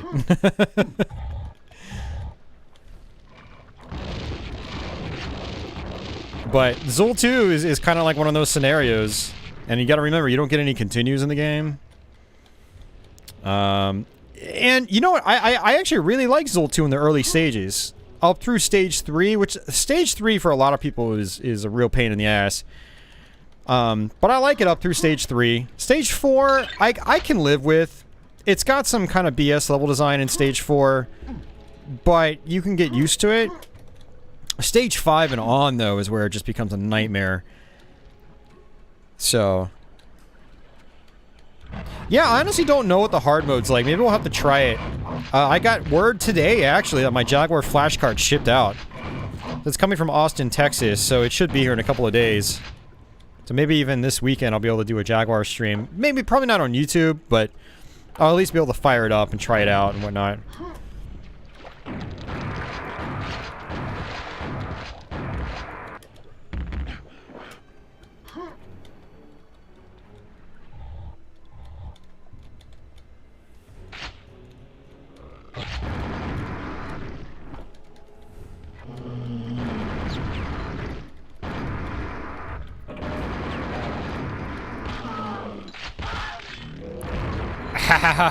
that was awesome.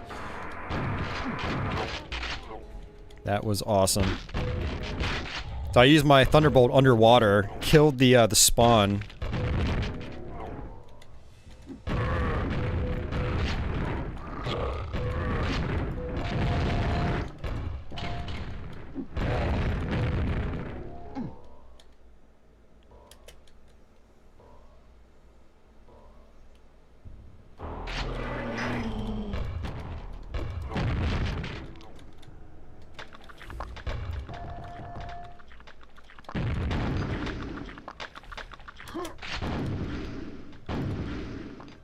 You can get up top there, but okay. Do you mind? These spawns are awful. I say this every time I play episode 4. Disruptor. I played it a little bit, but I don't have access to it anymore, unfortunately. So that's one I've always wanted to go back to because it's more of a retro-style first-person shooter. I would really like to play through it sometime.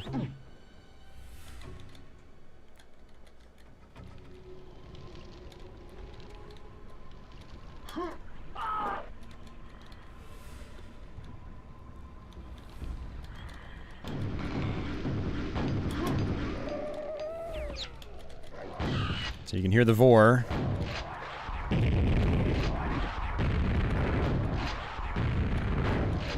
Yeah, Disruptor is one of those games I think has gone up in price quite a lot.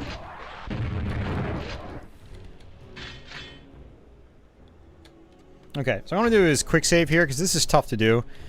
I don't have a rocket don't have a rocket launcher, so I can't rocket jump across. I can try to grenade jump, which is a lot more difficult.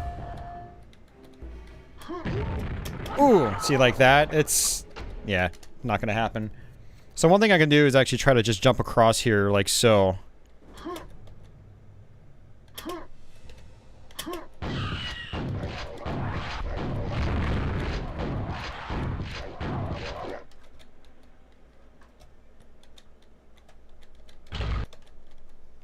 Oh, music, this is a really bad time.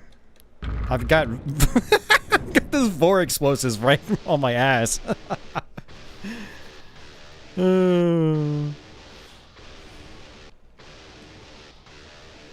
want to beat it someday? Yeah, good luck with that, Sexor. You'll do it, I'm sure. Yeah, Holy Diver is one I need to work on this year as well. I'm actually working on one right now on Twitch, Ninja Crusaders, which has some pretty nasty level design near the end of the game. That'll probably end up being my next Let's Play.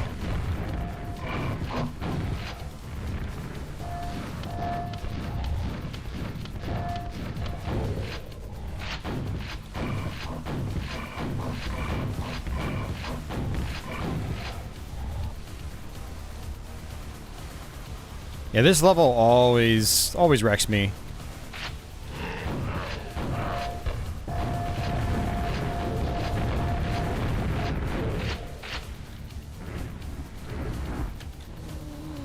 Let's try to fall down here.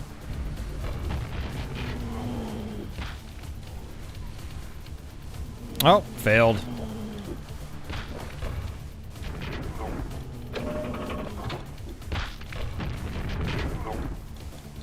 Let's come on up here, like that.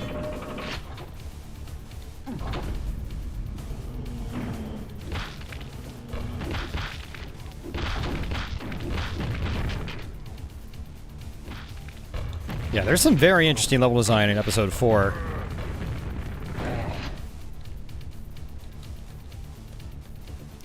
Yep, Hagane and Nightmare Busters. Yep, those are on my list.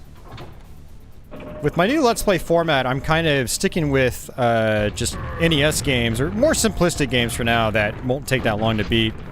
I think Nightmare Busters is pretty short, but I'm not sure about Hagane.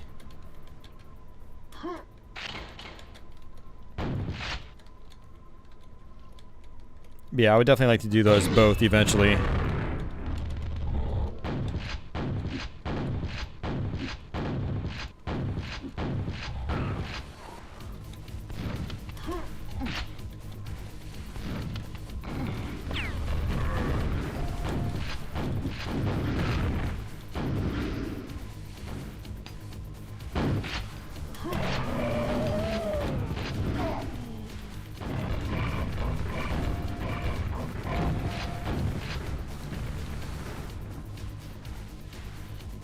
Yeah, no, I'll definitely beat that game one day, Stackstore. I got close last year, late last year. I got close at beating that game. Oh shit! What are you doing up there? I do not remember a Vor being up there. But yeah, no, it gets very evil at the end of the game, which is why I ended up not finishing it. And I think it's got limited continues and everything, so it's a Battletoads kind of situation where it's very difficult to learn. I'm really doing this level backwards, honestly.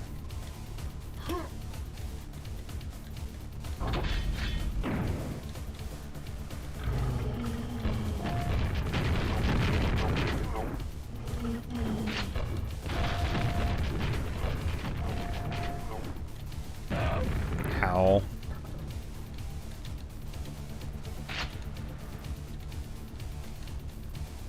Well, what is lengthy, Andy? Is it like 1 hour?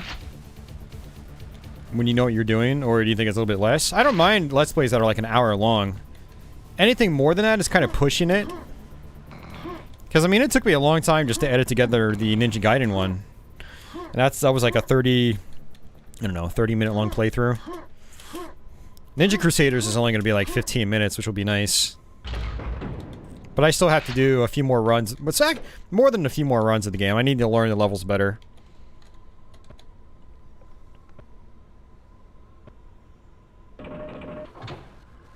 You couldn't bring yourself to open it. Oh, Tail Concerto. I remember playing that one just a little bit back in the day.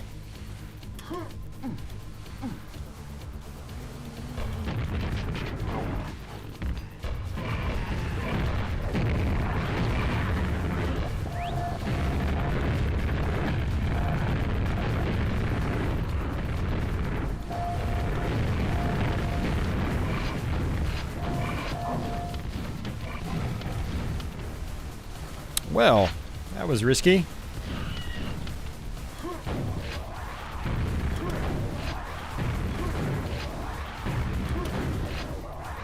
So you're saying it's under an hour, Andy?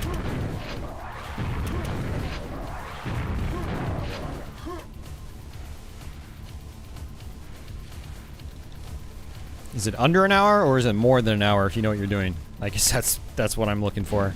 That's the answer I'm looking for.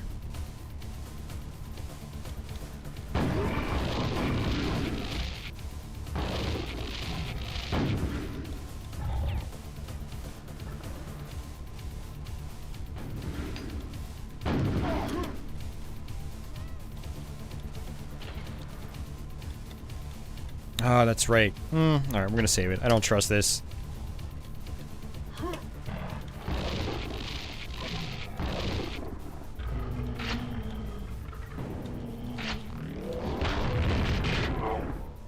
One thing I love about the pentagram is that it brightens things up around you, so you can actually see what you're doing.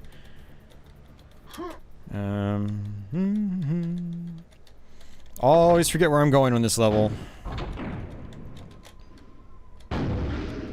Did that lower this platform? It might have lowered this platform. Okay, it did not lower this platform. Okay, I know what I'm doing wrong. If I wanted to, I could just grenade jump up there, but I'm not going to.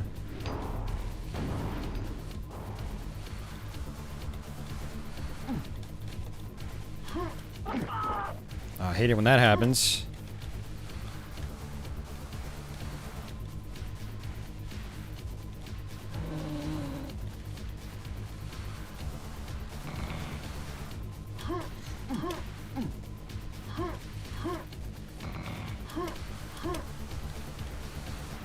Yeah, same here, Tenarian. I mean, that's why I still veer more towards arcade-style games in general. Whee! That's gonna hurt.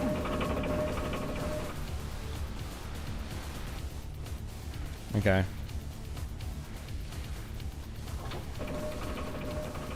Love this track. Right on.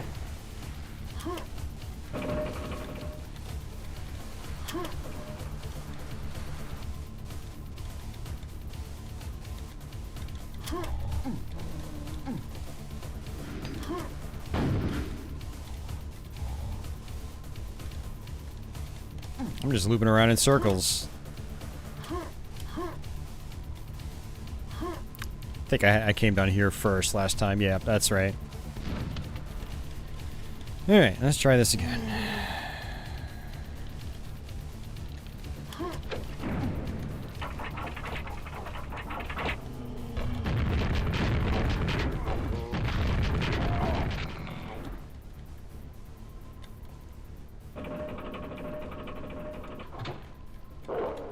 Whoa!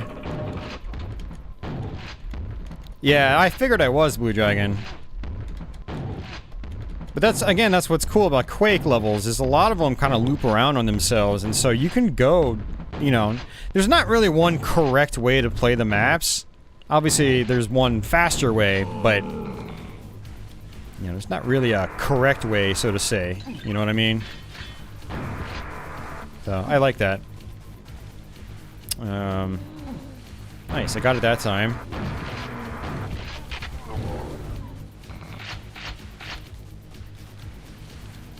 I can also fall down here.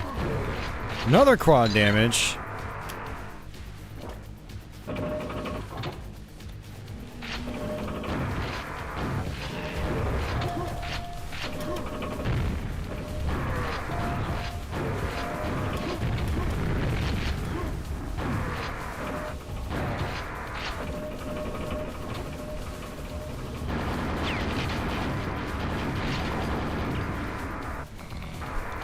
There we go. So now we can go back down. Go up that elevator. And then go back to where that Vor was that we killed.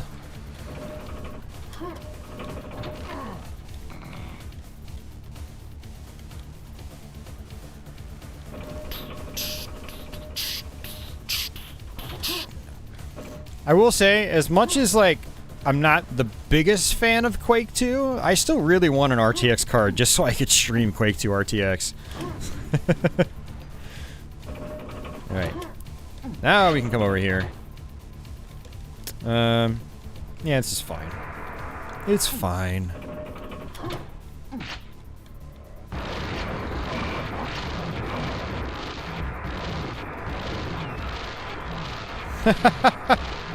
Oh, I love it. I love it, man. Look at that. Quad damage is so much fun.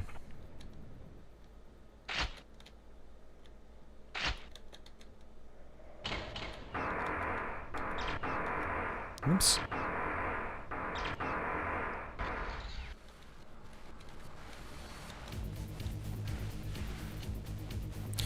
Yeah, I think bitch is one of those words I've got filtered out, Andy.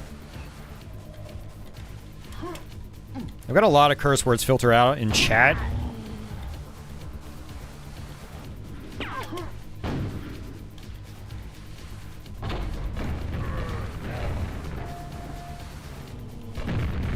And there are a few reasons for it, but yeah. So it's good for you guys to not type any curse words if you want your chats to go through. I think most curse words are filtered out completely.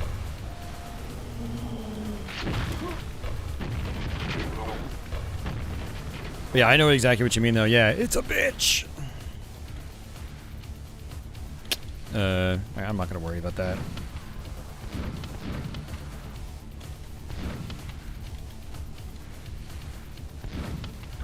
Let's get out of here. This is a Christian stream. No, definitely not. Well, was this ever played in Deathmatch? Oh, yeah. Oh, yeah, I played this game in Deathmatch a lot. Hagani's under an hour if you know what you're doing, but if you have to continue, that's when the game gets to be hell. Well, yeah, I mean, the idea is to learn it to the point, Andy, where you don't have to continue. Yeah, so basically what you're saying is it's a lot harder if you have to recover on a continue. Yeah, that makes sense. You check out the stream where you played it, you got to level 7, there are 10 levels plus 1 boss fight. Stage 9 and 10 are icy with ice physics extremely hard, 10 in particular. What game were you talking about against Dexor?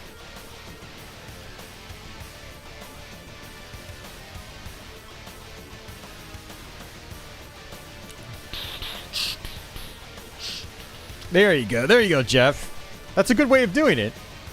And it's honestly funnier. I think it's funnier to read it like that. Gotcha? Yes, this came out in 1996. You just jumped through the wooden beams. Okay. Yeah, I didn't do that. Oops. Alright, this is everyone's favorite level. Snake Route. Oh, Snake Route on a roll. Yeah.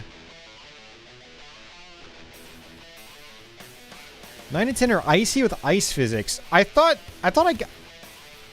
Did you watch the whole stream? I thought I must have gotten to stage 9. I thought I got to an ice level. Maybe I'm misremembering.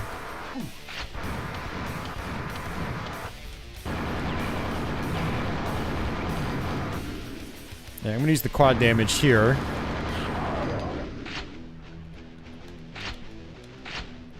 Because there are tons of spawns right here.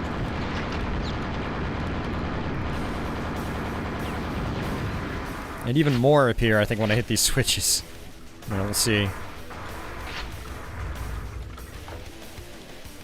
I think there might be another one right here as well.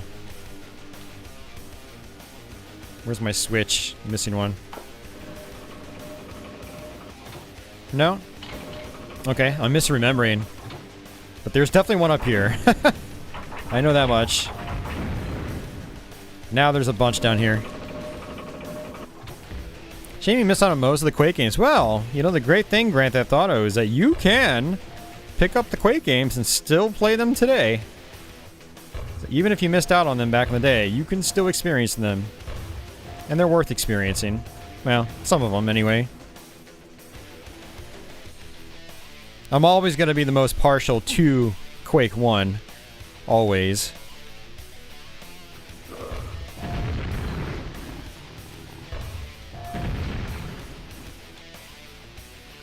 And spawns, they require a different gameplay style, and that's for sure. Yeah, Quake 4 not so much, exactly. You read me like a book.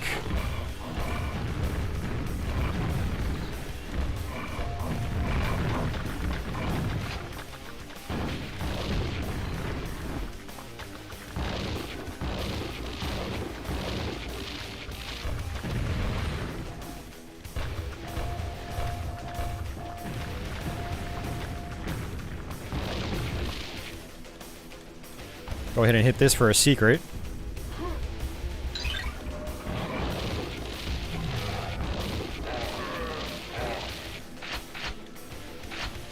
Alright, so I can make a Vor appear.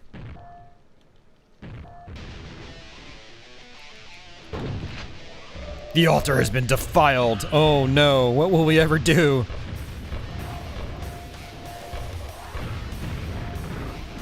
Use grenades, that's what.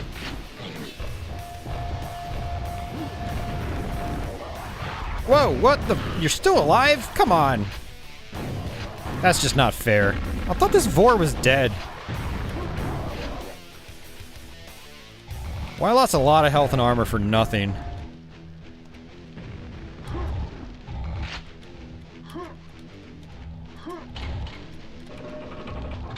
Alright, so there should be some more spawns here. Yep.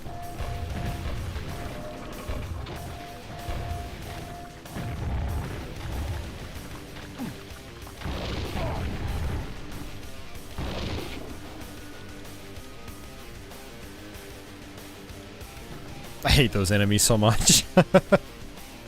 They're such a pain. How much better am I now than when I first played this? I don't really know if I'm that much better. I mean, I've definitely come up with some, you know, some more efficient routes. But when I was in my prime, I mean, I was pretty damn good. Like I said, I was playing multiplayer like every night for a long time. Yeah, I don't know. It's a good question. It's been a long time, Tenarian. I mean, I first played this game in 1996, the same year it came out.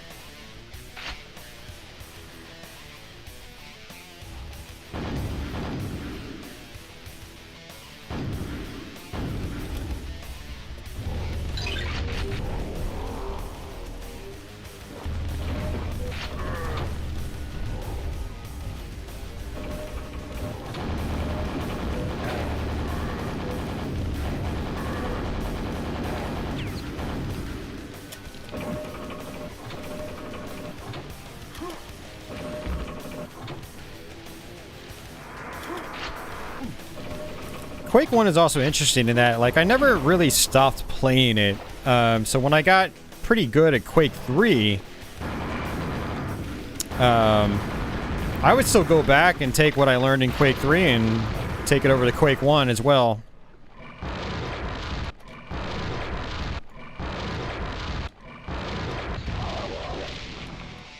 That was a good one right there. I was lucky.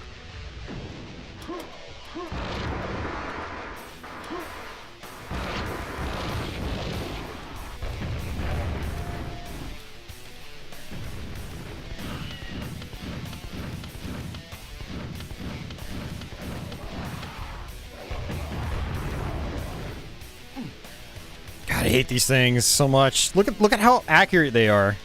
It's not like Revenant rockets where you can just, you know, let them slam into a wall. The best I can do is hope... Ow, it caught up with me. The best I can do is hope that an enemy appears. I can let it slam into the enemy. It's all muscle memory. I mean, I don't know, man. First-person shooters are like that for me.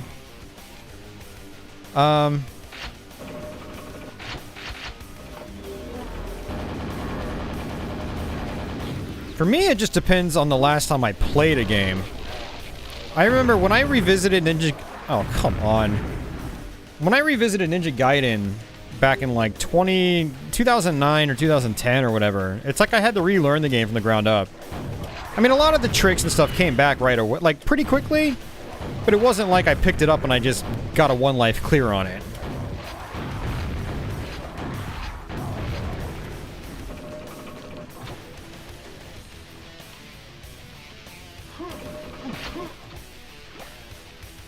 It's like even those more simplistic, you know, 8 and 16-bit games, like if I haven't played them in a long time, I'm still going to, there's going to be a learning curve again. Well, it doesn't matter if you're more of a console guy. I mean, I'm not really more of a console or a PC guy. I've done both for a long time. Yeah, I need to go over there, but I want to get this rocket launcher. I think it's more of a how much have you played any game sort of thing, not like, oh, I'm, you know, because I played console games more, it's more muscle memory. Like, I don't know. When you play as many games as I have, I think that, I don't know, the story changes.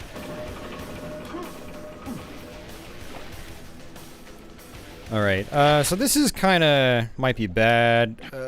Let's get that quad damage. God damn, it's a horrible time for the music to change. Alright, ton of spawns. Literally, no pun intended, spawn behind me. I'm just gonna run. Muscle memory is key in racing? Well, I don't know. I think we're talking about two different kinds of... I wouldn't, well, really call them two different kinds of muscle memory, but two different situations. There's... I have practiced this game a lot, and then there's... I maybe practiced the game a lot at one point in time 20 years ago, and then trying to go back to it. How quickly can I pick the game back up and be as good as I was 20 years ago? That's what I'm talking about. Oh, shit.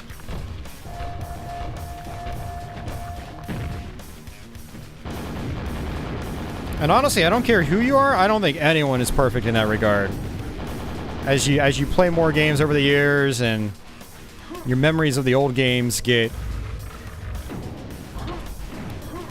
a little foggy.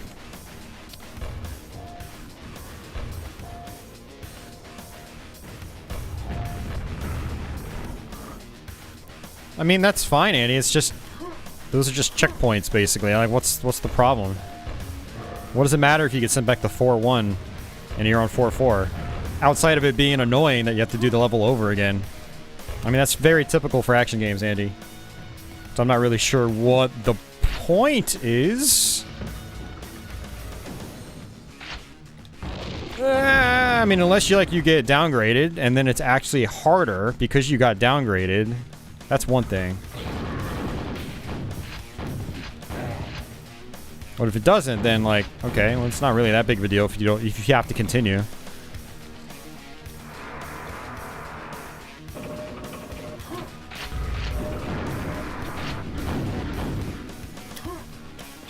That's good. That's actually kind of a tough little jump there. Not really a little jump. It's a decent sized jump. And look, I got the rocket launcher. I didn't even realize that. Let me go ahead and get this, actually. Because of this. Oh, yeah.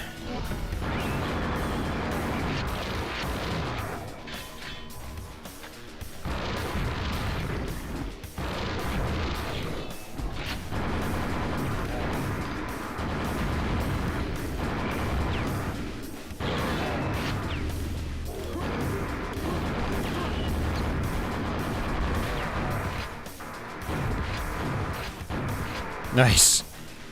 That was a good last-minute usage of quad damage. When I start playing... Well, why don't you just explain it to me, Andy? I don't know what this "you'll find out if you play it" nonsense is about. You're just not explaining it to me very well. If you just explain to me mechanically how it works, then I'll understand.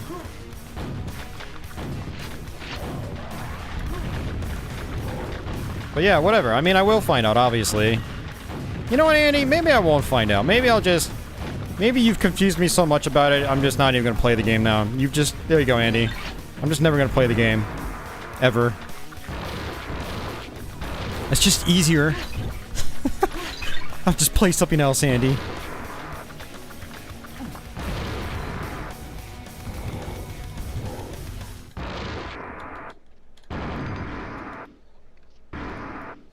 Man, there's definitely one thing I don't like about playing the Quake 2 soundtrack is this music doesn't last very long. And so, you get the pauses a lot.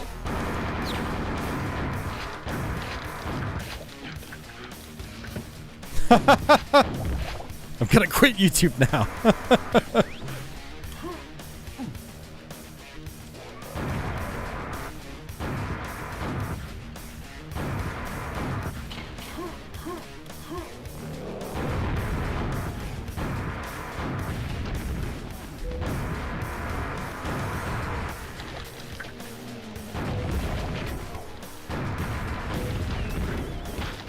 Sequence completed.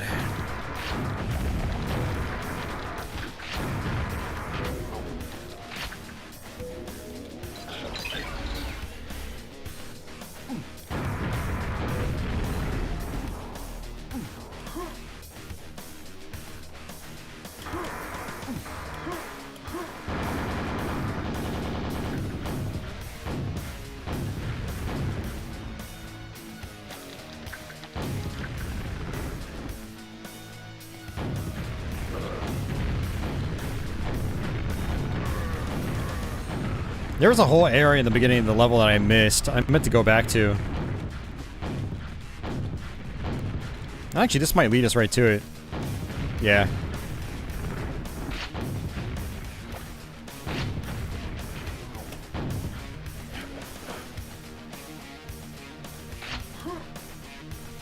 Do I play RPGs? Not really. Not a lot. I play some, but yeah, not very often. They have a tendency of boring me, honestly. It's very hard for me to get into an RPG. It's not to say I have never been sucked into one. There's quite a few that I've gotten into, but it's usually a once in a while kind of thing for me.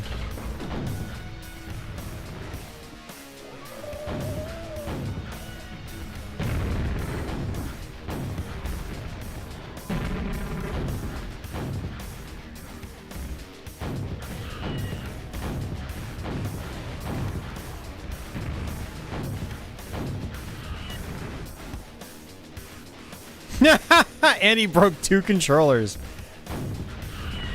Morrowind? I've barely played Morrowind. Although that is one of the ones I do want to try to play through eventually. I do prefer more action RPGs than I do, like, turn-based. So Morrowind is a lot more interesting to me.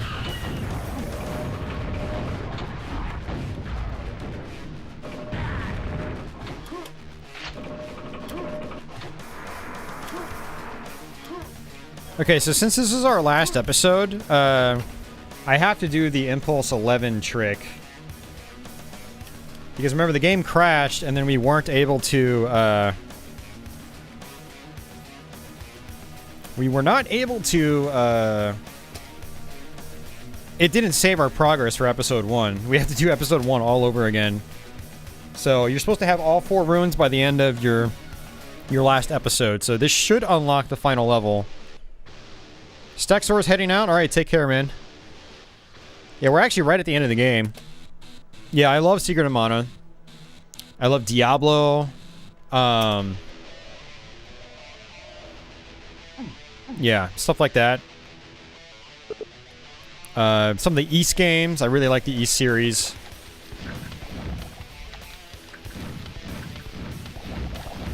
This is our final level. Definitely want to get all the ammo you can here. Hey, Retro Simon. How's it going?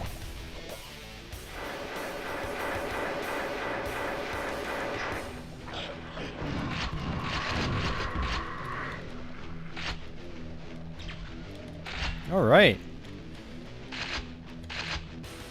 When it comes to enemy types, you might as well call this a boss rush.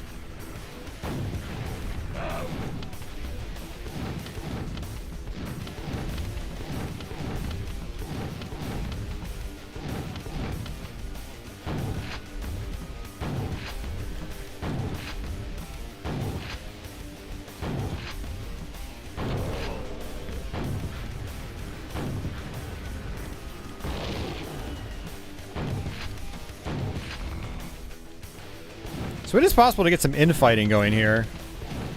If I can get a Vor on the other side of the screen, it's a lot easier. That's probably not going to happen. Oh, come on. Yeah, see there. Now they start fighting. Let's make a run for it? No. That's no fun.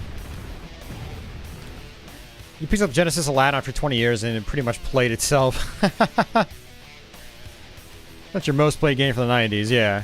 I mean, that's like me and Super Mario Brothers, basically.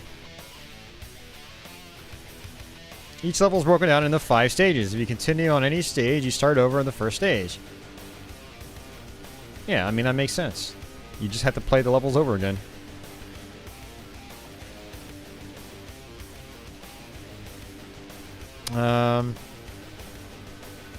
You still wouldn't consider Quake 4 a real Quake game? I mean, I mean, I wouldn't consider Quake 2 a real Quake game either. Yeah, I don't know.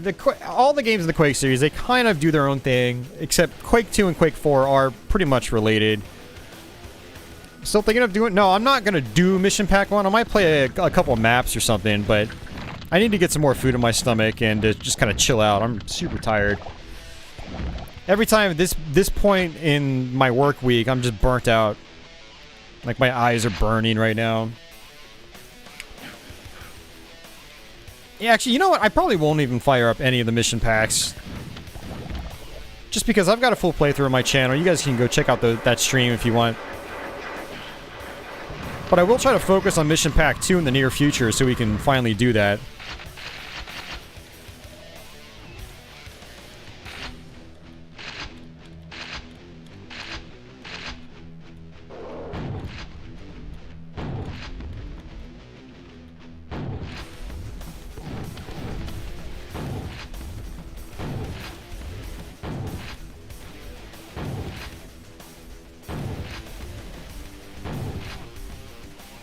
Super Mackett Brothers stream. Well, you gotta talk to my brother, man. He's always wrapped up with his music stuff.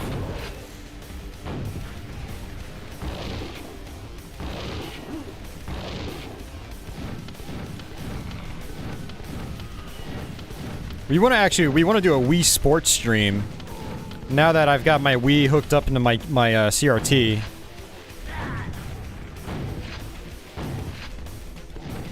That'll be a fun stream. We're going to do some more Wii stuff in the future as well, because I do have it hooked up to my chain now. I couldn't really do Wii stuff before because the how I was playing, the sensor bar was way too close to me. It was like an arm's reach out, and you can't really play like that if you're doing games where you have to point the remote at the TV. Alright, they're fighting each other now.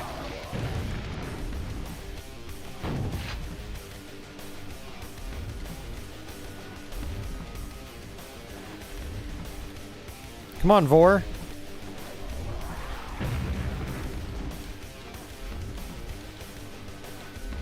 Shambler does not want to turn around. There we go. I'm gonna go get some health while they do their thing.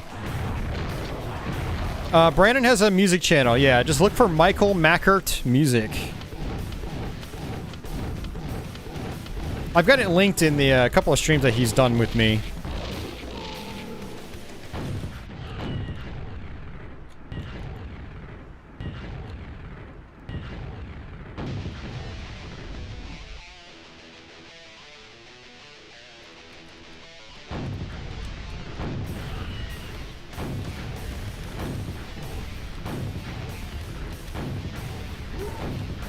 God damn it, man.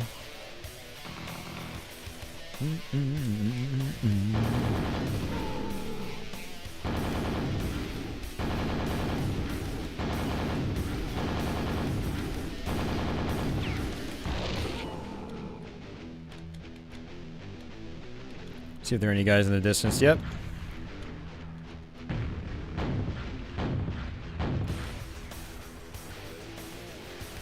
I think he's dead. There's another Shambler. Trying to play it safe.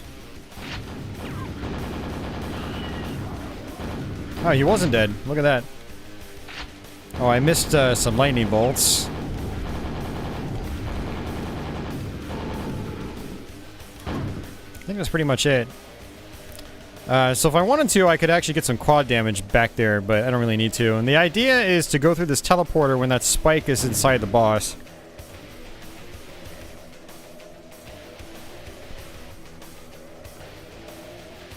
Yeah, Tenarian, I use my Wii because it looks better when captured. The Wii support's not that great, visually speaking. And then my Wii also does GameCube games. And I don't have a component cable for my Wii, my GameCube, so I use the component cable on my Wii so I can do GameCube games in progressive scan mode. But yeah, for a long time I used my Wii U for Wii games. But for the stream and the capture, I prefer using my original Wii. Yeah, thanks for the GGs, guys. A black fingerprint magnet Wii. Yeah, you got one of those black ones. Those nice and shiny black ones.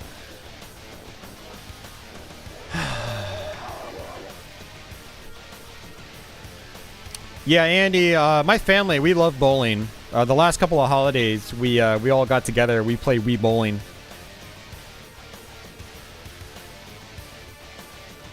Yeah, my dad's birthday last night, my brother was like, "Hey, let's play some more Wii bowling." But by the time like he suggested it, it was too late. It's time to go home. Oh man.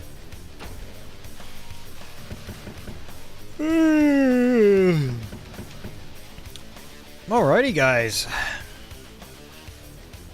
That was Quake on PC. Yeah, I apologize for the top of the screen being cropped a little bit. Figured it didn't really matter too much during gameplay. But yeah, that was Quake. You have a Wii to HDMI adapter, perhaps something to look into? No. The Wii to HDMI adapters, I'm pretty sure they introduced some input lag. And I can't use the Wii on a CRT. if I use the HDMI adapter. So, yeah, not really interested in that, Retro Simon, but yeah, a lot of people use it. Funny enough, my dad actually has one for their Wii at home. Because he bought a AV receiver that doesn't have composite inputs or component. So he had to get an HDMI adapter to make the Wii work.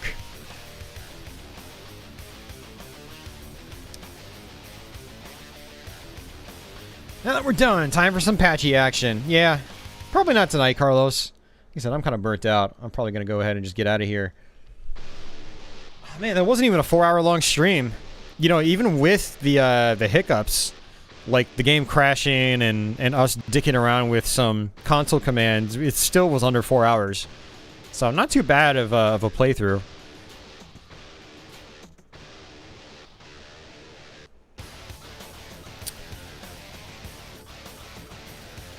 Death Metal's heading out. Yeah, take care, Death Metal. Dude, thanks again for that super generous super chat. I really appreciate it, dude. You spoil me too much, man. Yeah, have a good one, man. Speaking of the Wii U, you're still amazed at how responsive the gamepad is. Yeah, the gamepad is nice. It's quite responsive. It's 950 right now. Carlos has the good luck of having a CRT TV with component inputs. Yeah, me too, Carlos. For those of you guys that haven't seen it, I can probably switch over to it. It's that big boy right there. So I actually got a component video amplifier. So I can hook my Wii into the amplifier and the signal gets shot out to my CRT. My FrameMeister upscaler, which goes into my capture card, and then another capture setup where I'm running Quake on.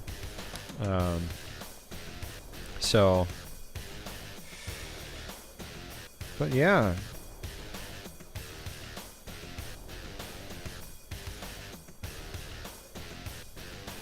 Yeah, Wii games look best in CRT with the component. Yeah, absolutely, man. I was playing Punch-Out the other night, and it looks great. Very crisp. Very nice. You're going back to watching your Eternal Ring playthrough after this. Quite enjoying it. Oh, nice. Nice, Tenarian. Hell yeah. I like that game. It's a fun game. I wouldn't mind doing another playthrough of that sometime soon, but I have so many other games to play. It's one of the downsides to just running a channel like this. It's like there's always so many different games I want to play for this channel. Yeah. Oh, so your CRT has component but not S-Video? Wow, that's weird. Yeah, mine's got like everything. It's awesome. I mean, it's a standard def, so it doesn't have HDMI, but it's got S-Video, composite, components, obviously a coax connection for RF switches. And it's got multiple composite inputs as well. It's got like 3 or 4 inputs on the back, and then 1 on the front. So it's got a lot of connections. I can run into it at once. Yeah, the huge bee. Yeah, I remember that. It's like this massive wasp. It's scary, too. Because it stays like right in your face as you try to circle strafe around.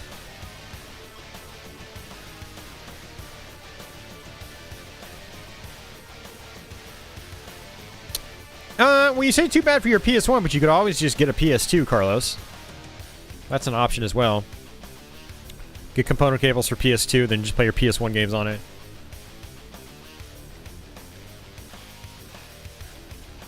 PS2 has component, Carlos.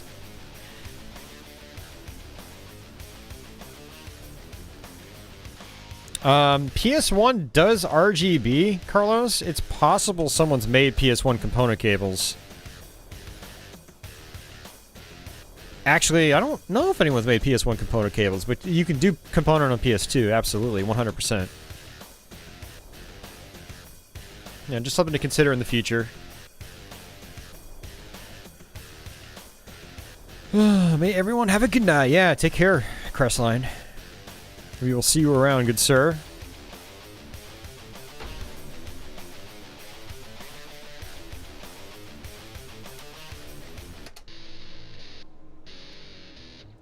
yeah.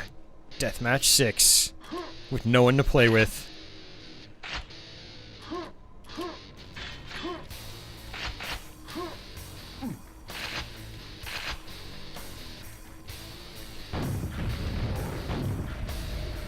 This was my favorite deathmatch map in Quake.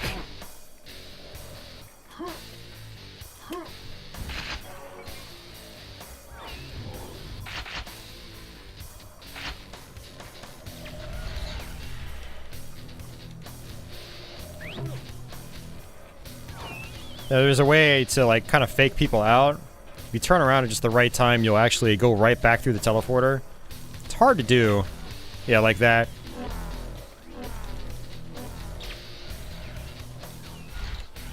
Yeah, difficult to do. But there are so many fun things you can do on these deathmatch arenas. One of them is to get up there.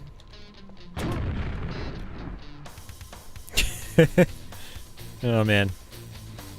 A challenger appears. Yeah, that would be funny. This computer's not connected to the internet. You could also... Oops, I messed that up. You can rocket jump your way across. And it doesn't look like anything's gonna respawn in, because we're not in an actual multiplayer match, so it doesn't know that we're actually, you know, in here in a multiplayer setting. Or it doesn't treat it as it's a multiplayer match. You can also shoot through the teleporters.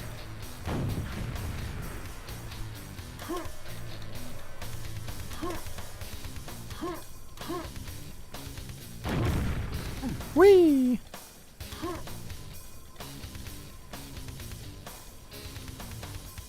I think if I do,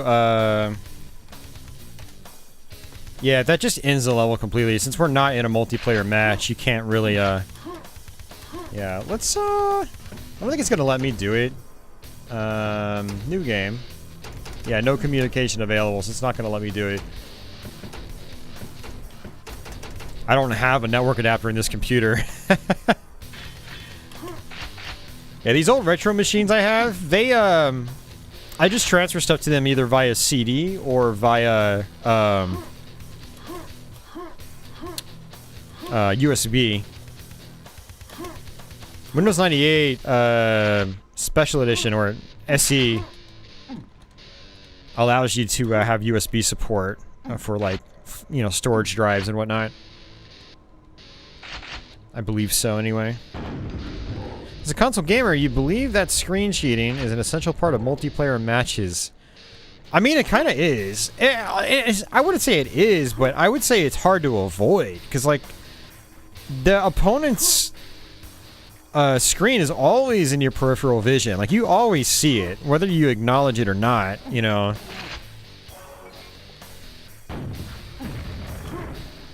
So when people are like, so screen looking, foul play, I'm just like, yeah, whatever, you can do it too.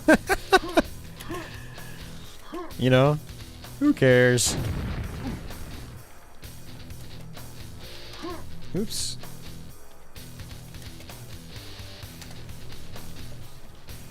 Yeah, so these are the deathmatch arenas. Dial-up. I used to play Quake on dial-up. That's how I played. I didn't get high-speed internet until after I stopped playing online for both Quake and Quake 3. Andy is heading out. Take it easy, Andy. Don't let the big bugs bite.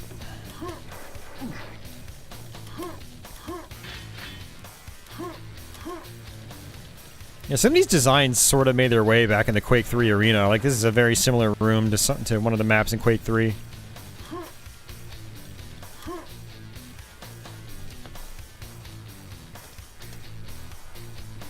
I remember playing a lot of DM2 as well. I mean, I played all the deathmatch arenas a lot.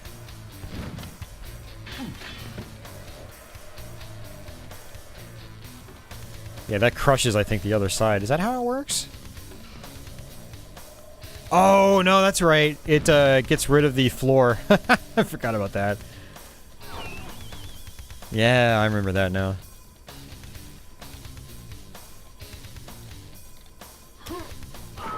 Oh, that was bad.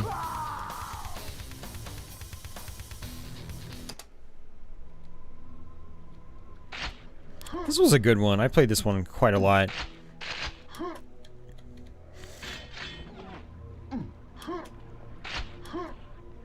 Yeah, lots of fun areas in this one.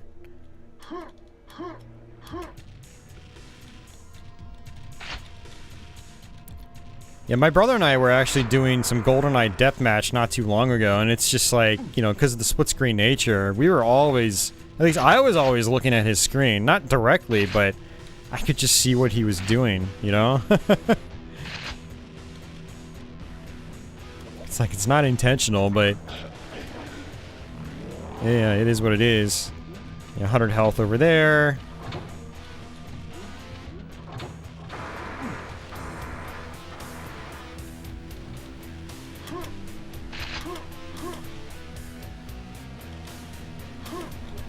Another secret up there. Teleporter. Oh yeah, the big vertical stretch. Yep, I remember this. I think there's some kind of armor up top. Yeah, it's red armor.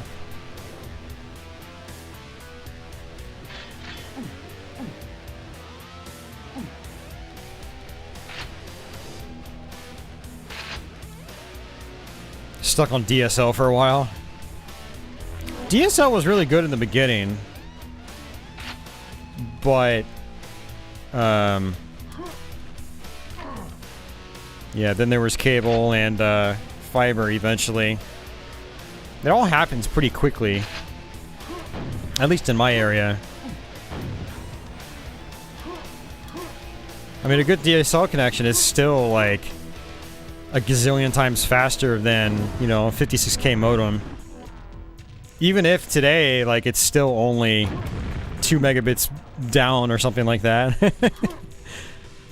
It's still infinitely faster than 56K.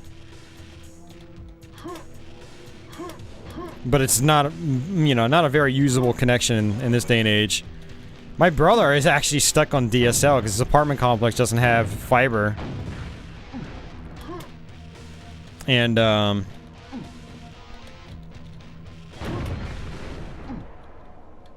he's gonna actually be switching over to cable. Coincidentally, I got off cable, now I'm on fiber. I'm paying less money and my speeds are just incredible compared to what I was getting with the cable company. My streams have been super solid since I started with fiber. I've only had a handful of dropped frames. I haven't had a single dropped frame on this stream, which is, if I was on my cable connection, it would have been vastly different. It's not like cable is really bad, it's just very inconsistent. So even though I was getting like, I don't know, 20 or 30 megabits up, and I'd be streaming at like 5,000 megabits, or 5,000 kbps, 5 megabits, I'd still end up dropping a lot of frames. Even though, like, my connection theoretically could handle it consistently, but it wouldn't handle it consistently. It's just, I guess, the nature of cable. And I didn't even realize that until I got on fiber. My fiber has been... That's been, like, the best upgrade I've done for my stream in a long time. It's probably the best upgrade I've done for my stream ever. Almost. I mean, upgrading my PC was a big one, too. Or not upgrading, but building a brand new one. ISDN. Well, ISDN goes way back, though. Yeah, I never use an ISDN connection.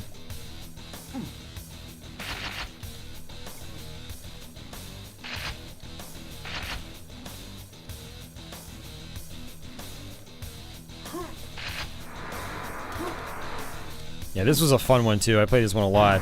So much verticality. And you got a lot of teleporters and spawn locations. I remember doing lots of fights in these small rooms here.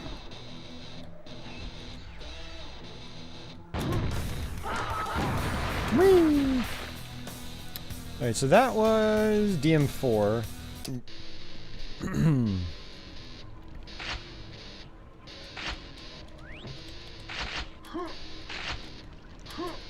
Yep, I remember this one too. I'd say of the ones I played, this is probably one of the ones I played the least.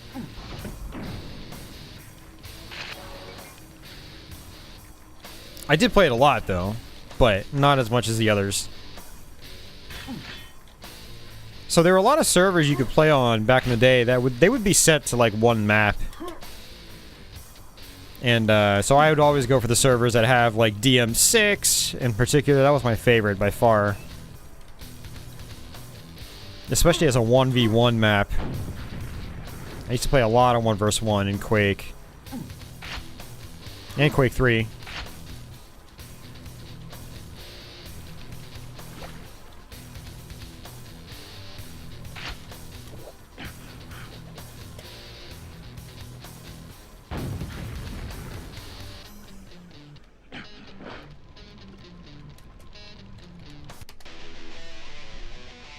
It's snowing nice.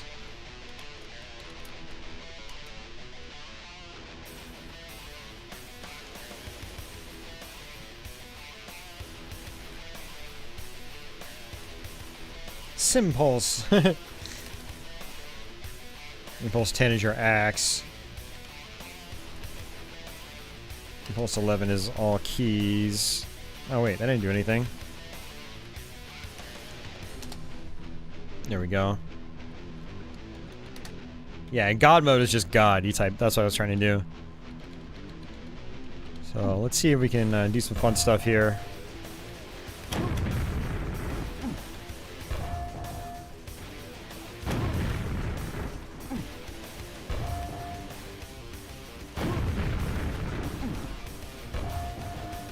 I do this every time we stream Quake. Whee!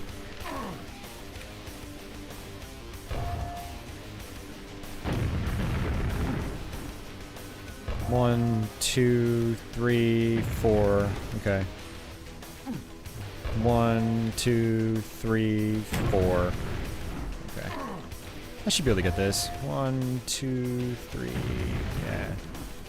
1, 2, 3, 4. Oh man. 1, 2, 3, 4. Oops. 1, 2, 3, 4. Oh, so close. 1, 2, 3, 4. 1, 2, 3, 4. Mistime that one. 1, 2, 3, 4. Ah, 1, 2, 3, 4. Oh, dude, come on. Let me get this. 1, 2, 3. Oh, that's not gonna work. 1, 2. Oh, that's too far. 1. No. 1, 2, 3, 4. Ah. Why is this so hard for me right now? 1, 2, 3, 4. Oh, so close. 2, 3. Really need to be going kind of at it like a angle. 1, 2. Ah, almost. 1, 2, 3, 4.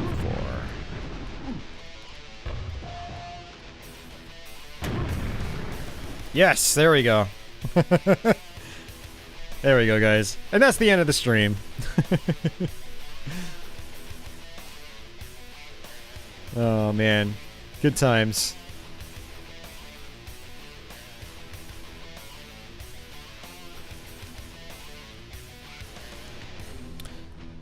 But yeah, I mean, there's a lot of fun stuff you can do in Quake. It's one reason I love, you know, this Quake engine. You can just goof around in it. I love 3D games where like they can basically be turned into sort of sandboxes. You just kind of just explore them. You get to places you're not supposed to be able to go to. You just have fun with them. Never really been able to sit on top of these spikes though. Oh.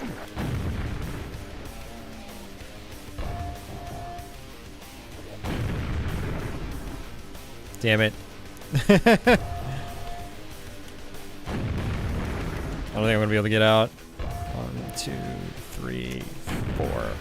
Yeah, that's not gonna happen.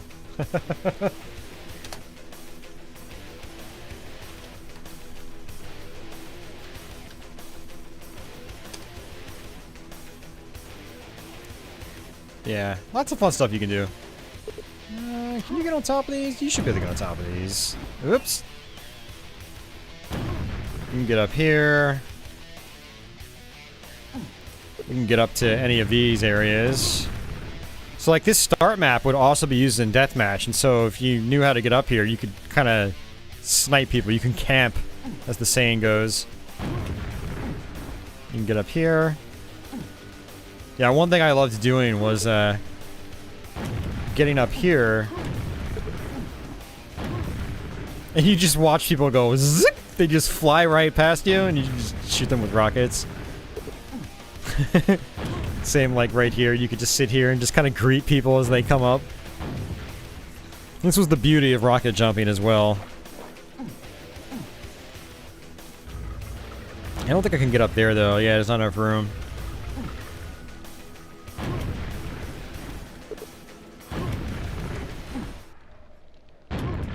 Not as exciting, but you can hang out up here.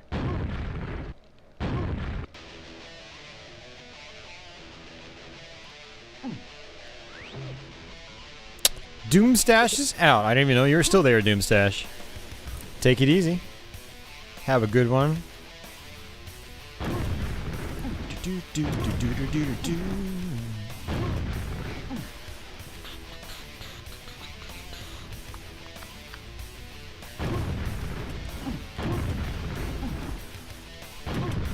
Yeah, and I've gotten up here once too, or twice. Probably more than a few times actually.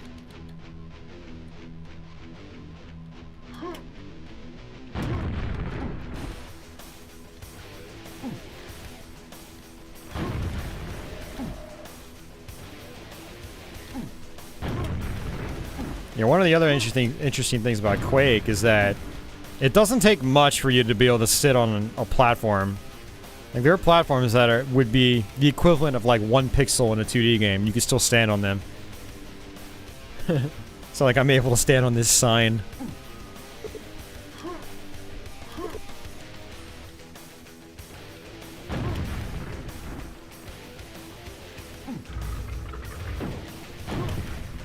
What's going on, office? Welcome back. Alright.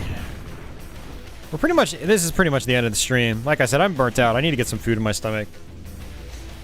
So I'm gonna go ahead and get out of here. But yeah, fun stream, guys. Thanks for hanging out. Thanks for putting up with some of that nonsense early on in the stream where the game crashed. Am I dropping frames? I am not dropping frames.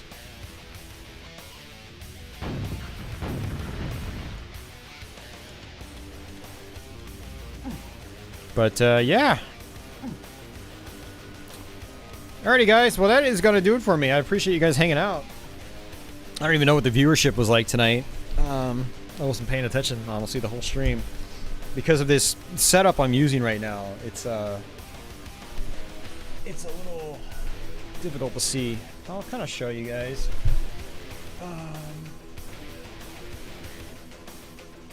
So this is the setup. I'm gonna actually mute the game audio right now, just in case.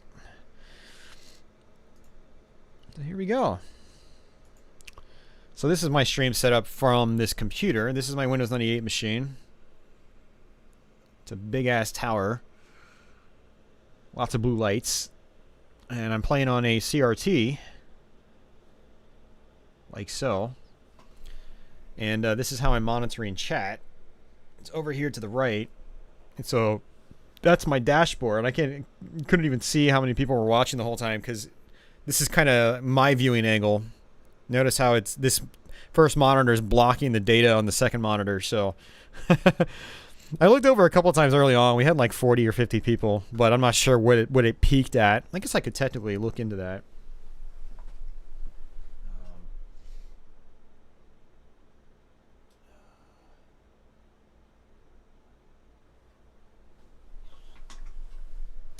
Looks like the highest was about 50, but that only lasted for a couple minutes.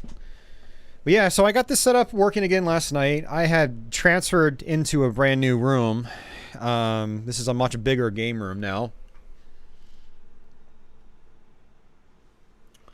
I did that about a month and a half ago. 2 months ago now. And yeah, I've been wrapping up some of the things I needed to do, which one was routing my component cables from my amplifier over to the Trinitron, so I can actually use that in my recording chain now, and also getting my retro computer setup going again. So I had the desk and monitor here, but I didn't have things wired up. But now we do. So you know, I'm kind of curious. Let's see if we can get Patchouli in here. Walk with me, guys.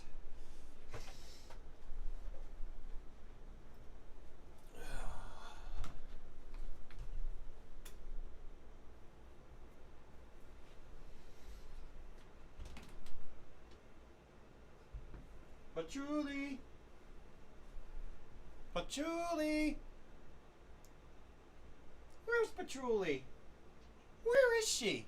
There she is! There's the girl. Hi!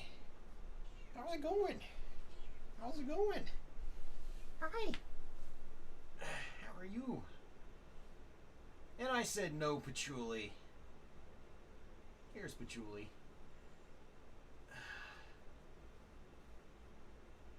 You? She's the real star of the show.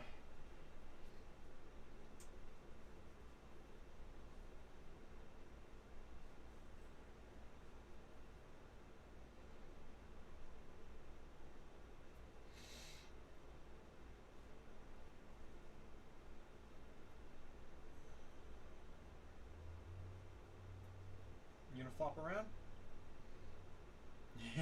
There you go. Oh man.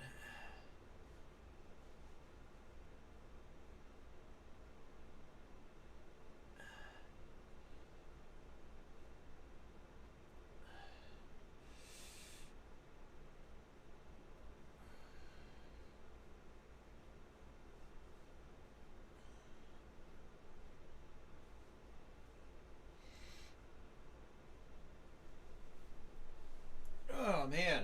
Woo.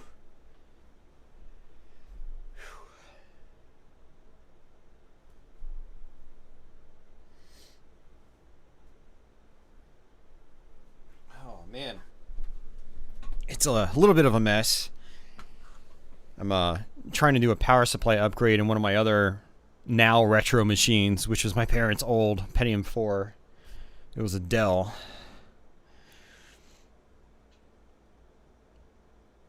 Hey, Patchouli.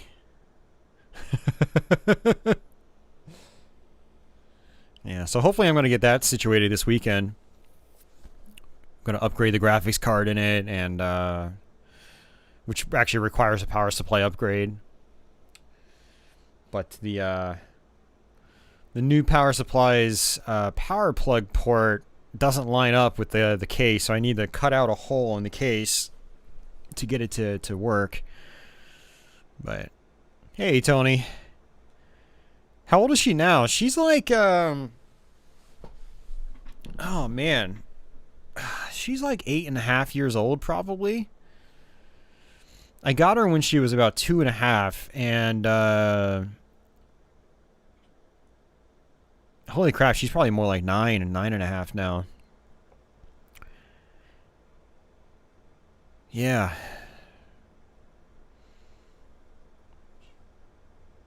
No, I've had her since about December 2014. It's January 2021 now, so it's probably still around 8.5. What you chirping at, Patchouli? She'll keep talking all night long if I let her. What you doing, Patchouli? Patchouli. Patchouli. I got an extension cable on my webcam so I can do this. Hi. Little girl.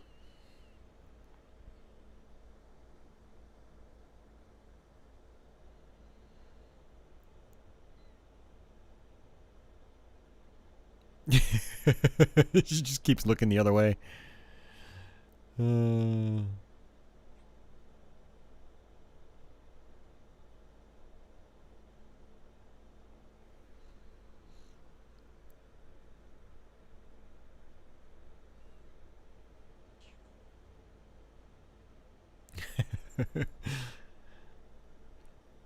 She's like in her 40s or 50s in cat years. Yeah. She still acts like she's a baby though. She sleeps with me at night. She sleeps right next to me. She gets right up against my chest and just like, if I'm on my side, she'll just sleep right there with me the whole night. And she'll try to like squeeze her way under the covers too when it gets cold. She's been funny like that lately. Patchouli. Patchouli. She knows her name.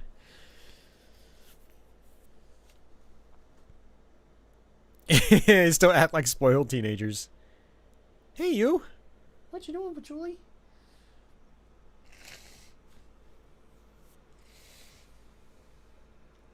Hey, you.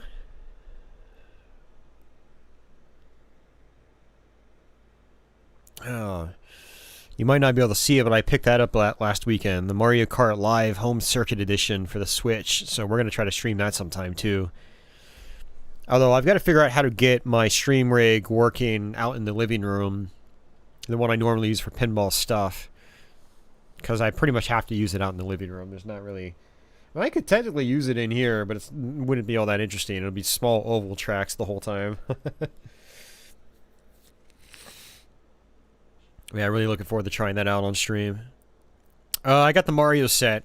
Yeah. I haven't tried mine yet, Tony, but I played Edon's. Edon bought it the day it came out, and he brought it over and we set it up. It was a lot of fun.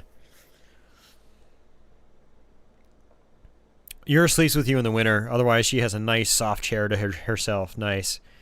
But Truly will sleep with me any time of the year. Whether it's warm or cold.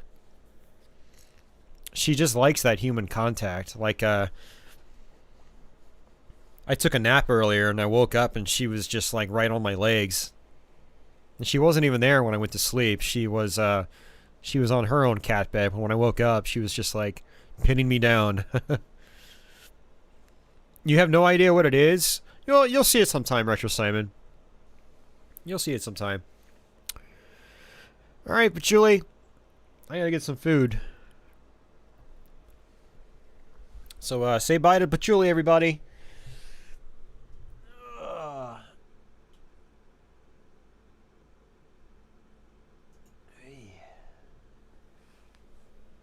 But, alright guys, I'm gonna get out of here. Thanks so much for watching. I'll make sure I get this slide updated next time, with all the people that donated last week and, this week. But yeah. Hopefully we get no copyright claims on this. I'm gonna be pissed if I do. But, hopefully we don't. I didn't get copyright claims on Quake 2 music last time I streamed this stuff. So hopefully we'll be good. If I don't get any claims, the stream should theoretically be up tomorrow. If it's not, then I have to wait for, some edits to go through and things like that. So it might not be till after the weekend if that happens. But we'll see. Cross your fingers for me. But yeah, thanks for watching, guys. Just a FYI, in case you guys missed it, I